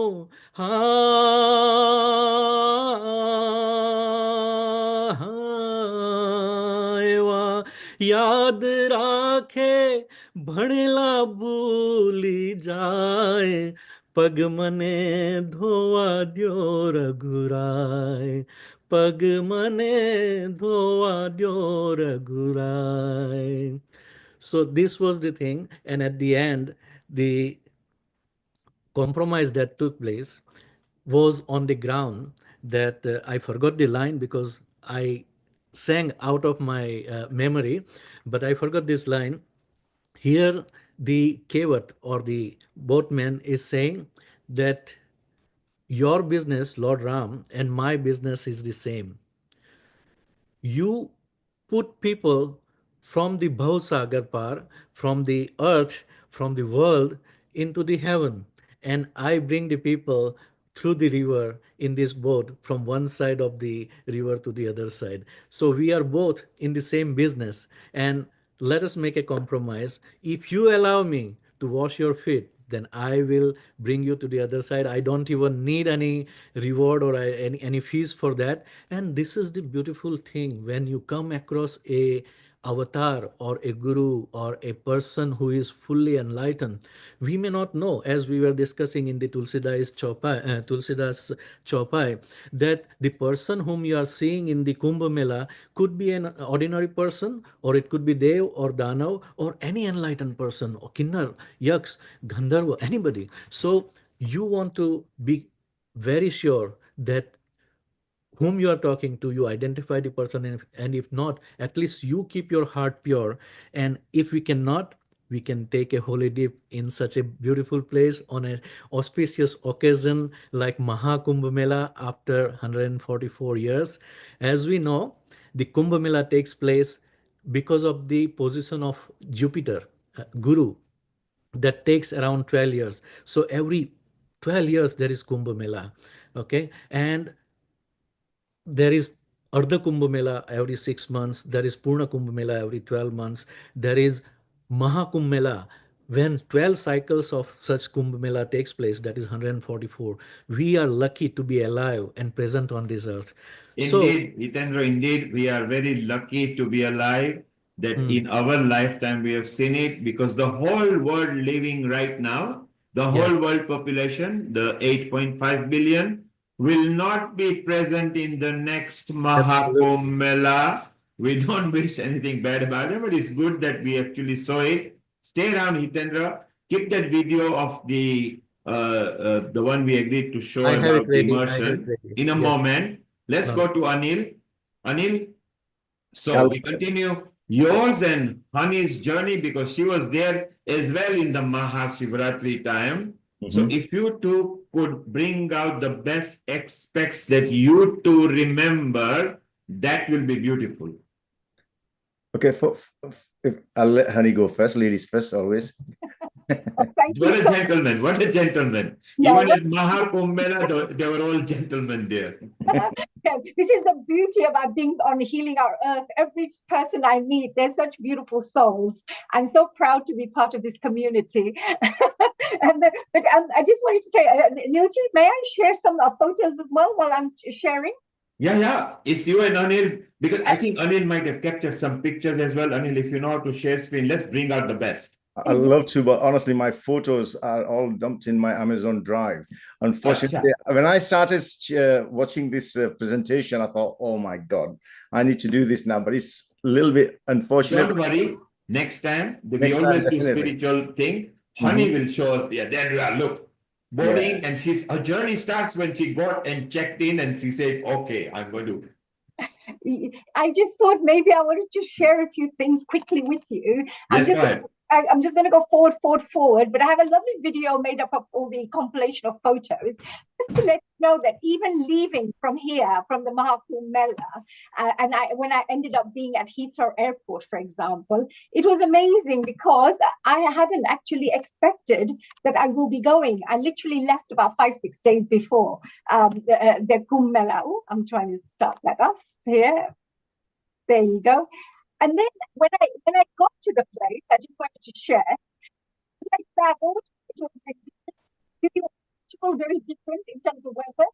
I met Sushilji. I met a wonderful gentleman called Sandeep Marwa, who is won more than 1,500, I would say, awards. I then got interviewed straight away about the documentary, about what I'm going to be doing with the documentary. So this was very interesting as well. This is Mr. Marwa, who hosted me when I was in Delhi. Then I was off to Prayagraj. Prayagraj was amazing as well because there were no tickets available. These wonderful gentlemen, Radhe Shyamji and Manojji, who welcomed me. As I moved on, this was Mahashivratri night, when I met a wonderful Swamiji Ajit Malia. And he was the first person I met as soon as I arrived at the Kumbh Mela. He's a Shiv Bhakt, and I'm also a Shiv Bhakt, so that was really interesting. And then we ended up going on to the actual snan for the special royal bath. So you can see all the wonderful people looking after, taking me to the place. early in the morning on Mahashivratri. I met lots of friends, made lots of friends while I was there. You can see a special puja here.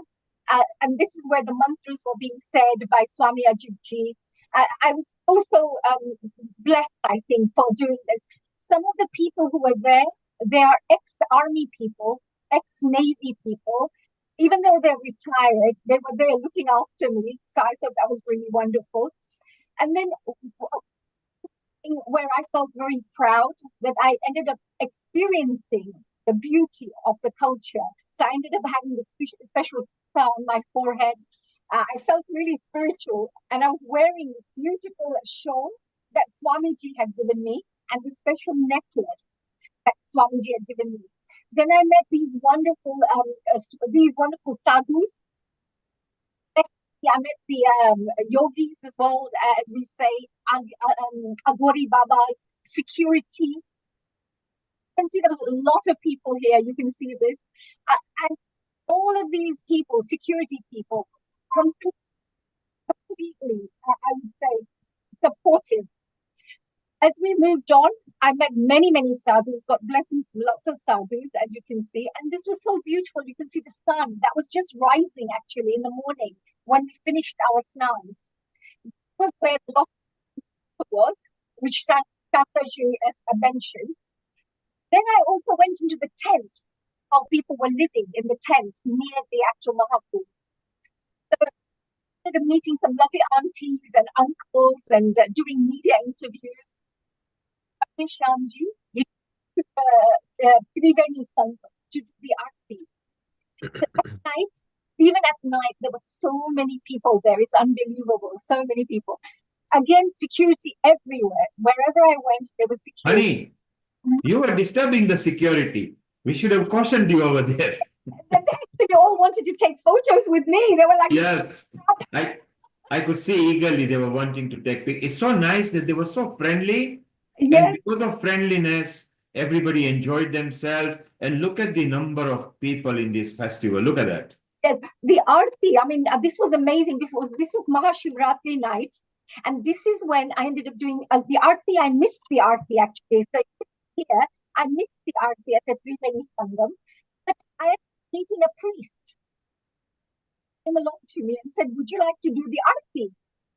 And as soon as I started doing the arti at this place, I ended up having many, many people just joining me this is what I was doing the arti. So this is the priests I met, and this is an army officer, I think a security guard who was looking after me. This culture, I was loving the culture. I was loving meeting the Agori Babas. This Babas gave me a lovely Rudraksh bead as a gift, and that gift is for me very invaluable. The people who welcomed me, the local family members. This is, she was here early. Yakshi was there on our episode. And presumably you were with Radheshyam most of the time, Radheshyam Namdev. Yes, Radheshyam Namdev, who is, of course, part of the RSS. He's one of the UP, he works in one of the top organizations there. He helped to organize. So luckily, I had all my VIP cars and the hotels and, everything was organized for me to get access to wherever I needed to go and to do the filming as well. So that was very useful to have, Radheshyamji and Manojji. There are two people who really helped me. Manojji was a journalist there, so he also promoted this documentary as well to his audiences. So, honey, stop this here, freeze it. Stop the screen share, freeze it here. So we want to carry on with this again in a moment. Bring back the screen and the speakers. Let us, So, so let us see. Yeah. So Anil, you were there. You went to the festival. You saw part of it. What portion do you relate with what Honey saw? And were you in the similar zone or were you at different place? Well, we arrived on the 16th itself. Yes. And we did the snan first thing in the morning on the 17th in the Triveni Sangam. We took the boat, got to the temporary built stand, and then we went into the water. And as the sun was rising, we walked away from the stand in front of the thing, took the dips. It was just like amazingly peaceful environment. You have to be there to actually feel it. Are you missing it?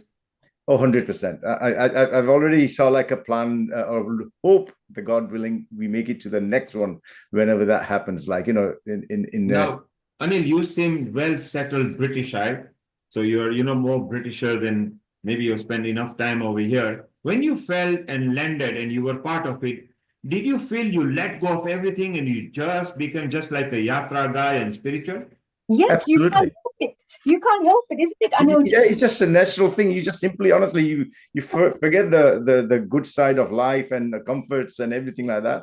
We were ready for this thing because, as I was saying before, we did the Char Dham Yatra for 12 days, and we were getting up at 2:30, 2 o'clock in the morning every day to get to the right area to do the pujas and stuff like that. Similarly, here, we just let it go. We all knew whatever was going to come our way, we had to tackle it.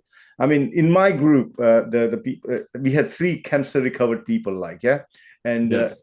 and they again just went through the full journey, no complaints, no issues. Everybody just, and one person, honestly, she was not only cancer recovered, she had an accident on the day we arrived there on her ankle, and she dragged herself for 6 kilometers of walking. The power of spirituality. This is what I'm saying. She had to get off the stand and get up into the stand and do the snan and everything like that.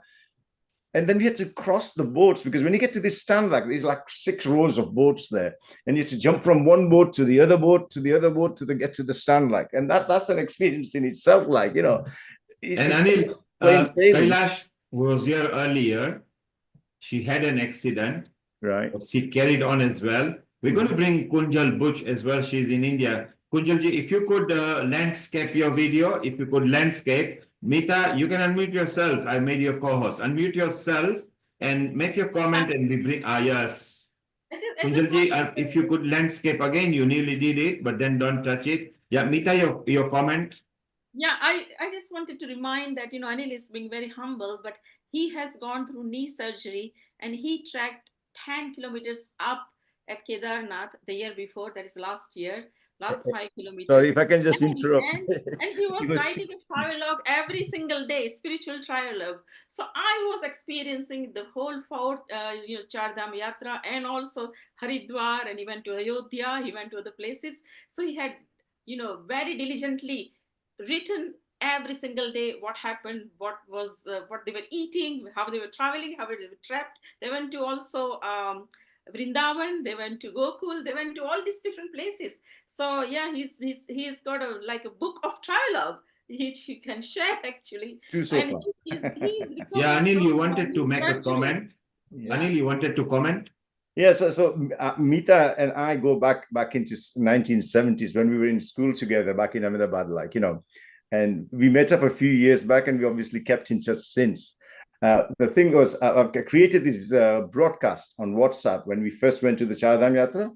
Over 190 people were in it, and everybody was getting messages every end of each day if it was possible for me to do it, if not over 2 days.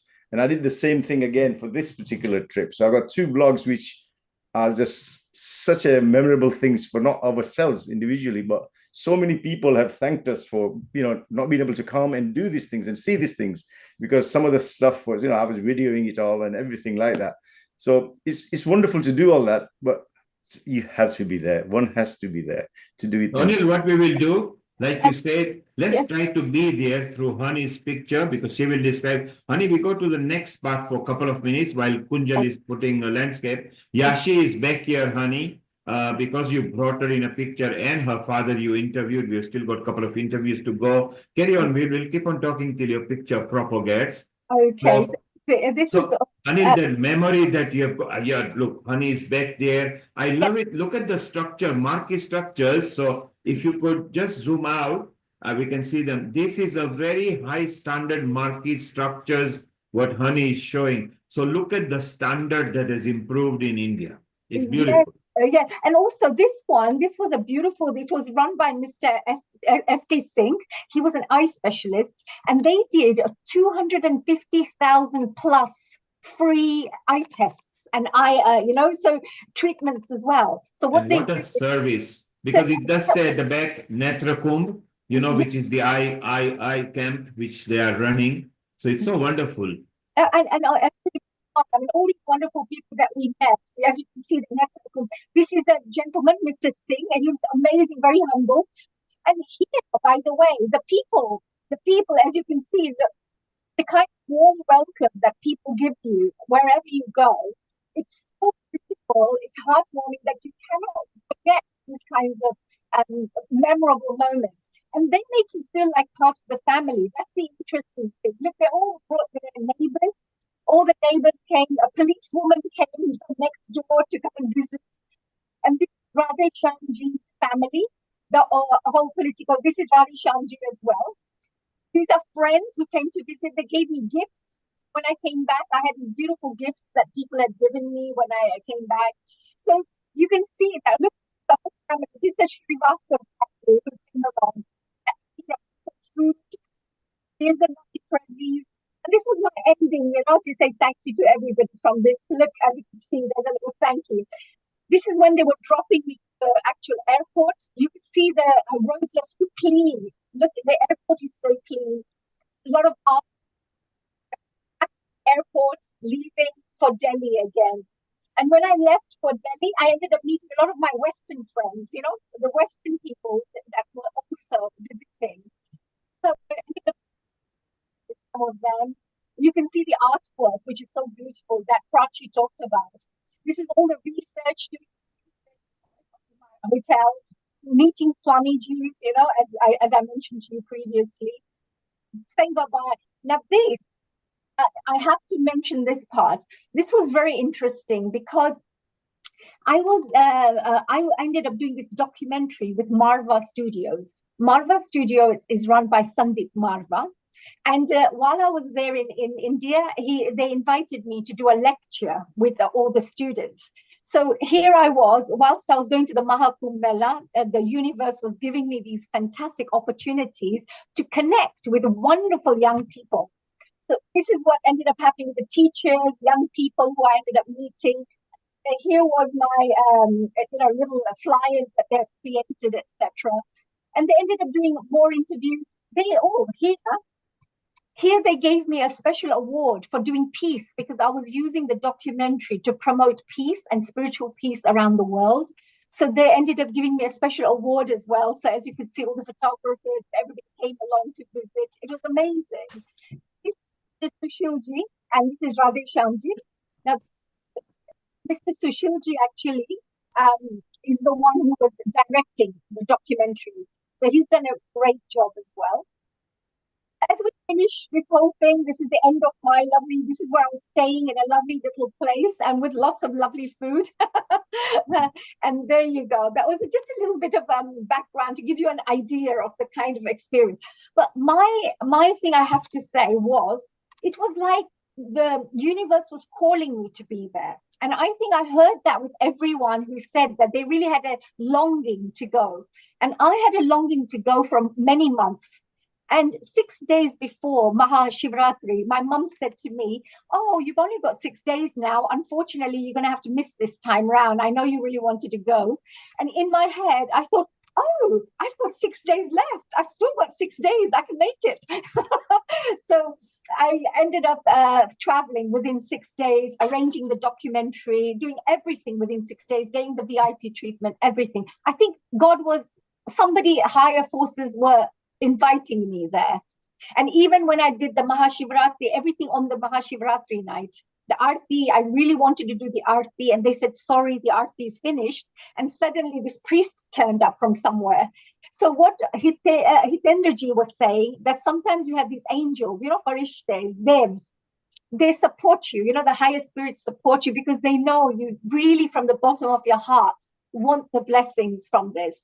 And I think you just get support somehow. And I was very proud. And that documentary that I've created will give you that story about what has happened, what kind of spiritual significance there is, what changes took place in the water, which you can actually measure. So the actual vibrations of the water that we can measure. And it went all the way to the end where people also commented on what they thought about the Maha Kumbh. So honey, yes. You are proud to be there and we are proud that you were there. Hitendra, if you could make a note when the documentary, which is about 25 minutes, in North Carolina, in Texas with Danada, and Colorado with Sharon.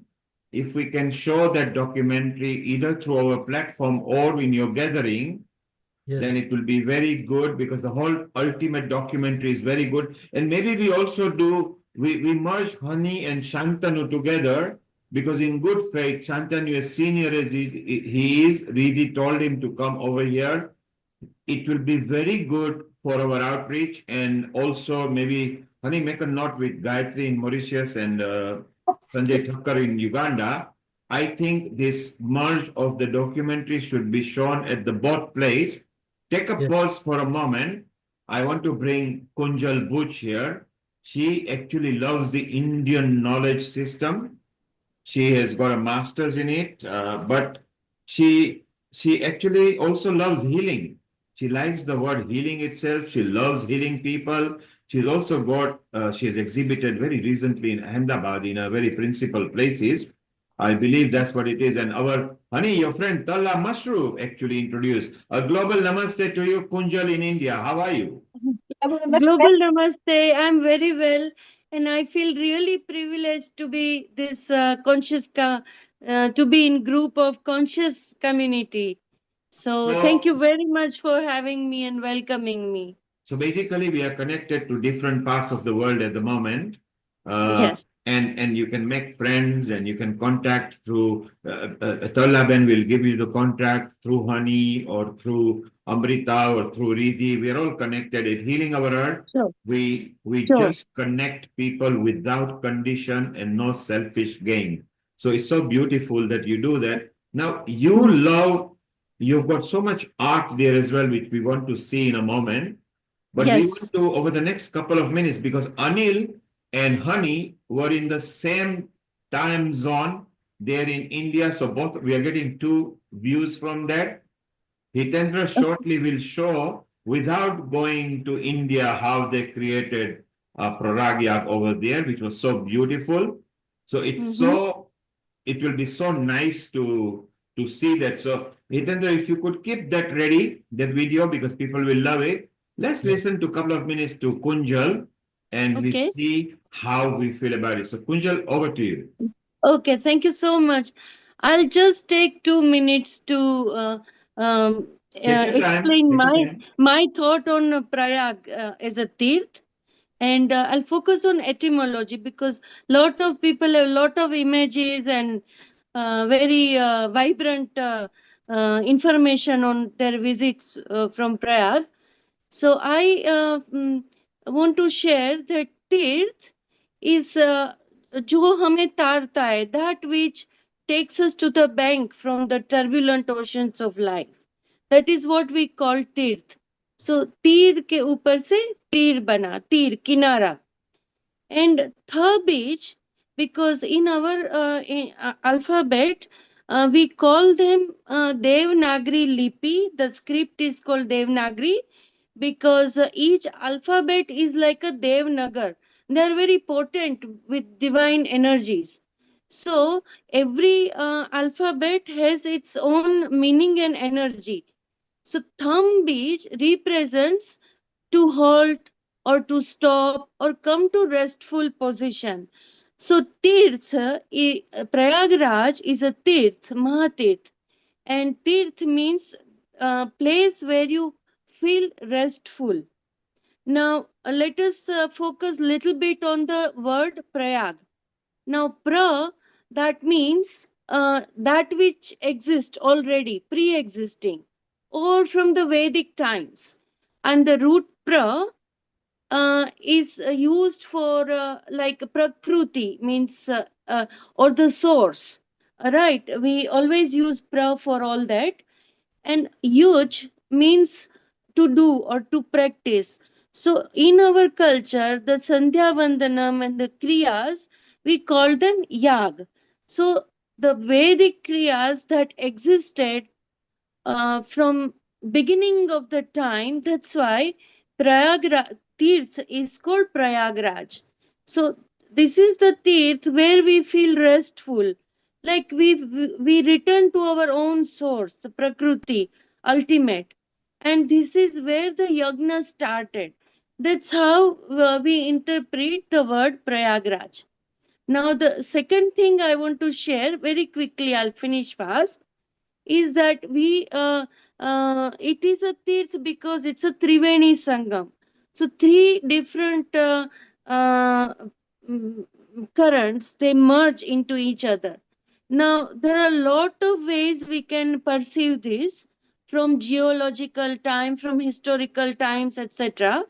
But here we look at philosophical aspect of it. So Ganga, Yamuna and Saraswati. Now Ganga is from Gum beach. Gum beach, the root gum represents to go, going, everything that moves. It represents that. Now, when we consider the birth of Ganga, it is kept in Brahmaji's Kamandalu, the water pot. Then she flies, she comes out and touching the Vishnu's nail. Nail has a very piercing qualities. This is what it represents. And then it goes via Shivji's jata to the earth. We bring to the earth from the Raghukul Raja Bhagirath for the welfare of the humanity. So Ganga is not just for Sanatan. Yes, we flourished here, this particular civilization, but it encompasses the entire humanity, and it's silver in color, Rajat, and it represents the body aspect. The celestial energy that comes has a body aspect, like mind, body, and soul. And even today, the water turbines that run on Ganga, after a few, functioning for few days or few months, it breaks, because there are diamond tiny crystal form from the eons of time from Himalayas. So it's so hard, and it is very difficult for turbine to continue to function. So it infinitely flows, and energy comes to humanity. Now, Yamuna, in contrast, is from Yam beach, and Yam equates to Dharma, because Yamraj is also Dharmaraj. Yamuna is in contrast called Kalendi, a dark side. And if Ganga is body, then Yamuna is considered to be mind, because our mind, we cannot fathom its movement and how it's going to perceive individual's environment. And it's all about sensitivity. Yam is also air element, Vayu beach. And so it's all pervasive in its quality. Now, Saraswati is hidden. So again, we prove here the antiquity of the land and the knowledge that spread in the India, in the Bharatvarsh, because we have a records that there was a river, and no longer now we find this river. But but we still celebrate as a merging of the three rivers. Now, Saraswati represents the soul aspect of us, and soul is always hidden. And we find our soul through learning, through enlightenment. So, Ved is one way of finding the light or the enlightenment. And uh, like we interpret Saraswati, that which generates interest, rasas, juices start to flow. That's why learning and everything starts to move. That's why, and yes, it ends up in transformation, evolution, mutation, and it changes the plane. That's why it stopped flowing on the surface. So when we reach the higher planes, our dimensions change like that. So this is my interpretation of Triveni Sangam. Thank you. So Thank you, Kunjalji. Now, thank you. okay, We want to know done, more. done. We want Okay, to know more about what you felt in the Kumbh Mela, but wait for a moment. sure. If you can kick in that wonderful video where all of you are taking a deep in the American Ganga Nadi. If you could keep it ready and Okay. we can play it. And we will also go to, so Talaben, please landscape your video, which means it looks like everybody over here. Then we call you in and you can say hello as well.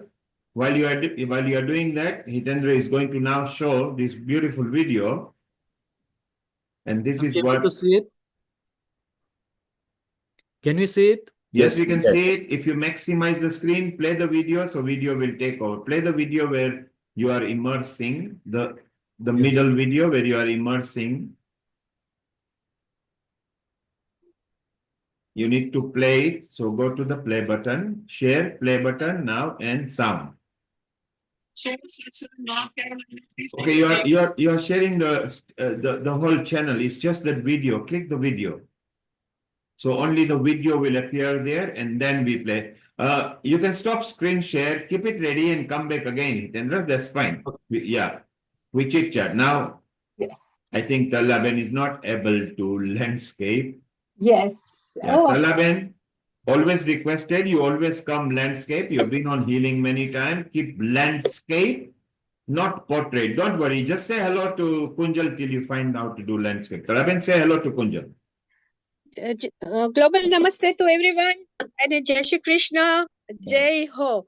Kunjal Ben, Jai Shri Krishna and Jai Hari Om. Kunjal Ben, nice to see you. And Kunjal Ben, Global Namaste.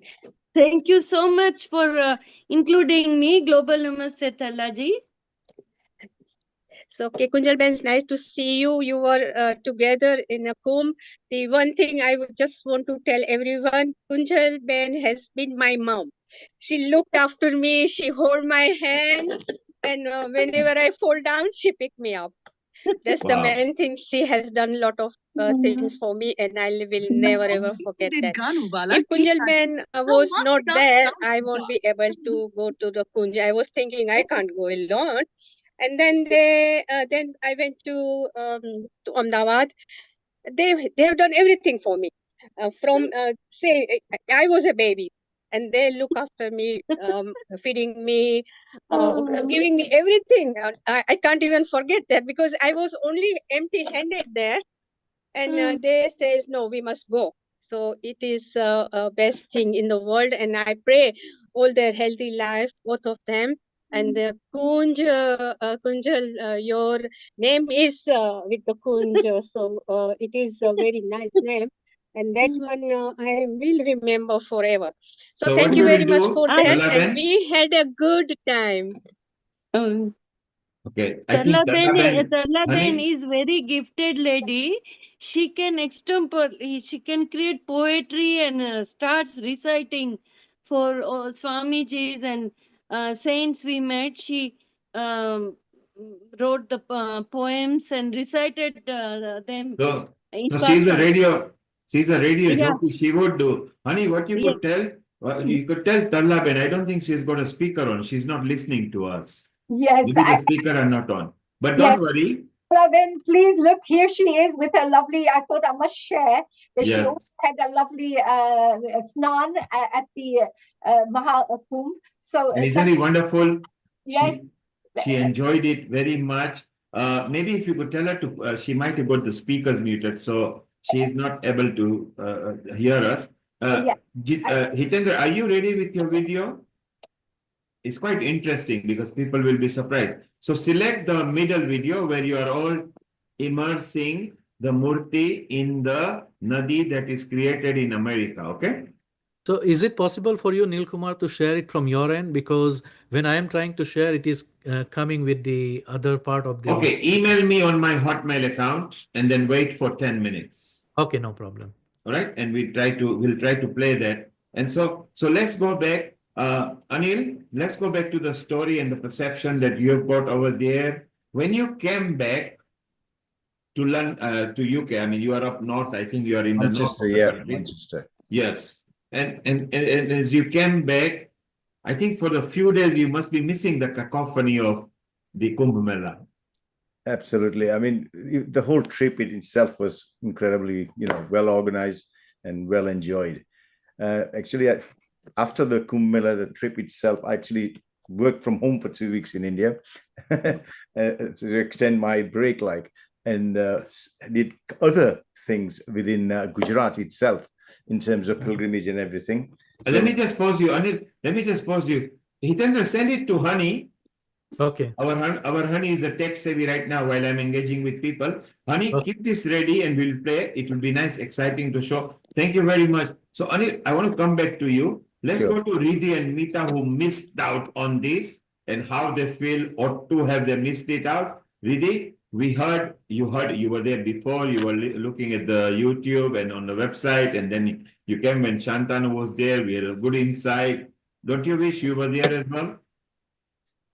I think it's wonderful to have a surreal experience through the way that Anilji, you describe it, through your experiences. Honeyji, the way that you've actually got the videos and the presentations together, and you kind of just take us through this journey where we feel that we're there with you, interacting and just being a part of it. And I know it's not quite the same thing, but even just having a surreal experience of the whole situation, it's just fantastic. And so how did you feel once you actually came back to the UK? What changed for you? Was there anything specifically that you felt was different afterwards? Is that Anilji or myself you're asking? Both of you. Both of you. Anilji, ladies first, huh? Thank you, Ji. No, I was actually going to say, Riddhi, it was so beautiful because when you came back, the first thing I felt was I'm so lucky, I'm so blessed because so many people had talked about wanting to go, like myself, but I ended up being there. So for me, I just felt so lucky that I just got in there. And everything went so smooth. For example, I'll just give you a quick example that when I was going from Delhi to Prayagraj, there were no coaches, no cars, no flights, nothing. And suddenly I was talking to a travel agent on my phone, said, please do something. And he said, oh, I've just got a cancellation. Do you want me to book it? I said, yeah, just book it, just book it. So it was like something was just supporting me all the way. And I ended up getting a flight, which nobody was getting, So for me, when I came back, I had to reflect on all these miraculous things that had taken place, which are hard to explain, but you know that they're very miraculous. They're not coincidences. They are some divine energy supporting you. So that's why for me, when I came back, there was a lot of deep reflection that took place. And the people I had met, I just couldn't believe how loving people can be because just the love people had shared with me, I was quite overwhelmed with that as well. So I felt very lucky and very blessed, actually. Anilji. Right. Well, my spiritual journey started obviously with the Chardham Yatra itself. Before that, I heard, I watched, I listened, and all those things. Something was building inside, you could tell. And it started then. And when we came to this one, this was even a longer wait, if you know what I mean. For me, I had to do one Kumbh Mela in my lifetime. I had to. And when this opportunity came, there was no way of missing it. And when we were there, everything that I thought I would feel definitely came true. So tick off the box which I needed to do. And as you said, people, everyone, there was absolutely no one shouting, pushing, or anything like that. It was just everybody making their way to the holy rivers where the Triveni Sangam was taking place, and everybody taking their snan and going back, type of thing. And when you do go back, actually, to be honest with you, you reflect a bit later on because I actually worked for 2 weeks, as I said, so things were moving at a fast pace for me. But now back at home, today, when Meeta just out of nowhere said, "Would you like to do this?" I thought, "Wow, okay, gone then." But then again, I've been so busy since I got back. But the thing is, thank you, Meeta, once again, and Nilkumar for having me on here. And it's next stage is now I'm going to do the Chardham of India itself. That's already planned in the sense. Well, you're part of the family now. And whenever any episodes you want, maybe Meeta will keep you in a loop, or our Amrita, who might by now, Meeta might have sent everybody's numbers. They will keep in touch. Healing Our Earth is one seamless family. Everybody loves each other. They just share each other's knowledge, which is beautiful. Hitendra, we are going to skip your video. It's not working at this end. Yes. It's a cluster of the video. Okay. I'm going to be popping out, Neil G, and I'm popping back in, and I'll make sure the video's on the screen then. Yes, it's so beautiful. I want you to see, I want you guys to see, for those who were not able to fly in India, how they did it, which was very good. Let's go to Tallab and Mashru and see, can you hear us now? I was... Tallab, can you hear us? Yes, I can hear you. Very slow, but I think You are far, now your microphone is gone funny. Okay. Can okay, I we'll try you back. Somebody wanted to speak. Can I just interrupt for a minute, please? I also need to dash off now, but I will watch the video further on. I've got a couple of other events taking place here. So thank you for being. So I'll say namaste to everyone. Thank you to Mita once again, and yourself, Nil Kumar, and enjoy the rest of the evening, guys. Yeah. Global namaste, It's and we wonderful wish to you all hear the about best. your synchronicities as well, and the way that things have just come together and it's all clicked. And it's wonderful to hear that you are really inspired on these journeys as well, and you are now part of the family here at Healing Our Earth too. Thank you so much, and I look forward to the next things. Thanks again. Bye-bye. Namaste. Well, so Mita, tell us, what is your experience from what you've just heard here, with Honey G speaking, with Anil G speaking, the rest of the guest speakers? How are you feeling? Sorry, Riddhi, you're talking to? Mita. Oh, sorry. Mita, that question is to you. Okay, yeah. So I was feeling, very good question, Riddhi, and my thoughts resonate with yours. That what after Kumbh, post Kumbh, what difference has it made to my core personality, whoever has gone there? I went to Mini Kumbh, which is in Bhadbudeshwar in Gujarat, and it is near Khambhat, the banks of river Narmada, which is considered equally pious. And that was when I was a teenager, early teens. And I still remember, that it had an impact on me it was like passive smoking. I did not know why I was there. I was with family because they used to take us to all the pilgrimages. So we went there. So, but we as adults now are going to Kumbh, and how is it changing our core personality? Have we changed our mindset? In what ways are we more spiritual? We have to ask ourselves, we don't have to prove to the world. And what part of our being is rejuvenated? What difference has it made? Or is it that for social media, we are there and we want to show, I was at the Kumbh as well? Or we really want the internal transformation and reflect on it?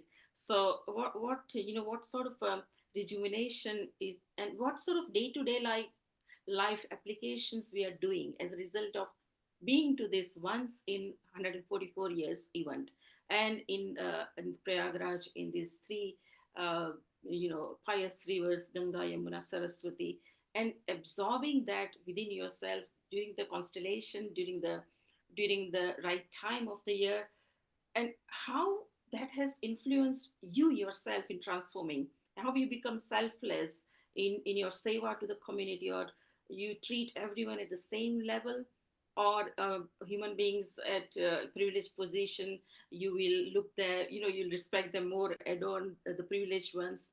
How are you going to change this? Is there a total paradigm shift, or is it going to be a gradual process of cleansing the soul? So yeah, that's to all who went there. Beautiful. I think you nailed it. That's the best answer so far. Honey G, is the video ready? Riddhi ji, actually, and of course, Mita ji, I just wanted to share the documentary that we have created as part of our group is actually telling people what we are sharing and educating people is 650 million people can go to, to the Maha Kumbh or a Kumbh. How about if everybody did the same prayer of peace? And how about everybody does one prayer? So before they do their special dip, with their heart, with their full intention, what kind of shift would take place in the consciousness of humanity and of this planet? So I feel that India, as that's where we're celebrating this, could have a very big, I would say, a place, some big work they can do for the peace of the world.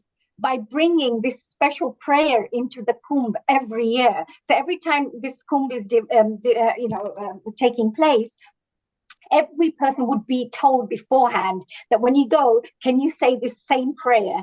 And the prayer that I had in mind was the Om Dio Shanti, which is Om Dio Shanti, Antariksham Shanti. So this particular one, it talks about peace for everything, peace for the world, peace for the planet, for the environment, for us, for everybody. With the war that's going on, with the disharmony that's going on in the world, with the disunity, this could be a way to bring the peace and harmony back. And the consciousness, as soon as the consciousness shifts, the mind thinks differently. It thinks more in an enlightened way. So by sending out these positive vibrations, we know that if 1,000 people prayed on the same thing, you will see a shift. Or you could even heal somebody by everybody praying at the same time for someone to give them that positive energy. So can you imagine 650 million people praying for peace? So this is what's in the documentary, and this is what we wish to share with the world. So, honey, it's a perfect thing what you mentioned to show. Mita, if you want this documentary aired in your university, in your union or a small room or something, bring the students. Honey will come in with the software. Let's share this stuff in the uni as well, because the children will love it. And then Honey can also stay around and answer questions as well, talk about it and engage your students as well, okay? So Honey, keep in touch with Mita. It's a kind of thing that we can explore. Hitendra, you are exploring as soon as the production is finished. You can lead that, Hitendra, because you are now connected with Sharon Dhanada, as is Honey, but Honey is not that interactive with Dhanada at the moment. So if you could group them together, let's get that going. Really, even if you get an idea, when you actually see the final product, it will be very good. And the people who are involved in it could be somebody we can nurture into our group as well. So Honey is working towards that. And it can also bring some Indian science knowledge, Vedic knowledge, Sanatan knowledge. So I think we've got a lot of things that we can move on to. Honey, I'm just going to bring Kunjal back again. She actually... Hitendraji, I have got the video if you wanted me to show that. Let's show it. Let's show the video because that'll be good.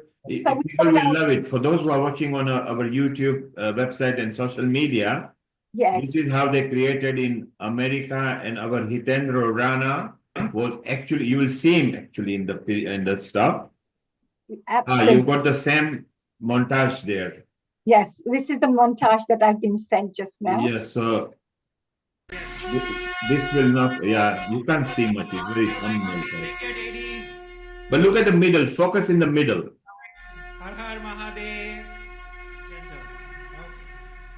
There you are, look.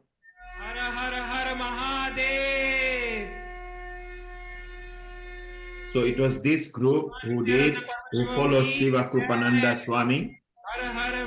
I think Hitendra, our Michael Dunn follows this as well, doesn't he?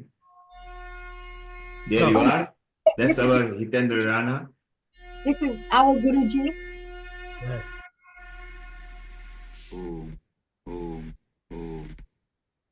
You can show it one more time because there is so much information in short video. We tried to show here. It was a big event. Honey, you can go zoom to 150%. I'm trying here.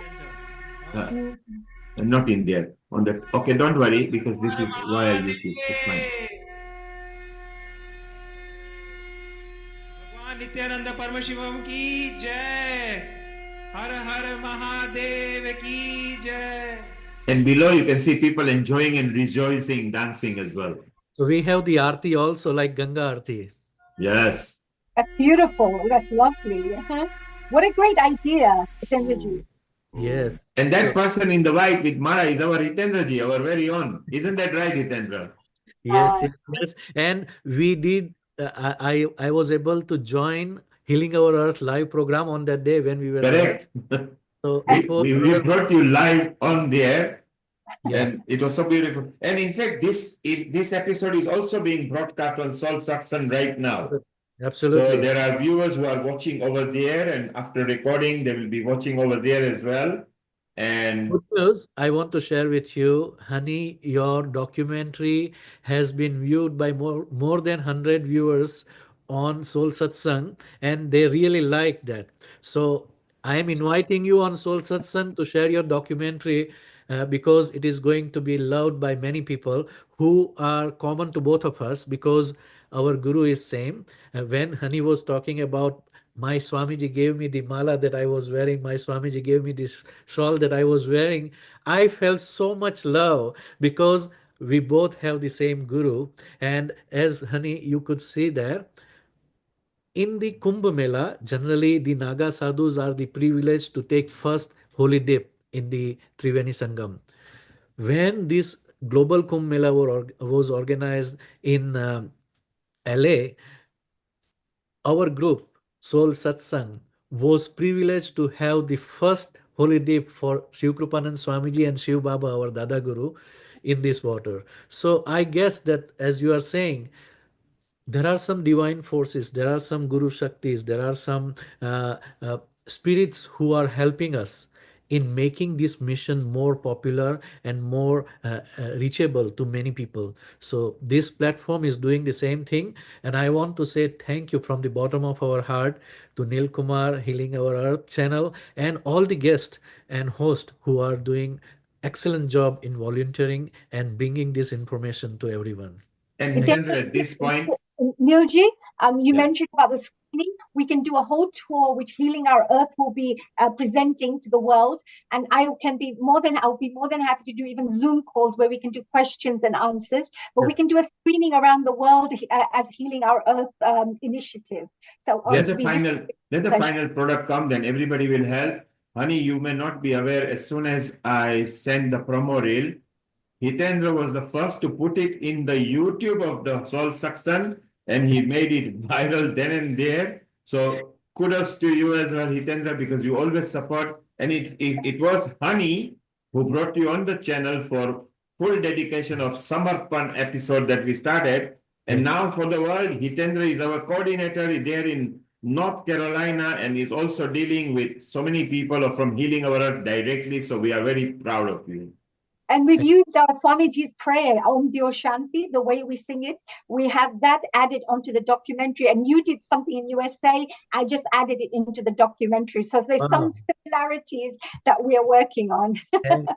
Thank you. So beautiful. And now you thank our host and other things. So one of the most charming, humble, youngest maybe, a very senior anchor and senior admin all the way in Jalandhar in India. Amrita, we can't let you go without thanking you. So, we started with Simran. After Simran came Honey. With Honey came Lalit Soda, Milan Shah. I mean, they were there before anyway.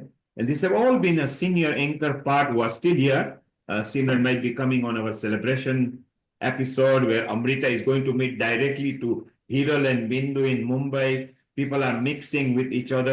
And Honey, you are anchoring the 5th anniversary, which is on 13th of April. And Hitendra, next week is Ram Navami. So I've kept your usual spot either at 12 or 12:15 ET time. Yes. After Dr. Naveen Gupta. So check your diary and block it. And Kunjal, you can come maybe on there and bring the Indian science knowledge about Ram and Ram Navami and your drawings. If you got you need to unmute yourself. You need to unmute yourself to make comment. Just unmute yourself. That's it. Yes. Yeah. Yes, sure. Yeah. And because they are all oil on canvas. Yes. So I'm not sure so quickly I can make something especially for Ram Navami. Yes. But I will still create some visuals. Yeah. And at least come with some Why don't deeper you meaning. liaise with Honey? Sure. She's our mini tech savvy girl as well. If she's in a good, if you give her 50 rupees, she will definitely guide you. 100 rupees, she will 100% guide you. Okay. She will help you, and she's friend of Talla Ben. Okay. So Talla Ben, although I've got the number, give the number to Honey, and Talla Ben always comes in Ram Navami as well. Yashi, you are welcome. You're part of our family. Even Dad can come over here. It will be so beautiful. Honey, we've got one more interview to show. Yes, I do. Actually, this was a very important one because it was the hotel gentleman, the manager of the hotel, who told me and gave me such a wonderful insight into what had happened in Prayagraj. From his point of view about what had happened. So, and the kind of how they have to deal with such a big influx of people. So let's show that. And do we have a video from Sandeep or a message from him? Yes, I do have one short of Sandeep ji, with Sushil ji, yes. So let's show the hotel receptionist Sandeep, and then you and Amrita can finish off with a night. Well, Hitendra can sing Gayatri Mantra today. He loves it. And who is this? Hi, good afternoon. This gentleman, his name is Anupam ji. Yes, he's introducing himself. Yes. I ended up getting a space because, of course, I had lovely connections. So Radhe Shyamji made sure that I got a hotel room because there was no hotel rooms anywhere. Proper diva. We can say proper diva. Yeah, I know. So it's a healing our earth diva, right? And yes, working as general manager in Hotel Yugantar, Civil Lines, Prayagraj. And tell me a little bit about this hospitality industry. How did the Kumbh Mela affect and impact the hospitality industry here in Prayagraj? Before starting Kumbh, we were well prepared to accommodate our guests, not only from India, but from around the world. We had guests from Australia, Japan, Germany, Indonesia, Thailand, Bangladesh, lots of US, lots of. So our challenges, if you say, our challenges was just to make everyone happy with accommodation, with all the facilities, not only from the hotel, apart from the staying, we tried to help them out how to reach to Kumbh, to take the holiday, to guide them with the routes, to guide them with the crowd on the road. There are lots of things are there. We try to help them out with all the informations. That's wonderful. And there must have been challenges because, with so many people coming to Prayagraj, and I understand there's millions of people who turned up. Could you give us some facts or some interesting things that you experienced as challenges? All right. Before, there are lots of bookings, lots of guests who are supposed to come during that Maha Kumbh. And we used to receive calls maybe 2-3 days before. Hello, Lata ji. Kaise ho? Can somebody please the voice, please? Sorry? The second screen from. It's okay. Sorry, it was our Tallab and I've muted. Don't unmute anybody till I unmute. Over to you, Hani. Lots of traffic on the road, and in the history, I think we have seen 300 kilometers of traffic jam during this Maha Kumbh. From Prayagraj to Madhya Pradesh, there is a place named Katni. It is 300 kilometers away from Prayagraj, and all the roads, the road that's connecting to Katni and Prayagraj, it was completely packed up for 24 hours. So there are lots of records also we noticed. That deep, it was 660 millions of people. Itself is a wonder. And traffic also, but at the same time, we tried to guide guests, how they can come. There are lots of people, they used to come by flight. But sometimes people wants to come by road, by train. There are lots of things, and we used to guide them accordingly, time to time. Today the rules is something, and tomorrow the traffic rules can be changed according to the situation. So government also taken a good part. They manage really well. The crowd management we have also learned from Yogi ji. So it was there, ma'am. And our main motto was to help people out whoever is coming from India and from around the world. That's amazing. Is there any final message that you'd like to share with the world? Before Kumbh, I think people did not know where is Prayagraj. I have got lots of friends from around the world. Sometimes I receive a call, where are you these days? I'm in Prayagraj. Where is Prayagraj? So I used to describe where is Prayagraj. It's in India. There is a state named UP, Uttar Pradesh, and Prayagraj is here. But now people know where is Prayagraj. I would say now the world was in Prayagraj for last 1.5 months. Absolutely. The world was here in, where is Prayagraj in the world? No. The question was, the whole world was in Prayagraj for last 1.5 months. And people know where is Prayagraj, what is Prayagraj itself. So there you go. Some nice little interesting interview there. But Good capture, honey. I like when you say humbly, nicely, boisterously, forget the world was in Prayagraj, you know, which is true. Yeah, 660 million people is bigger than USA. So honey, I'm just going to cut you short there. I think Yashi is with the father who you interviewed. Maybe let's just welcome him. If you could welcome him, please, over here. Yashi, unmute yourself, please. Yes, sir. Global Namaste to you once again. Global Namaste, Yashi, and Global Namaste, Mr. Srivastav. How are you? It's a pleasure to have you here on our Healing Our Earth platform. And we played your interview as well, so we really enjoyed your knowledge that you shared. Thank you. How did you find this Maha Kumbh? How have you found this episode? Were you watching this episode today? वो कैसे आपको पता चला कि episode आपको पता चल गया क्या आपको कैसे लगा आज का महाकुंभ का डॉक्यूमेंट्री कैसा लगा ये एपिसोड बहुत अच्छा लगा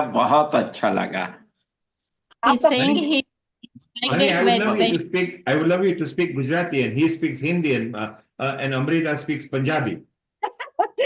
You're multilingual, right? Multilingual. हम कोशिश करेंगे. I keep going to Hindi. You're doing well. It's very nice. And his smile actually says that what he felt as well. Amrita, keep your question ready, and we can integrate more. So, honey, you actually met both of them. We interviewed Mr. Srivastava earlier.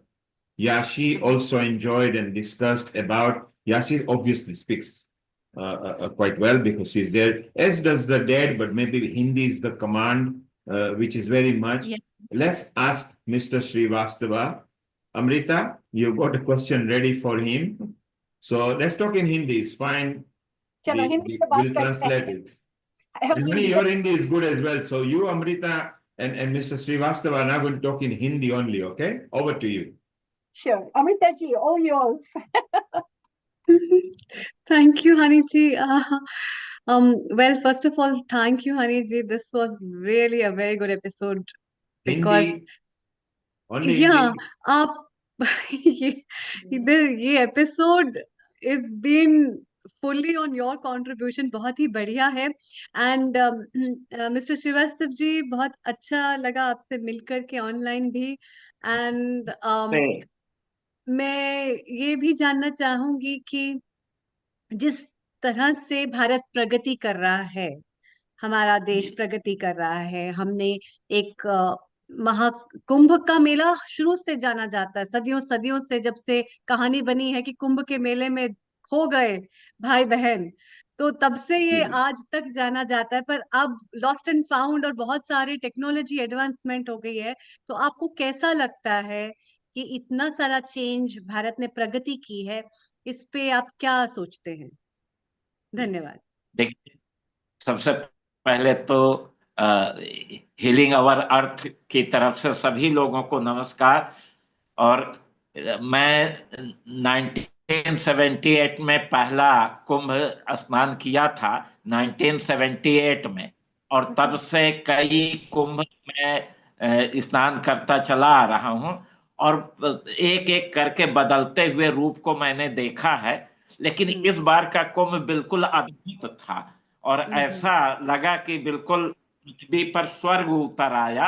एक medieval poet का वो है मतलब poetry है कि अगर फिरदौस बर रुए जमी अस्त हमी अस्तो हमी अस्तो हमी अस्त, अगर पृथ्वी पर कहीं स्वर्ग है तो यही है यही है यही है।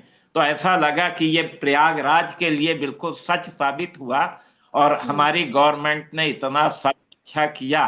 तो इस बार तो हम लोग वी आर वेरी प्राउड। मैं अंग्रेजी नहीं बोलता हूँ लेकिन हम बहुत गौरवान्वित हैं कि हमारे इलाहाबाद में इस तरह का भव्य आयोजन हुआ। और वैसे तो प्राचीन काल से ही प्रयागराज बहुत फेमस रहा है। कुछ हिस्टोरिकल पॉइंट मैं बता सकता हूँ। पूरे विश्व में पहली बार प्रयागराज के लोगों ने ही मिट्टी के बर्तनों का निर्माण किया था। पहली बार पूरे वर्ल्ड में प्रयागराज के लोगों ने ही स्कल्प यानी मूर्तियों का निर्माण किया था। पहली बार पूरे अर्थ पृथ्वी पर यज्ञ ब्रह्मा जी पृथ्वी पर प्रयागराज में ही किए हैं। और कुछ 2-3 हिस्ट्री बातें मैं बताता हूँ। एक हमारे स्वतंत्रता संग्राम सेनानी हुए मदन मोहन मालवीय और ये हमेशा पर्यंत गंगा जल पिए, ठीक है। और जब ये सेकंड टेबल कॉन्फ्रेंस में भाग लेने लंदन गए तो अपने साथ जहाज में शिप में कई घड़े गंगा जल ले करके गए और 2-3 महीने जब वहां रहे लंदन में तो हमेशा जो है वो गंगा जल पिए और जब इंडिया वापस लौटे तो उनके साथ गंगा जल बच के भी आया।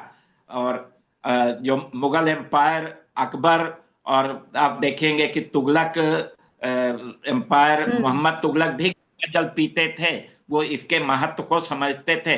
तो ये सब चीज सोच करके आज हम बहुत गौरवान्वित हैं कि कितने करोड़ लोग यहाँ आकर के गंगा जल में स्नान किए। और इलाहाबाद तो इतना सुंदर।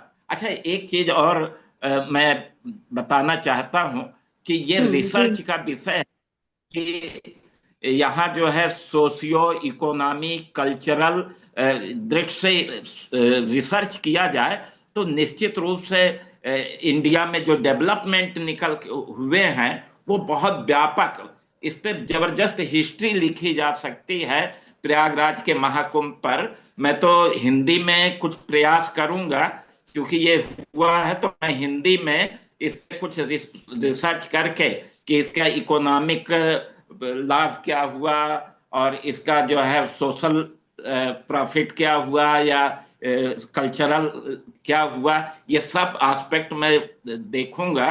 लेकिन निश्चित रूप से ये महाकुंभ से अच्छा यहाँ क्या है कि पूरा का पूरा इंडिया और उत्तर प्रदेश तो बिल्कुल बदला ही। आज भी आपको बताएं कि प्रयागराज पहले की तुलना में इतना चेंज हो गया कि हम लोग जब निकलते हैं प्रयागराज में तो लगता है कि बिल्कुल, क्योंकि मैं तो पूरा बचपन से यहीं इलाहाबाद यूनिवर्सिटी में पढ़ाई की सब देखता चला आ रहा हूँ, तो बहुत बदल गया है। और इसमें हम कह सकते हैं कि यूपी गवर्नमेंट की बड़ी भूमिका रही है, और भाई वो तो बहुत बधाई के पात्र भी हैं।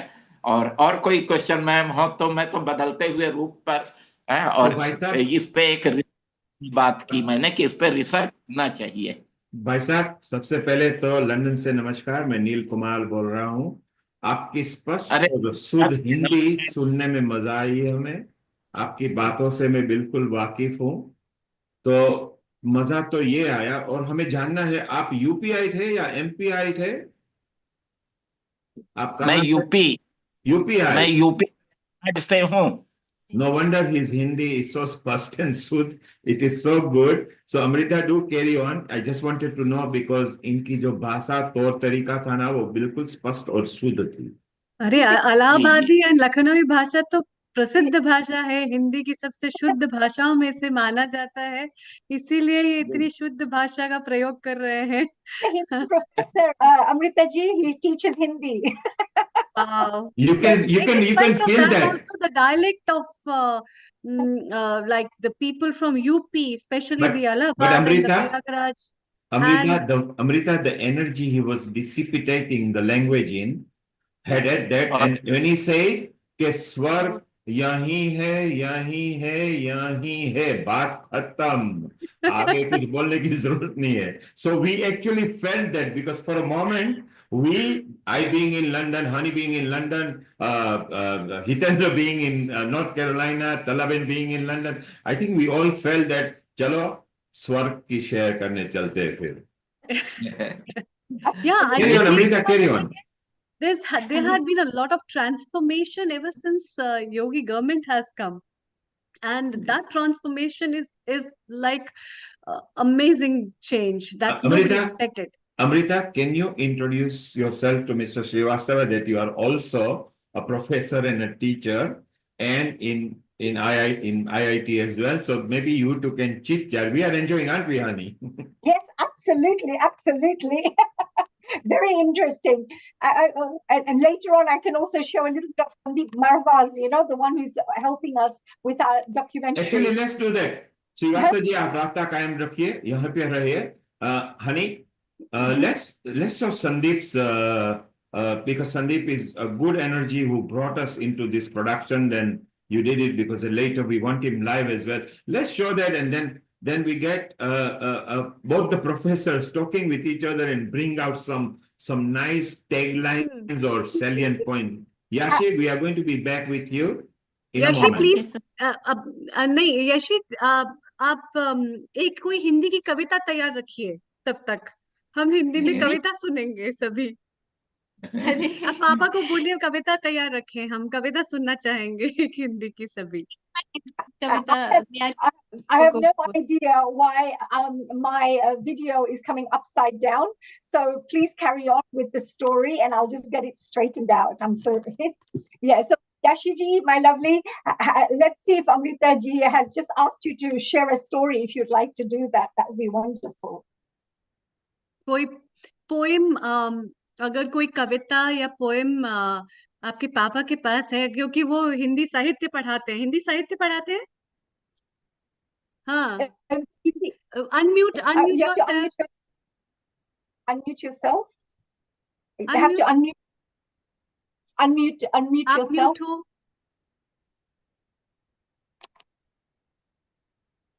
You have to unmute yourself. हो नहीं पा रहा है. Here. Cannot. And maybe Stella can share a little bit about her experience while Yashi. Yes. Yeah. Yes. Oh, she's gone back again. Oh, no problem, Stella ji. Yeah. But what I wanted to say, Hani and Hitendra ji, as usual, it's a big learning of things from you, your experience, Hani, with all the things, the way, Hani ji, you have been into all this with industrial experience, your professional experience and all that.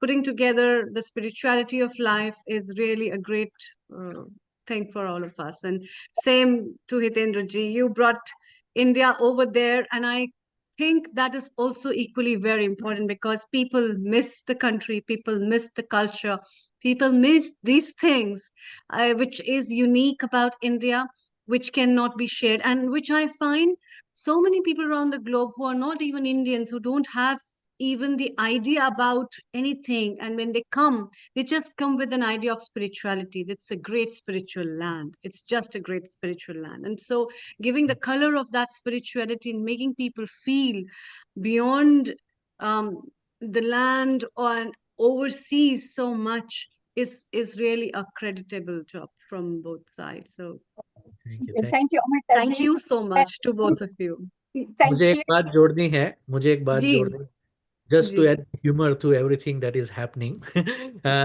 So ऊपर वाले ने अभी प्रार्थना के जवाब में ये कहा, अरे यार इतने सारे पापी लोग अभी पुण्यात्मा बन गए कि अभी स्वर्ग में भी ओवरक्राउड हो रहा है। जगह नहीं है। तो बर्गर हम चाहते हैं आप जैसे लोग, नील कुमार जैसे लोग, सोल सत्संग के लोग ऐसे ही मिलके कुछ अच्छे अच्छे कार्यक्रम करते रहे, लोगों को हील करते रहे, लोगों को आत्मज्ञान प्रदान करते रहे, ताकि स्वर्ग में ज्यादा से ज्यादा लोग पहुंच सके, ज्यादा से ज्यादा आत्मा पहुंच सके और परमात्मा की आवाज इस धरती पे गूंजती रहे। वाह वाह, बढ़िया बढ़िया, बहुत ही बढ़िया। पर वो आपके सहयोग के बिना तो बिल्कुल मुमकिन ही नहीं है ना, इसीलिए परिवार है, आपका सहयोग हम परिवार, हम हमको परिवार। हमेशा ही, हम लोग अपेक्षा करते रहेंगे कि ये सहयोग हमें हमेशा मिलता रहे और हम इसी I तरह से can't लोगों find को it. हीलिंग आवर अर्थ के माध्यम के I can't find ये it. सब बताते रहें। 14. So, honey, are we ready, honey ji? It looks like I keep getting an upside down. I have no idea why I keep coming upside down. Upside down video. I could show you the upside down video. Okay, let's have our future online episodes that we. Amrita, you can mention all the future events. Yes.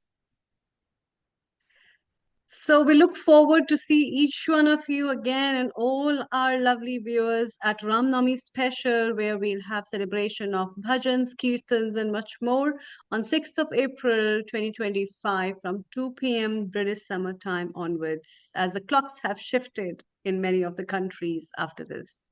So remember that. And then we celebrate our 5th anniversary. I'd like to thank everyone for that we are being blessed to celebrate this every year. And with the 5th anniversary, that will be on 13th of April 2025. So don't miss out. Please join us. If you have been a part of it ever or have been a viewer, please sing, chant, deliver your message, and be with us to share this happiness that we want to share with all of you. And this is, as you said, the 5th anniversary. So we want all our, as many people who are involved with us present over there, because we want to reminiscence what we enjoyed. It was so wonderful that we were the first platform that went global all over, and we've got so many people who are connected to us. Honey, that's fine. Send me on my Hotmail account, so we'll try to play the video with Marwa. Yes, thank you, honey. And Amrita, yoga, meditation, body, mind, and soul, coming the week after that. 20th of April, 2025. Yes. And then this one. Tai Chi and Qigong, the World Tai Chi and Qigong episode that will be broadcasted on 27th of April, 2025. So we'll tell people more about it. We obviously want more people coming in the Ram Navami, where we enjoy. Hitendra, you can just plan your session. Presently, 12:15 ET time we have kept for you, which is the one that suits you. Honey, you are running the main 5th anniversary because you were there prior to Amrita. Amrita will be actually traveling, so she'll try to connect if she can on the way. She's going to Mumbai to meet Bindu, Hiral, Himanshu, and the whole gang. So, and a holiday. So it will be very good that that takes place. So, honey, we still haven't asked what you felt apart from the documentary that you were doing. So, so what was your actually experience? You need to unmute, honey. So what was your experience? Well, actually, because there's different ways, because what you have to look at, there could be mental, experiences like, thoughts, ideas, creativity that comes out from this kind of work. For example, screening of the documentary, some ideas would start coming. Or other ways, it's emotionally, where you start connecting to people, so you feel the most beautiful experiences there. Meeting even the Aghori Babas and various Babas. I ended up getting a special gift, from one of the Aghori Babas. He didn't give it to anybody, but he gave it to me. And what I found very interesting is when I put there, it was a Rudraksh. It was a lovely little Rudraksh. I put it on my palm. I closed my palm, and you won't believe it. I could start feeling a beat, like a beat on that Rudraksh. So I had those kinds of experiences where I connected on a spiritual level as well. So my experience was, I felt that I've come to this place for something. I haven't just been called to come to the Maha Kumbh just for the sake of it, not just for the blessings. I felt that there was some work that needed to be done from this Maha Kumbh Mela. That's what I felt.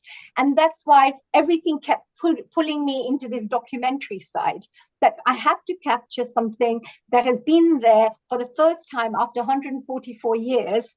It's historical, it's legendary, and it'll never come back again. And I wanted to be part of that, you know. Before it was more from the spiritual side, but as time went on, I kept getting some kind of guidance, you know, some higher guidance, that this message should go out to the world. And I think this could really support some peace programs in the future as well, I feel.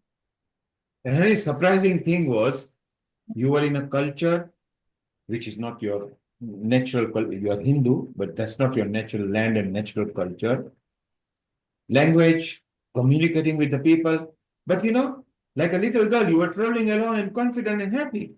Yes, I have to tell you one very, very interesting from everything, one very, very important thing that came out of this. On the night of the Mahashivratri at 3 a.m, I was supposed to get a car coming to pick me up. You see, there was so much traffic even at 3 a.m, that even the cars couldn't get to places. So I was at a hotel and I waited and I thought, oh, it's 2 o'clock. Why is nobody here? And at 2 o'clock, they should have come to pick me up.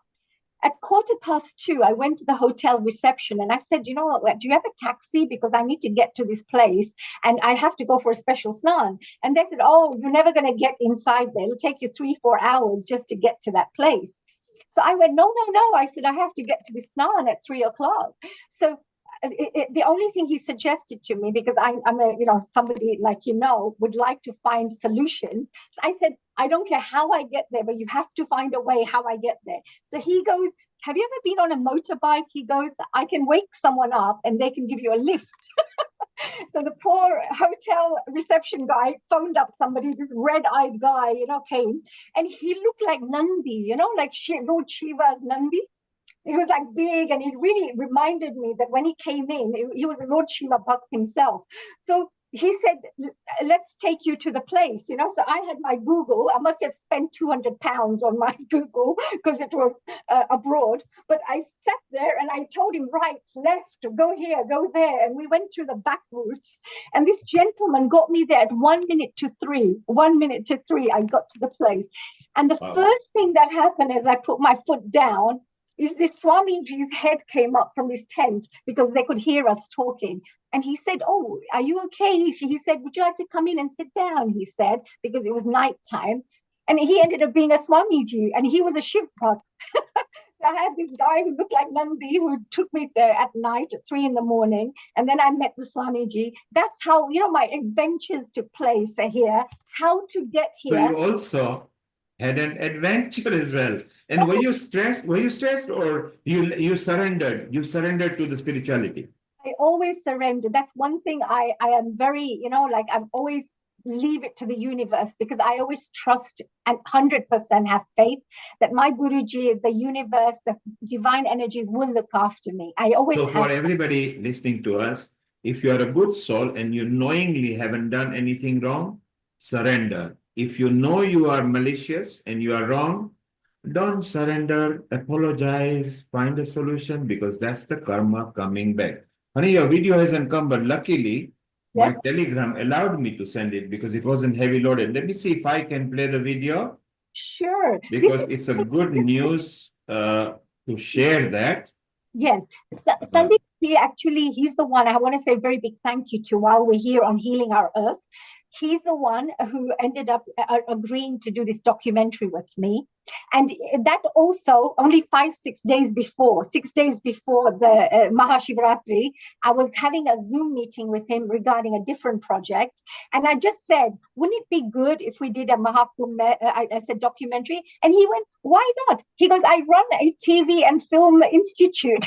I had no idea that he runs a TV. And oh, there he is. There he is. And he didn't say yes.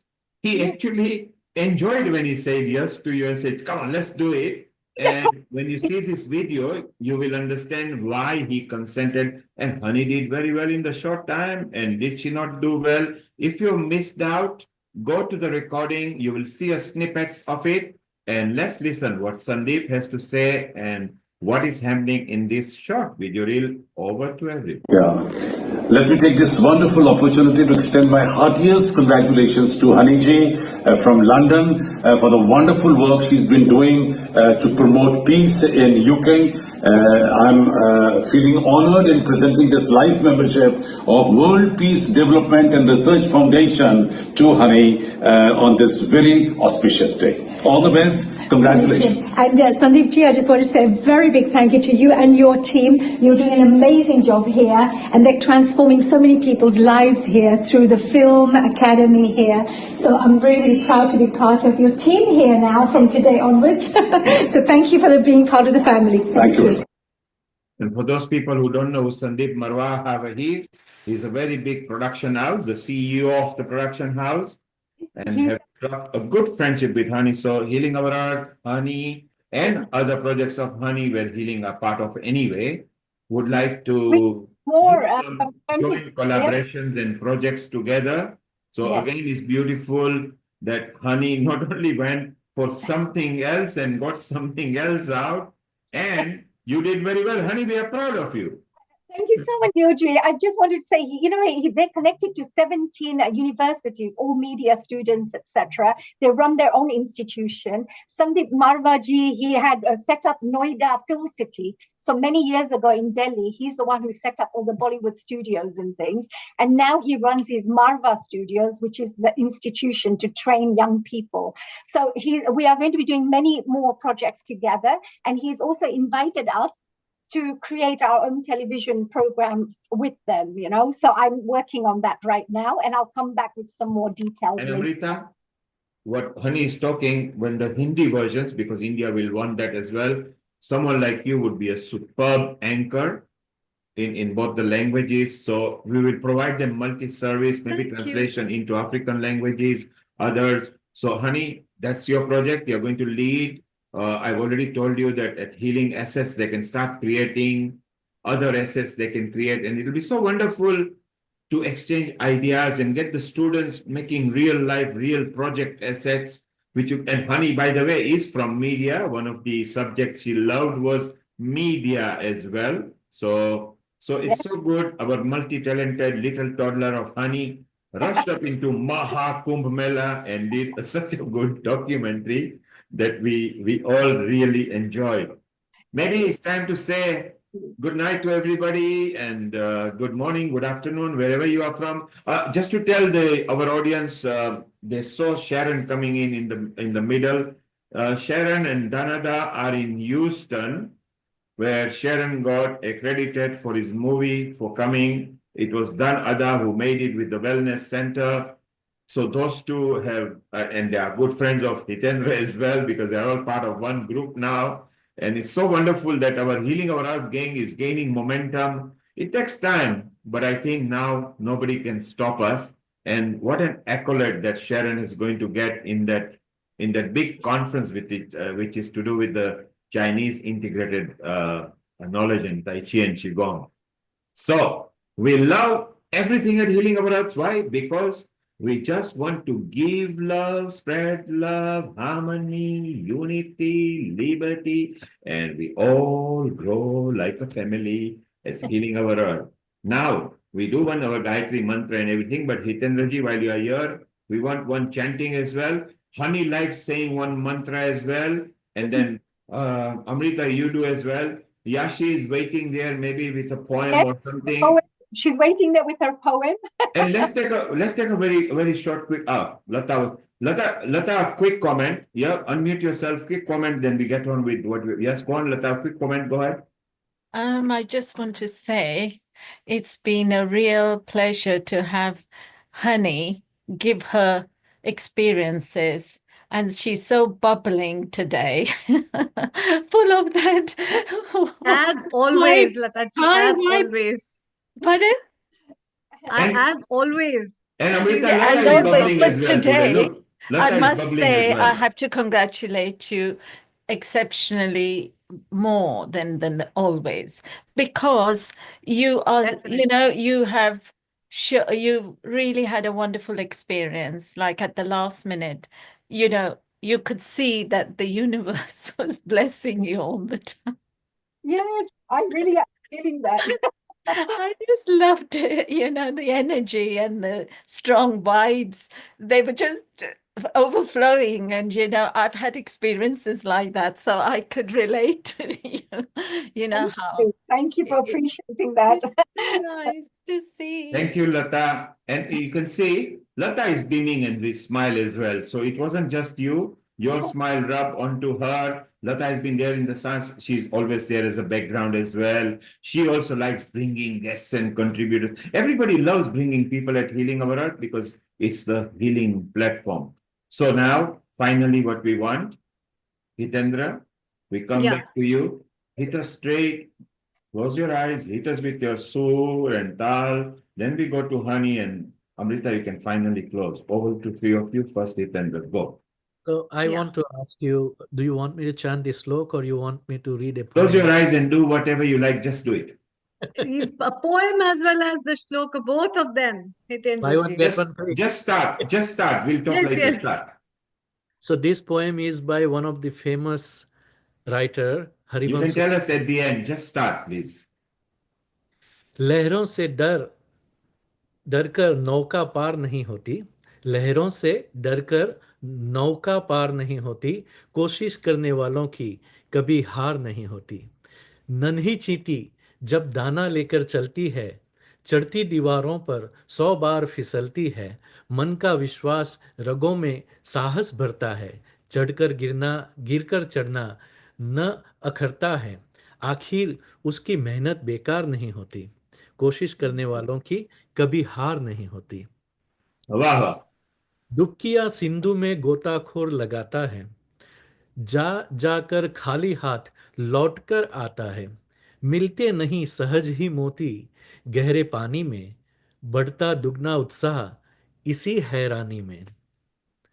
मुट्ठी उसकी खाली हर बार नहीं होती, कोशिश करने वालों की कभी हार नहीं होती। असफलता एक चुनौती है, इसे स्वीकार करो। क्या कमी रह गई, देखो और सुधार करो। जब तक न सफल हो, नींद चैन को त्यागो तुम, संघर्ष का मैदान छोड़कर मत भागो तुम, कुछ किए बिना ही जय जयकार नहीं होती, कोशिश करने वालों की कभी हार नहीं होती। So second part is the mantra chanting. I will chant the Gayatri mantra. Om Bhurbhuvah Swaha Tatsaviturvarenyam Bhargo Devasya Dhimahi Dhiyo Yonah Prachodayat Dhiyo Yonah Prachodayat Dhiyo Yonah Prachodayat. May Ma Gayatri and Lord Sun enlighten our soul. And healing our platforms, keep healing every human being, whoever watch our program, whoever join us, and whoever is volunteering on this platform. Thank you. Thank you. Thank you so much, Hitendraji. I'd like to thank everyone, and today's episode's special thanks goes to Haniji as well as Riddhi as well as Hitendra ji for making this episode go very well, and also to Meeta ji who joined us, and the contribution that Sharon and Deepti ji also gave. It was a very different episode. And last but not the least, Kailash ji, I cannot forget her and her daughter and her family. The episode, and along with the little Yashi, that was not possible. In fact, Yashi, before we wind up, आप कोई poem बोलना चाहते हैं? Yes, ma'am. I want to. हाँ जी. Please go ahead, dear Yashi. We're looking forward to it. It's an English poem, right? Yes, it is by me only. I have written this poem. Very good. It is about feminism, the power of, or you can say the power of regarding. So here I go. She can transmute fear into heroism, for she is a phoenix, cognizant enough how to resurrect her valor from the ashes of invigorated spirit.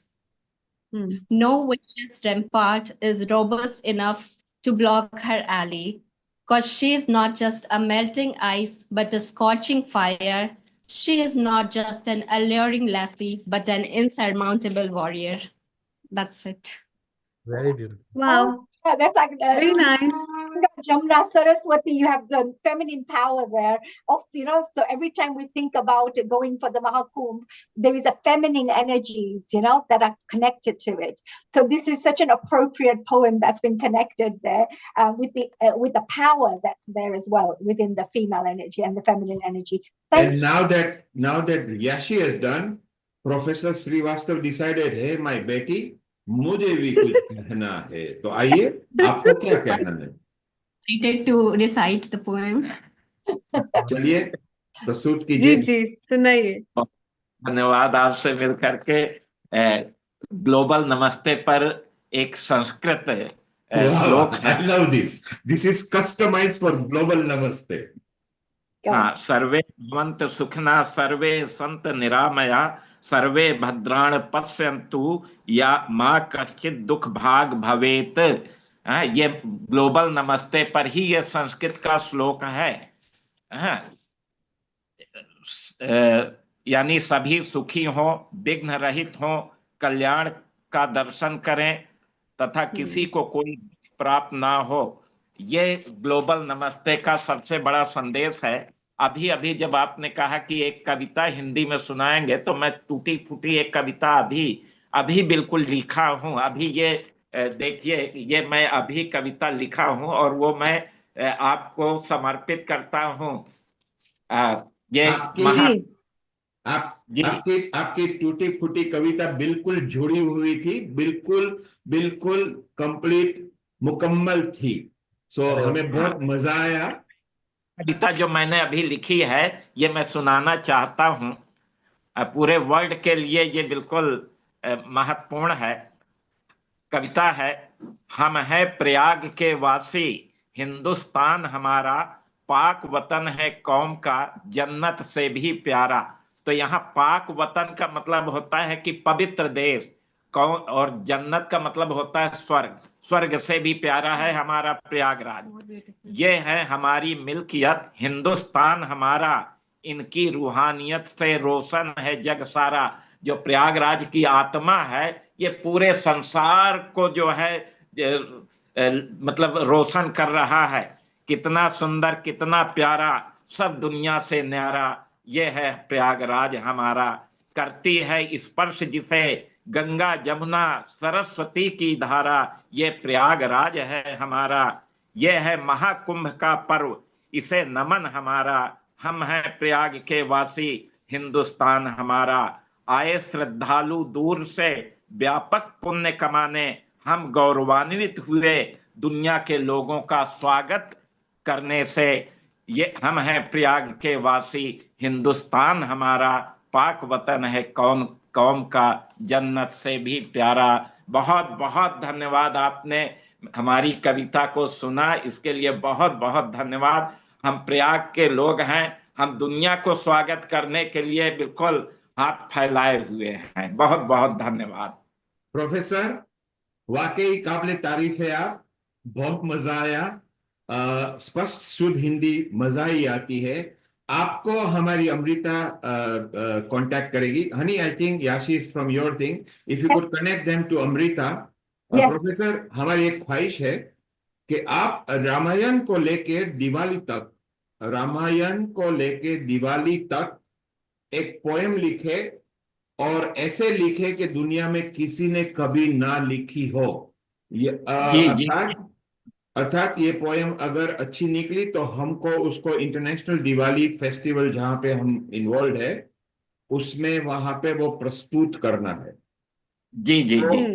तो उसकी थोड़ी guideline मैं आपको send करूंगा। जैसे father Christmas ने jingle bells famous किया है, अभी आपको ये काम दिया जाता है, या हनुमान को लेके, बिकॉज रामचंद्र ने हनुमान को वरदान दिया था कि जब से दुनिया में मेरा नाम आएगा तो आपका नाम पहले मेरे पहले आएगा। तो या तो आप हनुमान को लेके या राम भगवान को लेके, जब से दिवाली का उत्सव जो वापस आ रहे थे वो, तो उनको अगर आप एक पोयम या लिरिक्स में लिखे ना, लिरिक्स जो गा सकते हैं, वो आपका काम है। तो थोड़ी माहिती आपको देता हूं कि दुनिया में पहली दिवाली शुरू करनार मैं हूं 1983 गवर्नमेंट के साथ।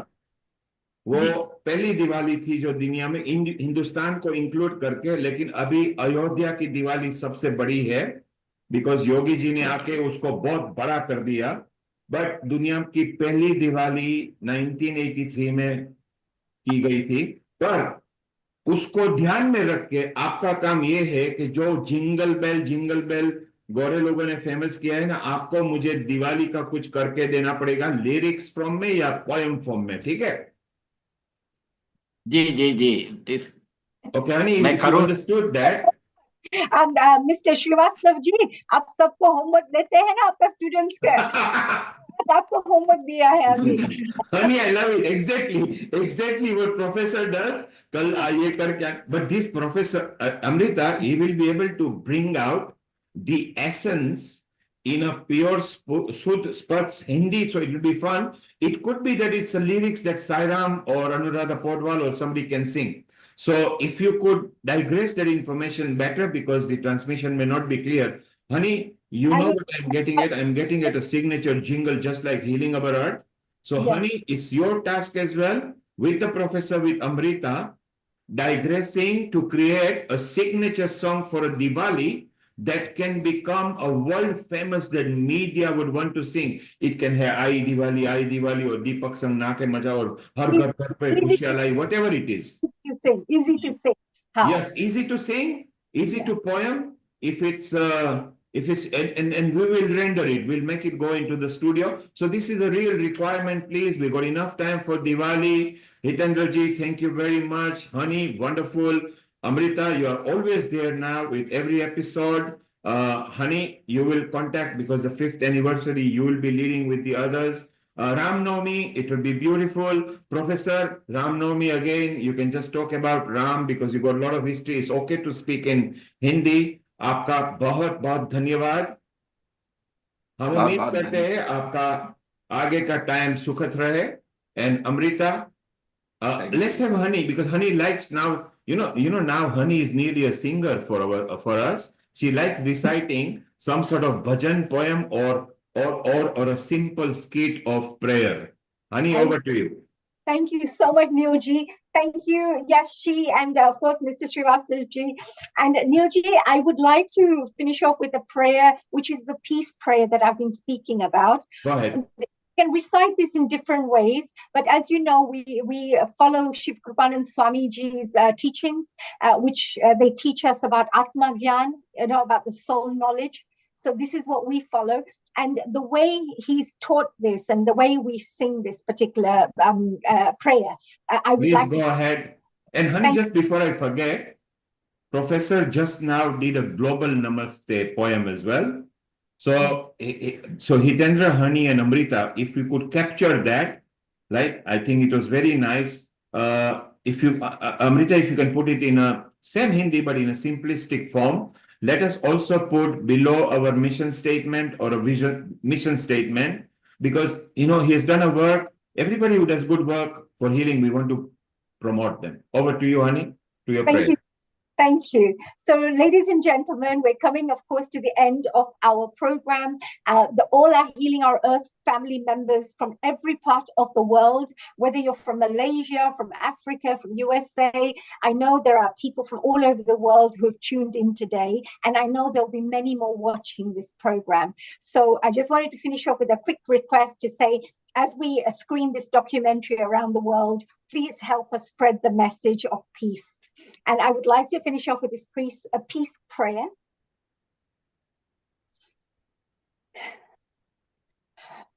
Om Dyo Shanti Antarikshagvam Shanti Prithvi Shanti Rapah Shanti Osadaya Shanti Vanaspataya Shanti Vishwe Deva Shanti Brahma Shanti Sarvagvam Shanti Shanti Reva Shanti Sama Shanti Redi Om Shanti Shanti Shanti.